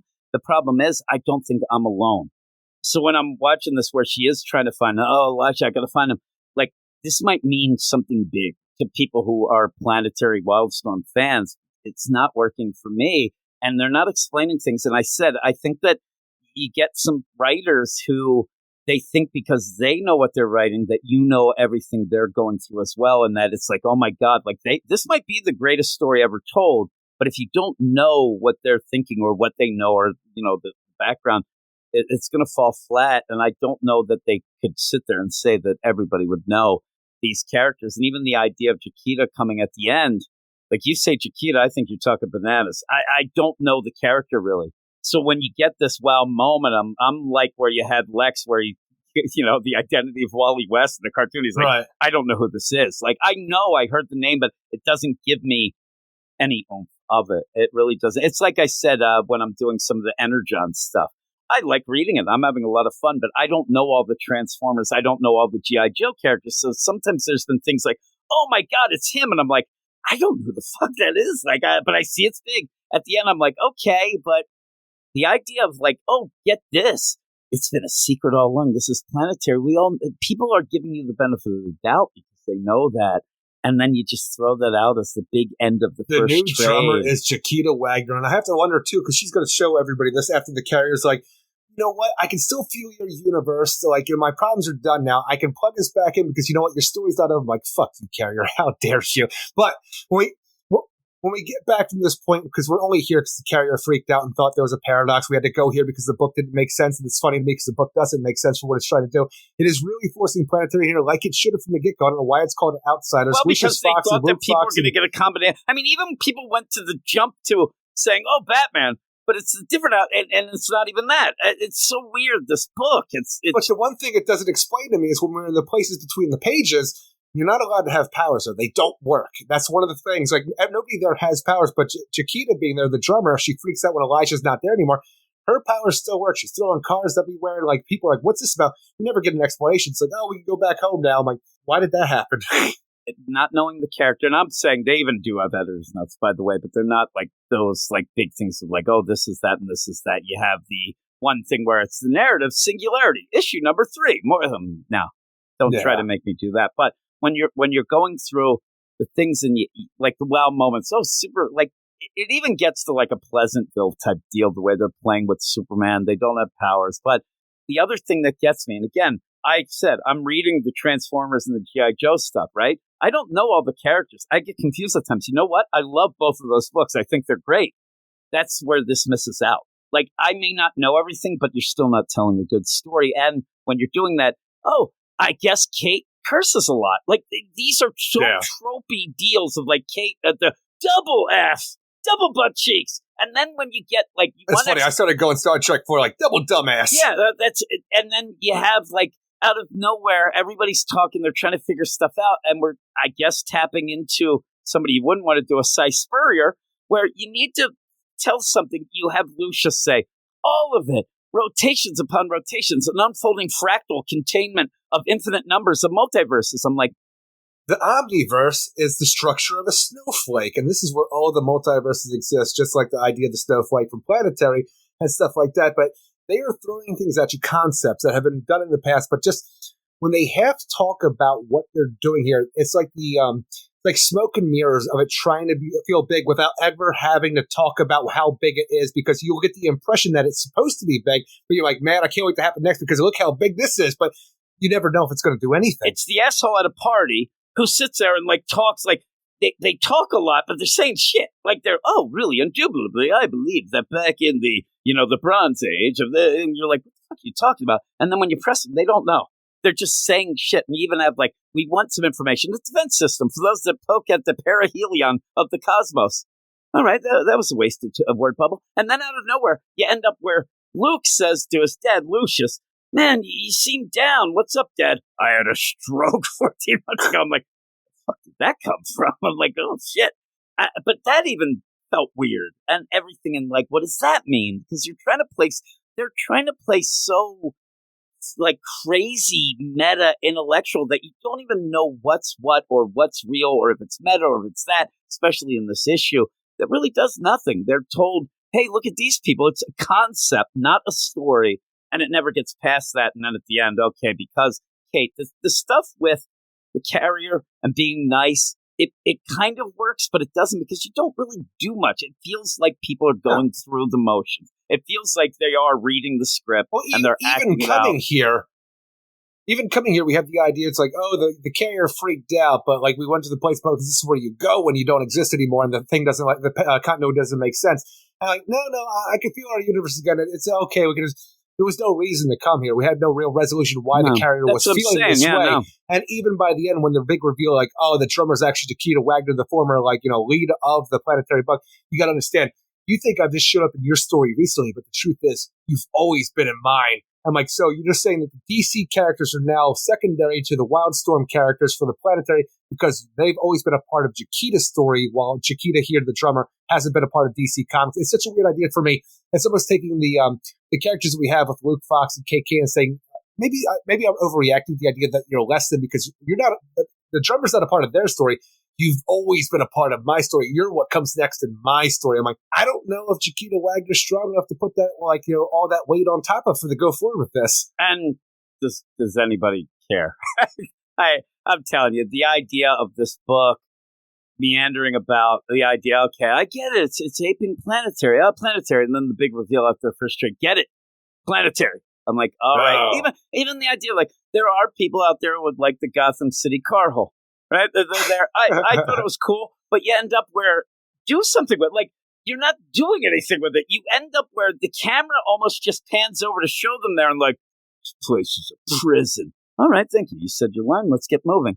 It doesn't do anything. Like, maybe, but again, it everything's solved. So I don't think it would have been cool to, like, oh man, we still have our story. It doesn't matter. We're going to get canceled. Oh my God. And you have the Gotham City Garage, and you have Cape Cod, like they all band together to help them. You have an adventure, you have wacky stuff, but you don't even do that. It's just set piece. No, this is a detour on a longer road trip. Yeah, and a detour in a series of detours, because that's what this whole thing has been, to get to a point where it almost feels bad in the pages between the space between the pages here, where I was never a fan of Zoriel back in the JLA, but the fact of the matter is that he's now just slinging malts right now when he was a member of the JLA. I'm like, poor Zoriel. You know what's weird, too? I liked it because actually he seems like he's happy. He actually seems weird. He says there's no fights. There's no fights to win, no quest to lose, nowhere more constant. I think he might like the... Grant Morrison can't hurt me no more. I think it's like there's no wacko doing this and that, whatever. But yeah, even like, I don't know. I thought they were going to get weird too, because then Lucius and Luke are walking, and they kind of get a little weirded out that this seems like a back in the day deal. And then even that they go, I was waiting for the racism. Isn't that weird? well, this is the thing. I didn't want to fully say it. That's what I mean. That's what I'm saying. 1950s America, when they walked into that diner, I half expected somebody to turn around and say, "What y'all doing here, boy?" And they I'm like, "What the fuck is this?" Here's the deal. Just think of this. No racism. It's a nice place, thankfully. They walk in. Now, at one point, Luke says this is odd and I think he is pointing towards like this might be a racist deal. But he says, is it the same look for everybody, or everybody's seeing the same thing? But seriously, or does it look like this for us? Yeah, and they sit down, like, hey, I don't want to get too really bad, Eric, or people would be like, boy, that sounded like, hey, your kind don't sit here. First off, that could be like a joke like that. What do you mean? Oh, I mean non-canceled people. But the idea of, and even play, it's funny, you could have played the whole cancel. You could have played cancel. But when they go, hey, you're not supposed to be here, you're kind of, and they're like, look over, and it's Slam Bradley. That would work for me. It's like awful Sam Bradley who doesn't, and then you have sort of, it's like, yeah, that's his time. Like, I don't care. Like, and maybe they almost get in a fight. But you're not going deep in anything. I don't know that you have to go that deep. Even the idea that they're here, and they're here in Cave, go off the whole thing. If it's a tear in space, or the Justice League, or Darkseid just showed up, or hell, everything just went white, odds are it was a crisis. And honestly, that can go either way. You might not be here all that long, or they might keep you gone just to prove the Wednesday Warriors that they can. But if they left you on a cliffhanger or a happy ending, that's a cancellation. That one's harder, especially if it's after a publisher acquisition, market forces, and all of that. Most likely you'll be here, be our neighbor for at least a decade. I'm sitting here. Why are they say publisher acquisition, but like you just throw a whole lot of shit at them. They don't understand and just leave it there. And Lucius is a smart guy. Well, Luke's very smart. I wanted one of them to be looking and like, yeah, we're Batman characters. And then, oh, shit. Scratch all that. You guys are good. You're at least going to commit. But in that, I think that... Tell that to the Gotham City garage. The garage. They're there. And I love the idea that, Lansing and Kelly, they're writing this story. And they're like, we need to come up with something. And people are, I hear this Eric Shea. He's America's sweetheart. He's saying that we don't know the stuff we're writing about. What do we know about? And one of them's like, I know what we know about. Our books being canceled. Let's play with that. About cancellation. Like, they know all about it. Like when they're saying that, they are like crying a tear down the eye of every book, because every book of theirs gets canceled within 10 issues. And I think this will be the same. It'll probably last 10 to 12 because the way the trades go. But I'm surprised Harold Allnut's out in the background doing a fry cook thing. Yeah, really, all nut indeed. These nuts there, got them. You end up where even that, I like even when child. What I want from it too would be like. Give me something. Like, even when you have that idea of a stroke, like, that's just thrown there, and Luke seems to forget it, and they move. Even when you have Lucius sit down, he's like, yeah, I'll have a malt, and like, say something like, oh, I didn't even know you like this stuff down. And he's like, oh, man, I used to have this play. Like, just something a little personal that you could have those two talk about as father and son, but you're so busy of being meta. I think the stroke aspect is all about the idea of why he started this planetary/outsiders crusade, because what he said, 12 months ago, I saw the face of God, because I think he realized once that happened, there's something bigger out there, and I want to get to the bottom of it. I thought that meant Bruce Wayne's money. He's like, I saw God, it was green. I had all the money, bitches. But no, I actually thought he was talking about the money at first, and then he said, he has a stroke. I'm like, what are you doing here? I just don't get it. I don't get it. Bitches! But what would you give this overall? Overall, I would give this a 5 out of 10, because the thing is, you can say that it's bigger now that they've come out and say Chiquita Wagner's here. It's a planetary book through and through, even though it's not going to be called that. But it's just that meta stuff that feels like it just says things in a loop where you never actually go anywhere. And I don't feel, besides for the Chiquita Wagner reveal, that we learned anything here, except for our characters were stuck in a place that didn't fully understand anything that was explained to them. And then we moved on. Yeah, I mean, this issue where maybe they're trying to have fun, meta. The issue could have been that the team walks Kate in. might bang the ship now, the carrier now, because it seems like they might have a love connection. But beyond that, I got nothing. It's like an electrical outlet or something. Is that how you do it? Like that? Is that how you do it? Maybe. You end up where this issue, you could skip everything, and the issue could have been one page where they walk into a room and it's like, hey, everybody, I'm Chiquita. Planetary. You're my story. Boom. Nothing that was even from before. Like, the story doesn't even set up that. They're just there to waste time and be meta and try to be fancy. But That's about it. It's a disappointment. Even looking at this, when they come back to the carrier after the carrier like gains its senses again and realizes, oh shit, your story's still going on. We ain't belong here. Let me take you back home. It seems like they're traveling the bleed at that point in time. Like, where are you going? Because you didn't. Like, maybe it's just the idea of the core chamber of it, but for some reason, it just looked like they were in the bleed, like they're actually traveling. Like, that could be cool if you're going someplace. When you're doing this, now I'm thinking of how like the setup where you're there.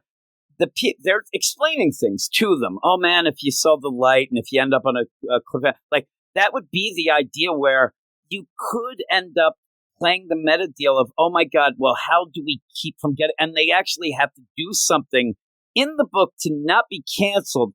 Like, hey, we can't, like, all of a sudden you have almost what looks like a happy cliffhanger. No, we can't do that. And, like, Luke punches his dad. Like, something weird that plays with the rules of cancellation to then pull him out of it.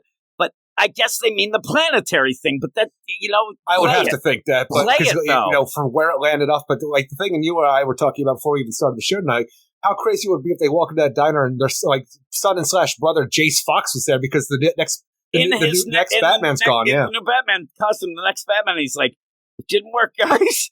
But it's like that, like, and then play the idea of, okay, well, we have to have some conflict. And even the idea that they're playing that game of then, and then the comic readers, they're so toxic, they'll complain, but then the editors don't want to give them that. Like, they're trying to be clever, but it just doesn't work. Or even the idea where you have just something that's like familiar to them, where you don't have Jace Fox, what you have is this old continuity Tim Fox, and then like who he used to be there. And they would say, Jason, it's like, what are you talking about, Dad? I'm Tim. Even that little thing. Or the idea where you'd never end a series with Superman looking like he's going to die. Superman's there. Do that. Like, say, oh my God, the only way we can save this is to make a real crazy cliffhanger that has to continue. They won't be able to cancel us. But there's never even that play that they're just stuck here.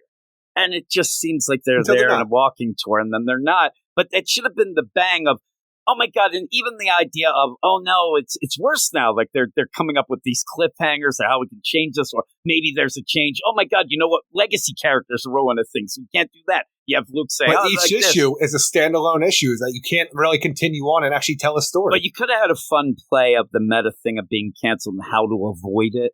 And maybe you have to we got to get online and start a fight with things. We got to do this and get that. But they never do anything. It's just there as a set piece and there as a concept and not a story. So it's a character, not a character, Eric, is what I say. But what did you give a score? Yeah, I said 5, but I think you just said character twice. It's a character, not a character. It's a character, not a character. I think I started looking for my thing and turned my head. It's a character, not a caricature. See, that's meta. See, when I say it's a character, not a character, what I do mean is that when you're in these spaces between panels, you're not really a character, though you still have the essence of one, because you're a concept, but you're not on the page anymore, so you don't have fans. And also, American God this shit where there's no fans anymore, so they're losing power. So then you got to get a grassroots thing. Don't we do that enough already in the main DC continuity with the Greek gods? I think that what we have to do is play the idea. You need to have out there the Luke Fox League. Everybody, oh my, I'm getting power. Hey. So stupid. But yeah, I'm going to go 4 out of 10. And honestly, the way things worked out, you should really have that, like, whatever, the last night, like, Duke Thomas we had for the Dark Multiverse in here. Yeah, or like, you have, like, Batman, the Batman Who Laughs comes in, and they're all pissed, like, look at this asshole, this guy keeps coming out, like, but he's kind of canceled now, but they're drinking with him, and he's like, hey, guys, I just want to tell you I don't want to lose my teaching job, like, shit like that. You have a weird science reference, it'd be cool. But that is it for the show, and of course now, Eric, you got mad at me last week because I ended up, I had a Book of the Week song. You thought it was too long. So I figured, and after getting yelled at all week about my songs being nonsense, I figured, well, we might want to get right to the chase. But Eric, it's time for the Book of the Week. You know what time it is, don't you? We do it every week after the reviews. Doesn't matter if the books are bad or good. The highest score wins like you knew it would. It's not a concept that's real deep. Yo, sucker, it's just the book of the week.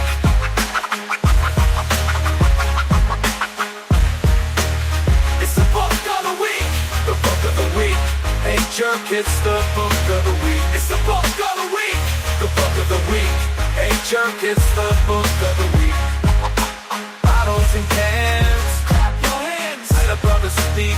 It's the book of the week. Bottles and cans, clap your hands. Let the brothers speak. It's the book of the week. Shout out to all the sexy ladies out there tonight.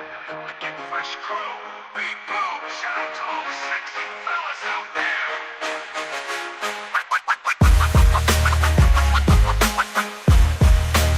It's the book of the week. Shout out to all the sexy fellas out there. It's the book of the week. Shout out to all the sexy ladies out there tonight.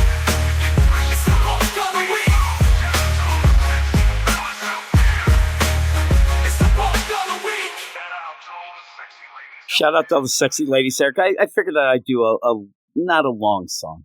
There you go. Suicide Squad Dream Team number 2. I forgot what we were talking about then. Mine is actually the Bat/Man.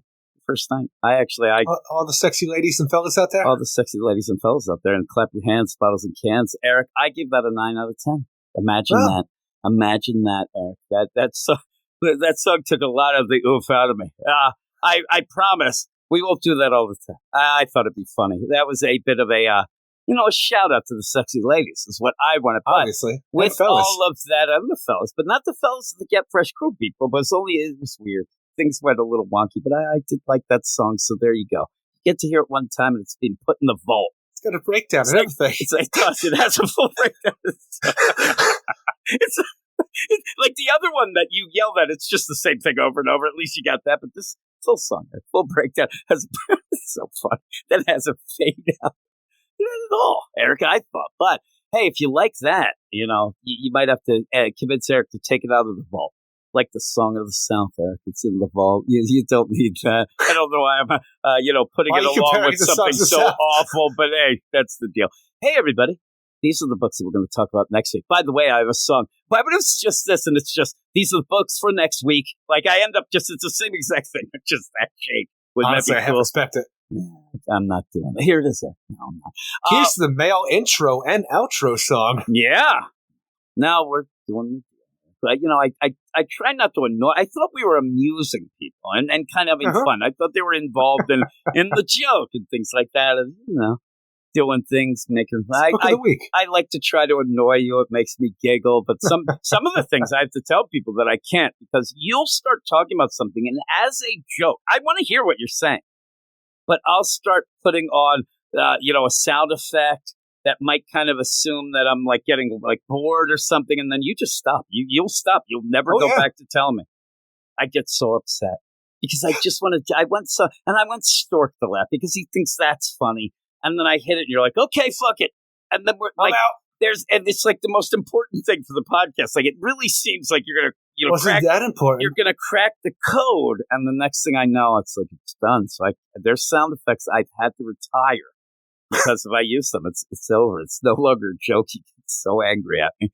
Or just your joke is to get angry and not get it, and then I look like an asshole. Which is pretty funny, too. That's your jerk.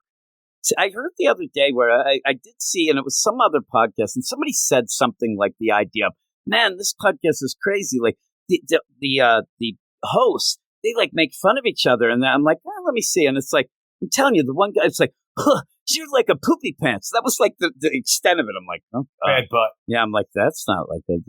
There's points where I legitimately, no joke, I want to beat the living crap out of you. And most times, but I don't know, Eric. I'm getting too old.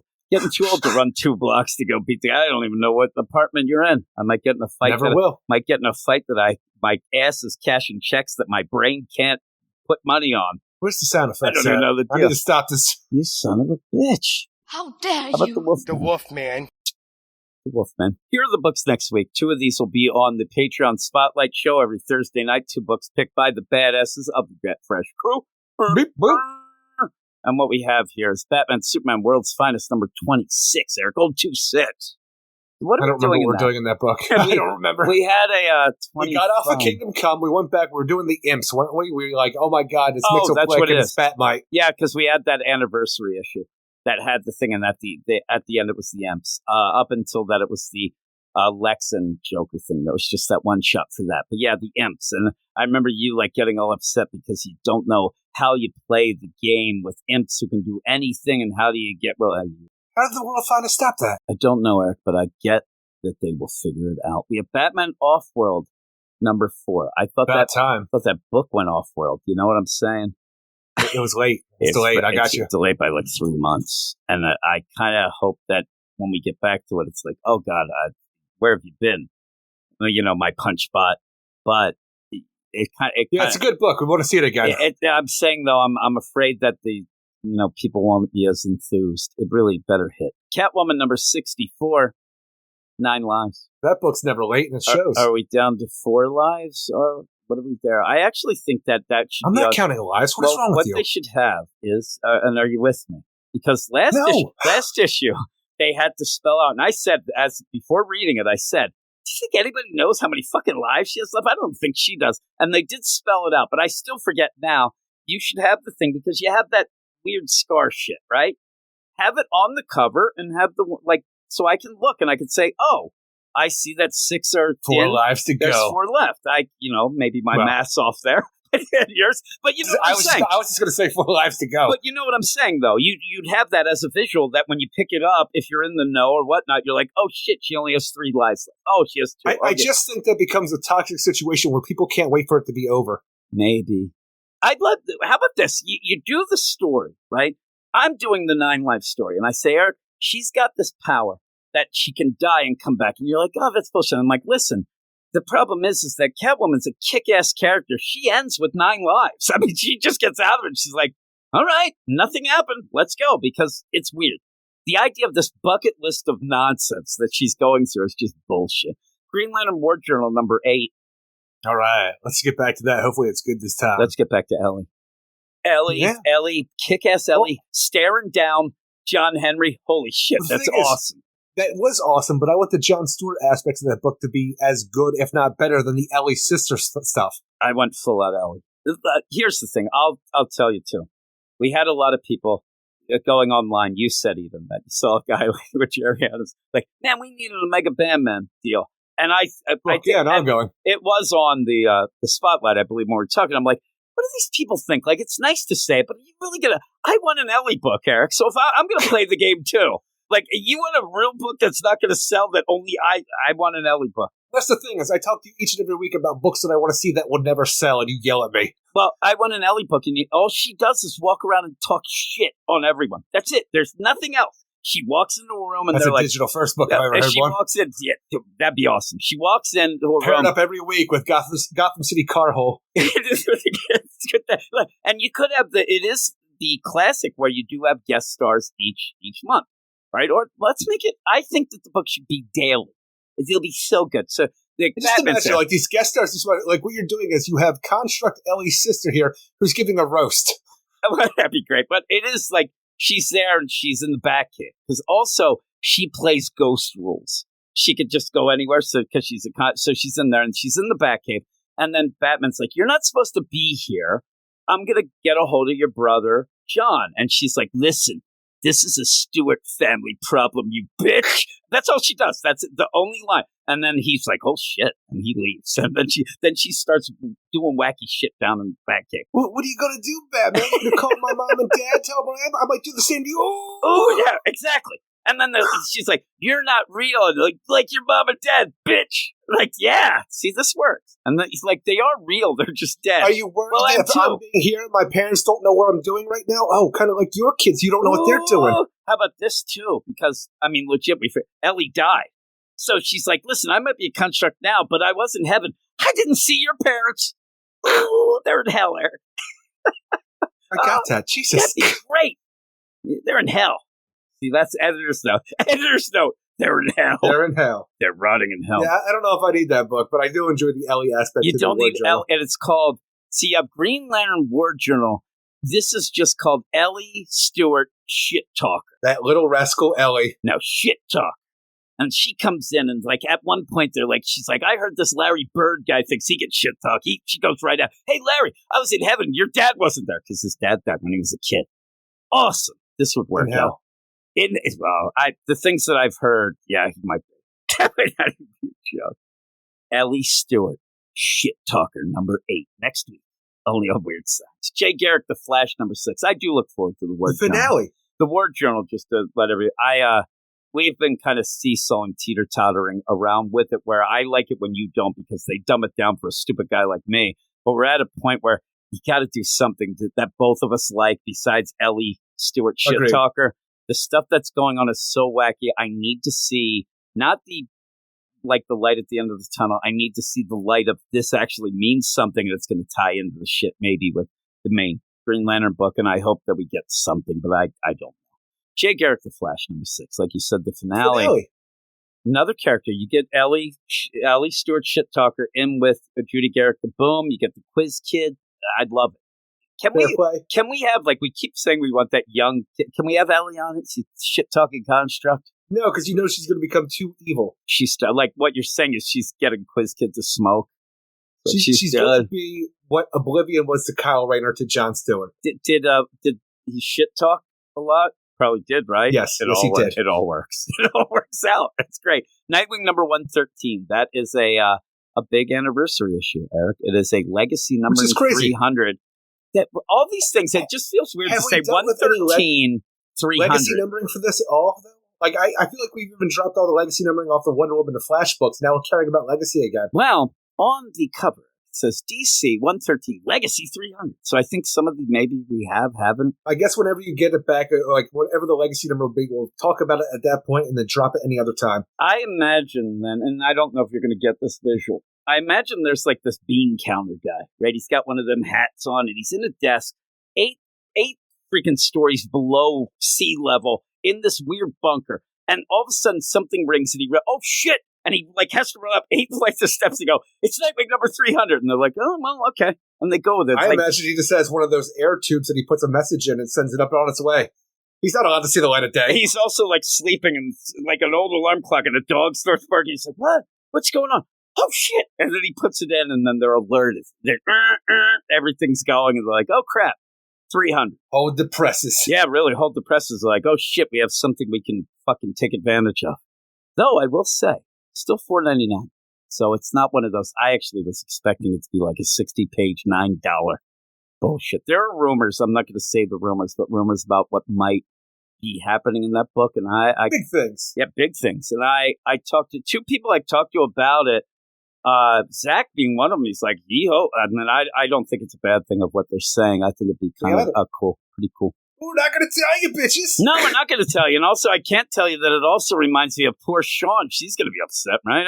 Wink, wink. No. you did from the runoff steal and that. Oh, I got you. Yeah, upset, right? Ellie and now I can't find my deal. Ellie Stewart shit talk. I think that would sell. Superman 13. House of Brainiac. House of Brainiac. All of a sudden, I really like fell off a cliff in my deal. I'm so tired now. Now that I've expended all my energy on Ellie Stewart shit talking. Yeah, Superman 13. How about that? I look forward to it. Yeah, I do too. I hope that this. I really want this to be the deal where we can say where somebody's like, oh man, architect schmarchitect. That Joshua Williams, that guy, he's lame. And I'm like, he isn't lame. Because right now people can point to, Night Terrors of the Cave and Dark Crisis. Not the greatest, but this could be really cool. But nobody but you and me will say it about the Flash. But, yeah, really, yeah. This, in my mind, like, maybe this is his better role. This isn't the biggest event. It's leading into that. Maybe that's, like, his level. Maybe that'll work out. Because I think the start was pretty good. Besides that crazy Lois acting like she's, like, the nerve of that bitch being happy. Oh my Titans God. number 10. Does this seem delayed? No, I feel like it came out with Nightwing last time. It's weird. It just feels like I have no idea what's going on, except that we got bad butt rape. And that's exactly what we have going on. Yeah. But I don't really remember, but I guess it's just the repercussions. I just don't really, in my mind, remember, but it was about a month ago. The Titans are committed to helping humanity. There you go. They are. Damn right they are. It's just the same. These solicits are starting to go back to the idea of either wrong or so generic. And then it looks like I'm looking, because I'm on the roundup looking at these, and I swear to God, this isn't even a joke, Eric. It's not, I swear. There's the cover, and it says something, and I swear to God that I thought it said sodomized but it says demonized, but it's really These are. small. It's really small. All I see And where is your mind goes to sodomized. I see the anized. Uh-huh. And you No, immediately go to the sodomized. picture looks sus. Uh-huh. I think it's code. It's code. And then the last deal, code indeed. Wonder Woman number 8. And if you have been reading the books this week, that it made me giggle that they're like, hey, everybody, Wonder Woman's actually going to do shit this next issue. They have ads. Doesn't that feel like what the ad is? It's like, hey, everybody, we've had bullshit happening, but we're actually going to get back to some actual story with the Sovereign. I'm like, all right. In-house ads. That's what you get. All about it. Also, it has like I think that's the one that has like, oh, this is the best story ever. Screen rant. I'm like, ooh. Hey, you may not want to go there. I'm actually trying to get to the in-house ad right now because I've seen it, but I've always just passed over because it's a Wonder Woman ad to a book I'm currently reading, so it's not a big deal to me. Action, emotional, weight, timely, and much-needed commentary, stellar art, and big dynamic changes. Screen rant. Screen rant. And it's like, under the influence of the Sovereign, Wonder Woman, it's like, I swear to God, it's there saying, hey, everybody, we're done with the bullshit. No space mall. We're going to actually get to the story. Because, again, some other books might benefit better in an in-house ad than what should be a huge book with one of your biggest writers.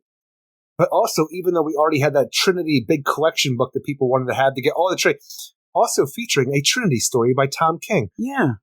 And Bella Ortega. Remember, we were even laughing that it was one. It just keeps going. Action, emotional weight, timely, and much-needed commentary, stellar art, and big dynamic changes. What does that mean? Big dynamic change. Do they mean in the character? Or, like, between scenes? Or maybe Come on. You know they don't know what they mean. No. Again, I was talking to some people about the idea of getting on the trade.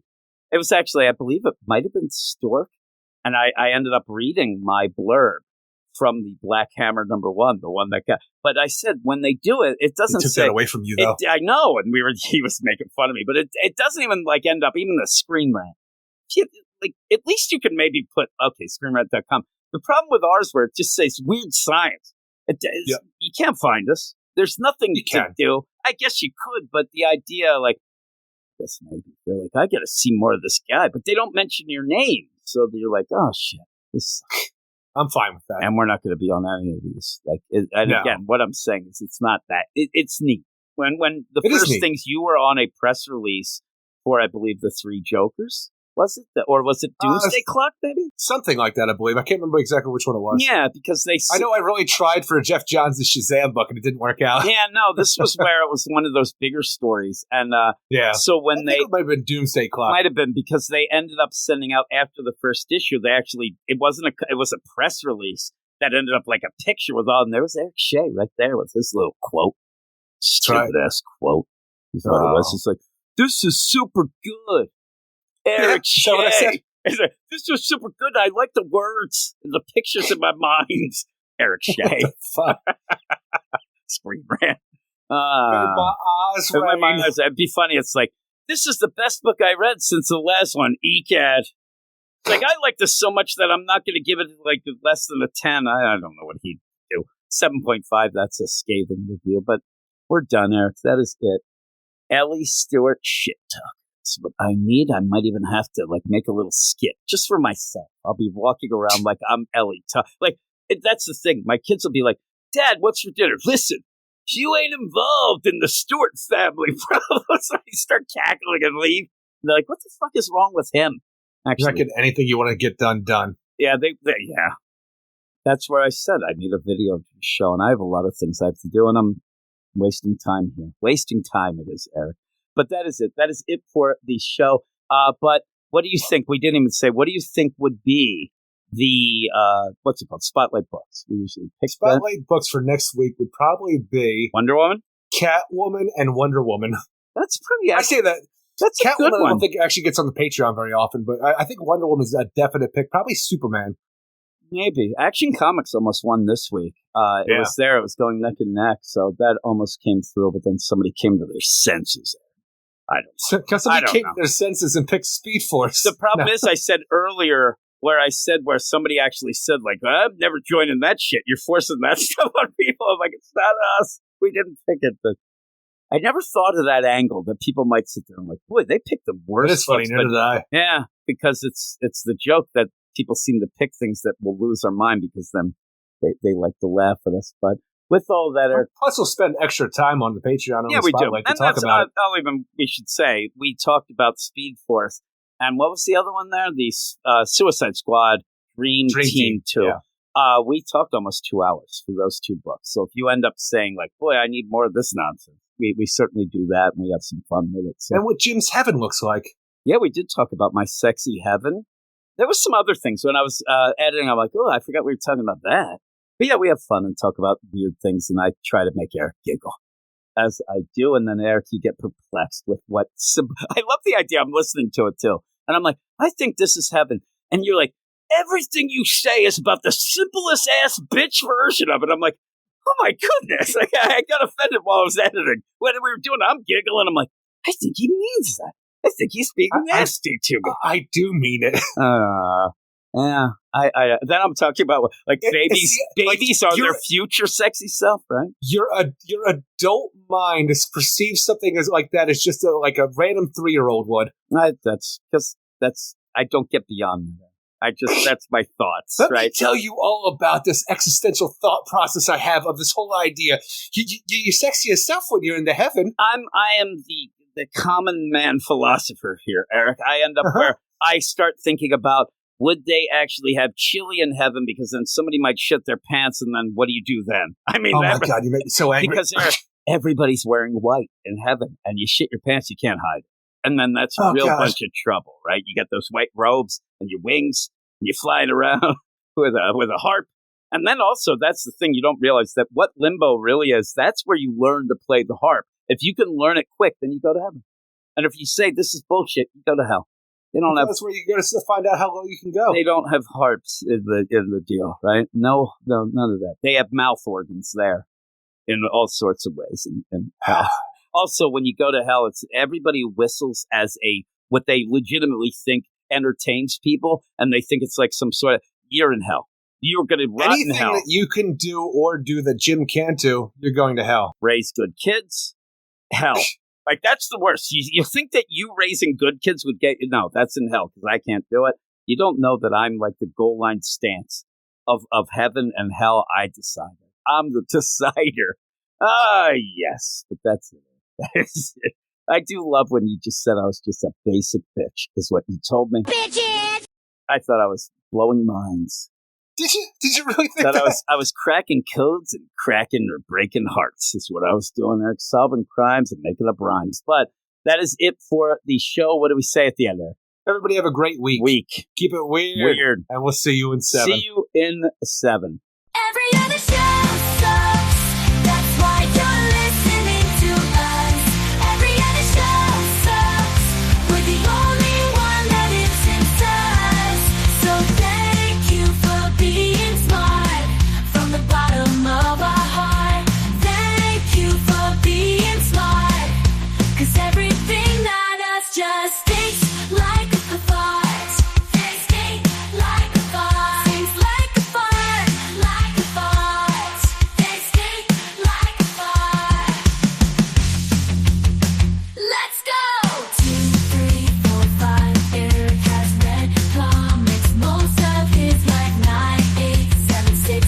Jim can really act like a shut your mouth. Every other show sucks.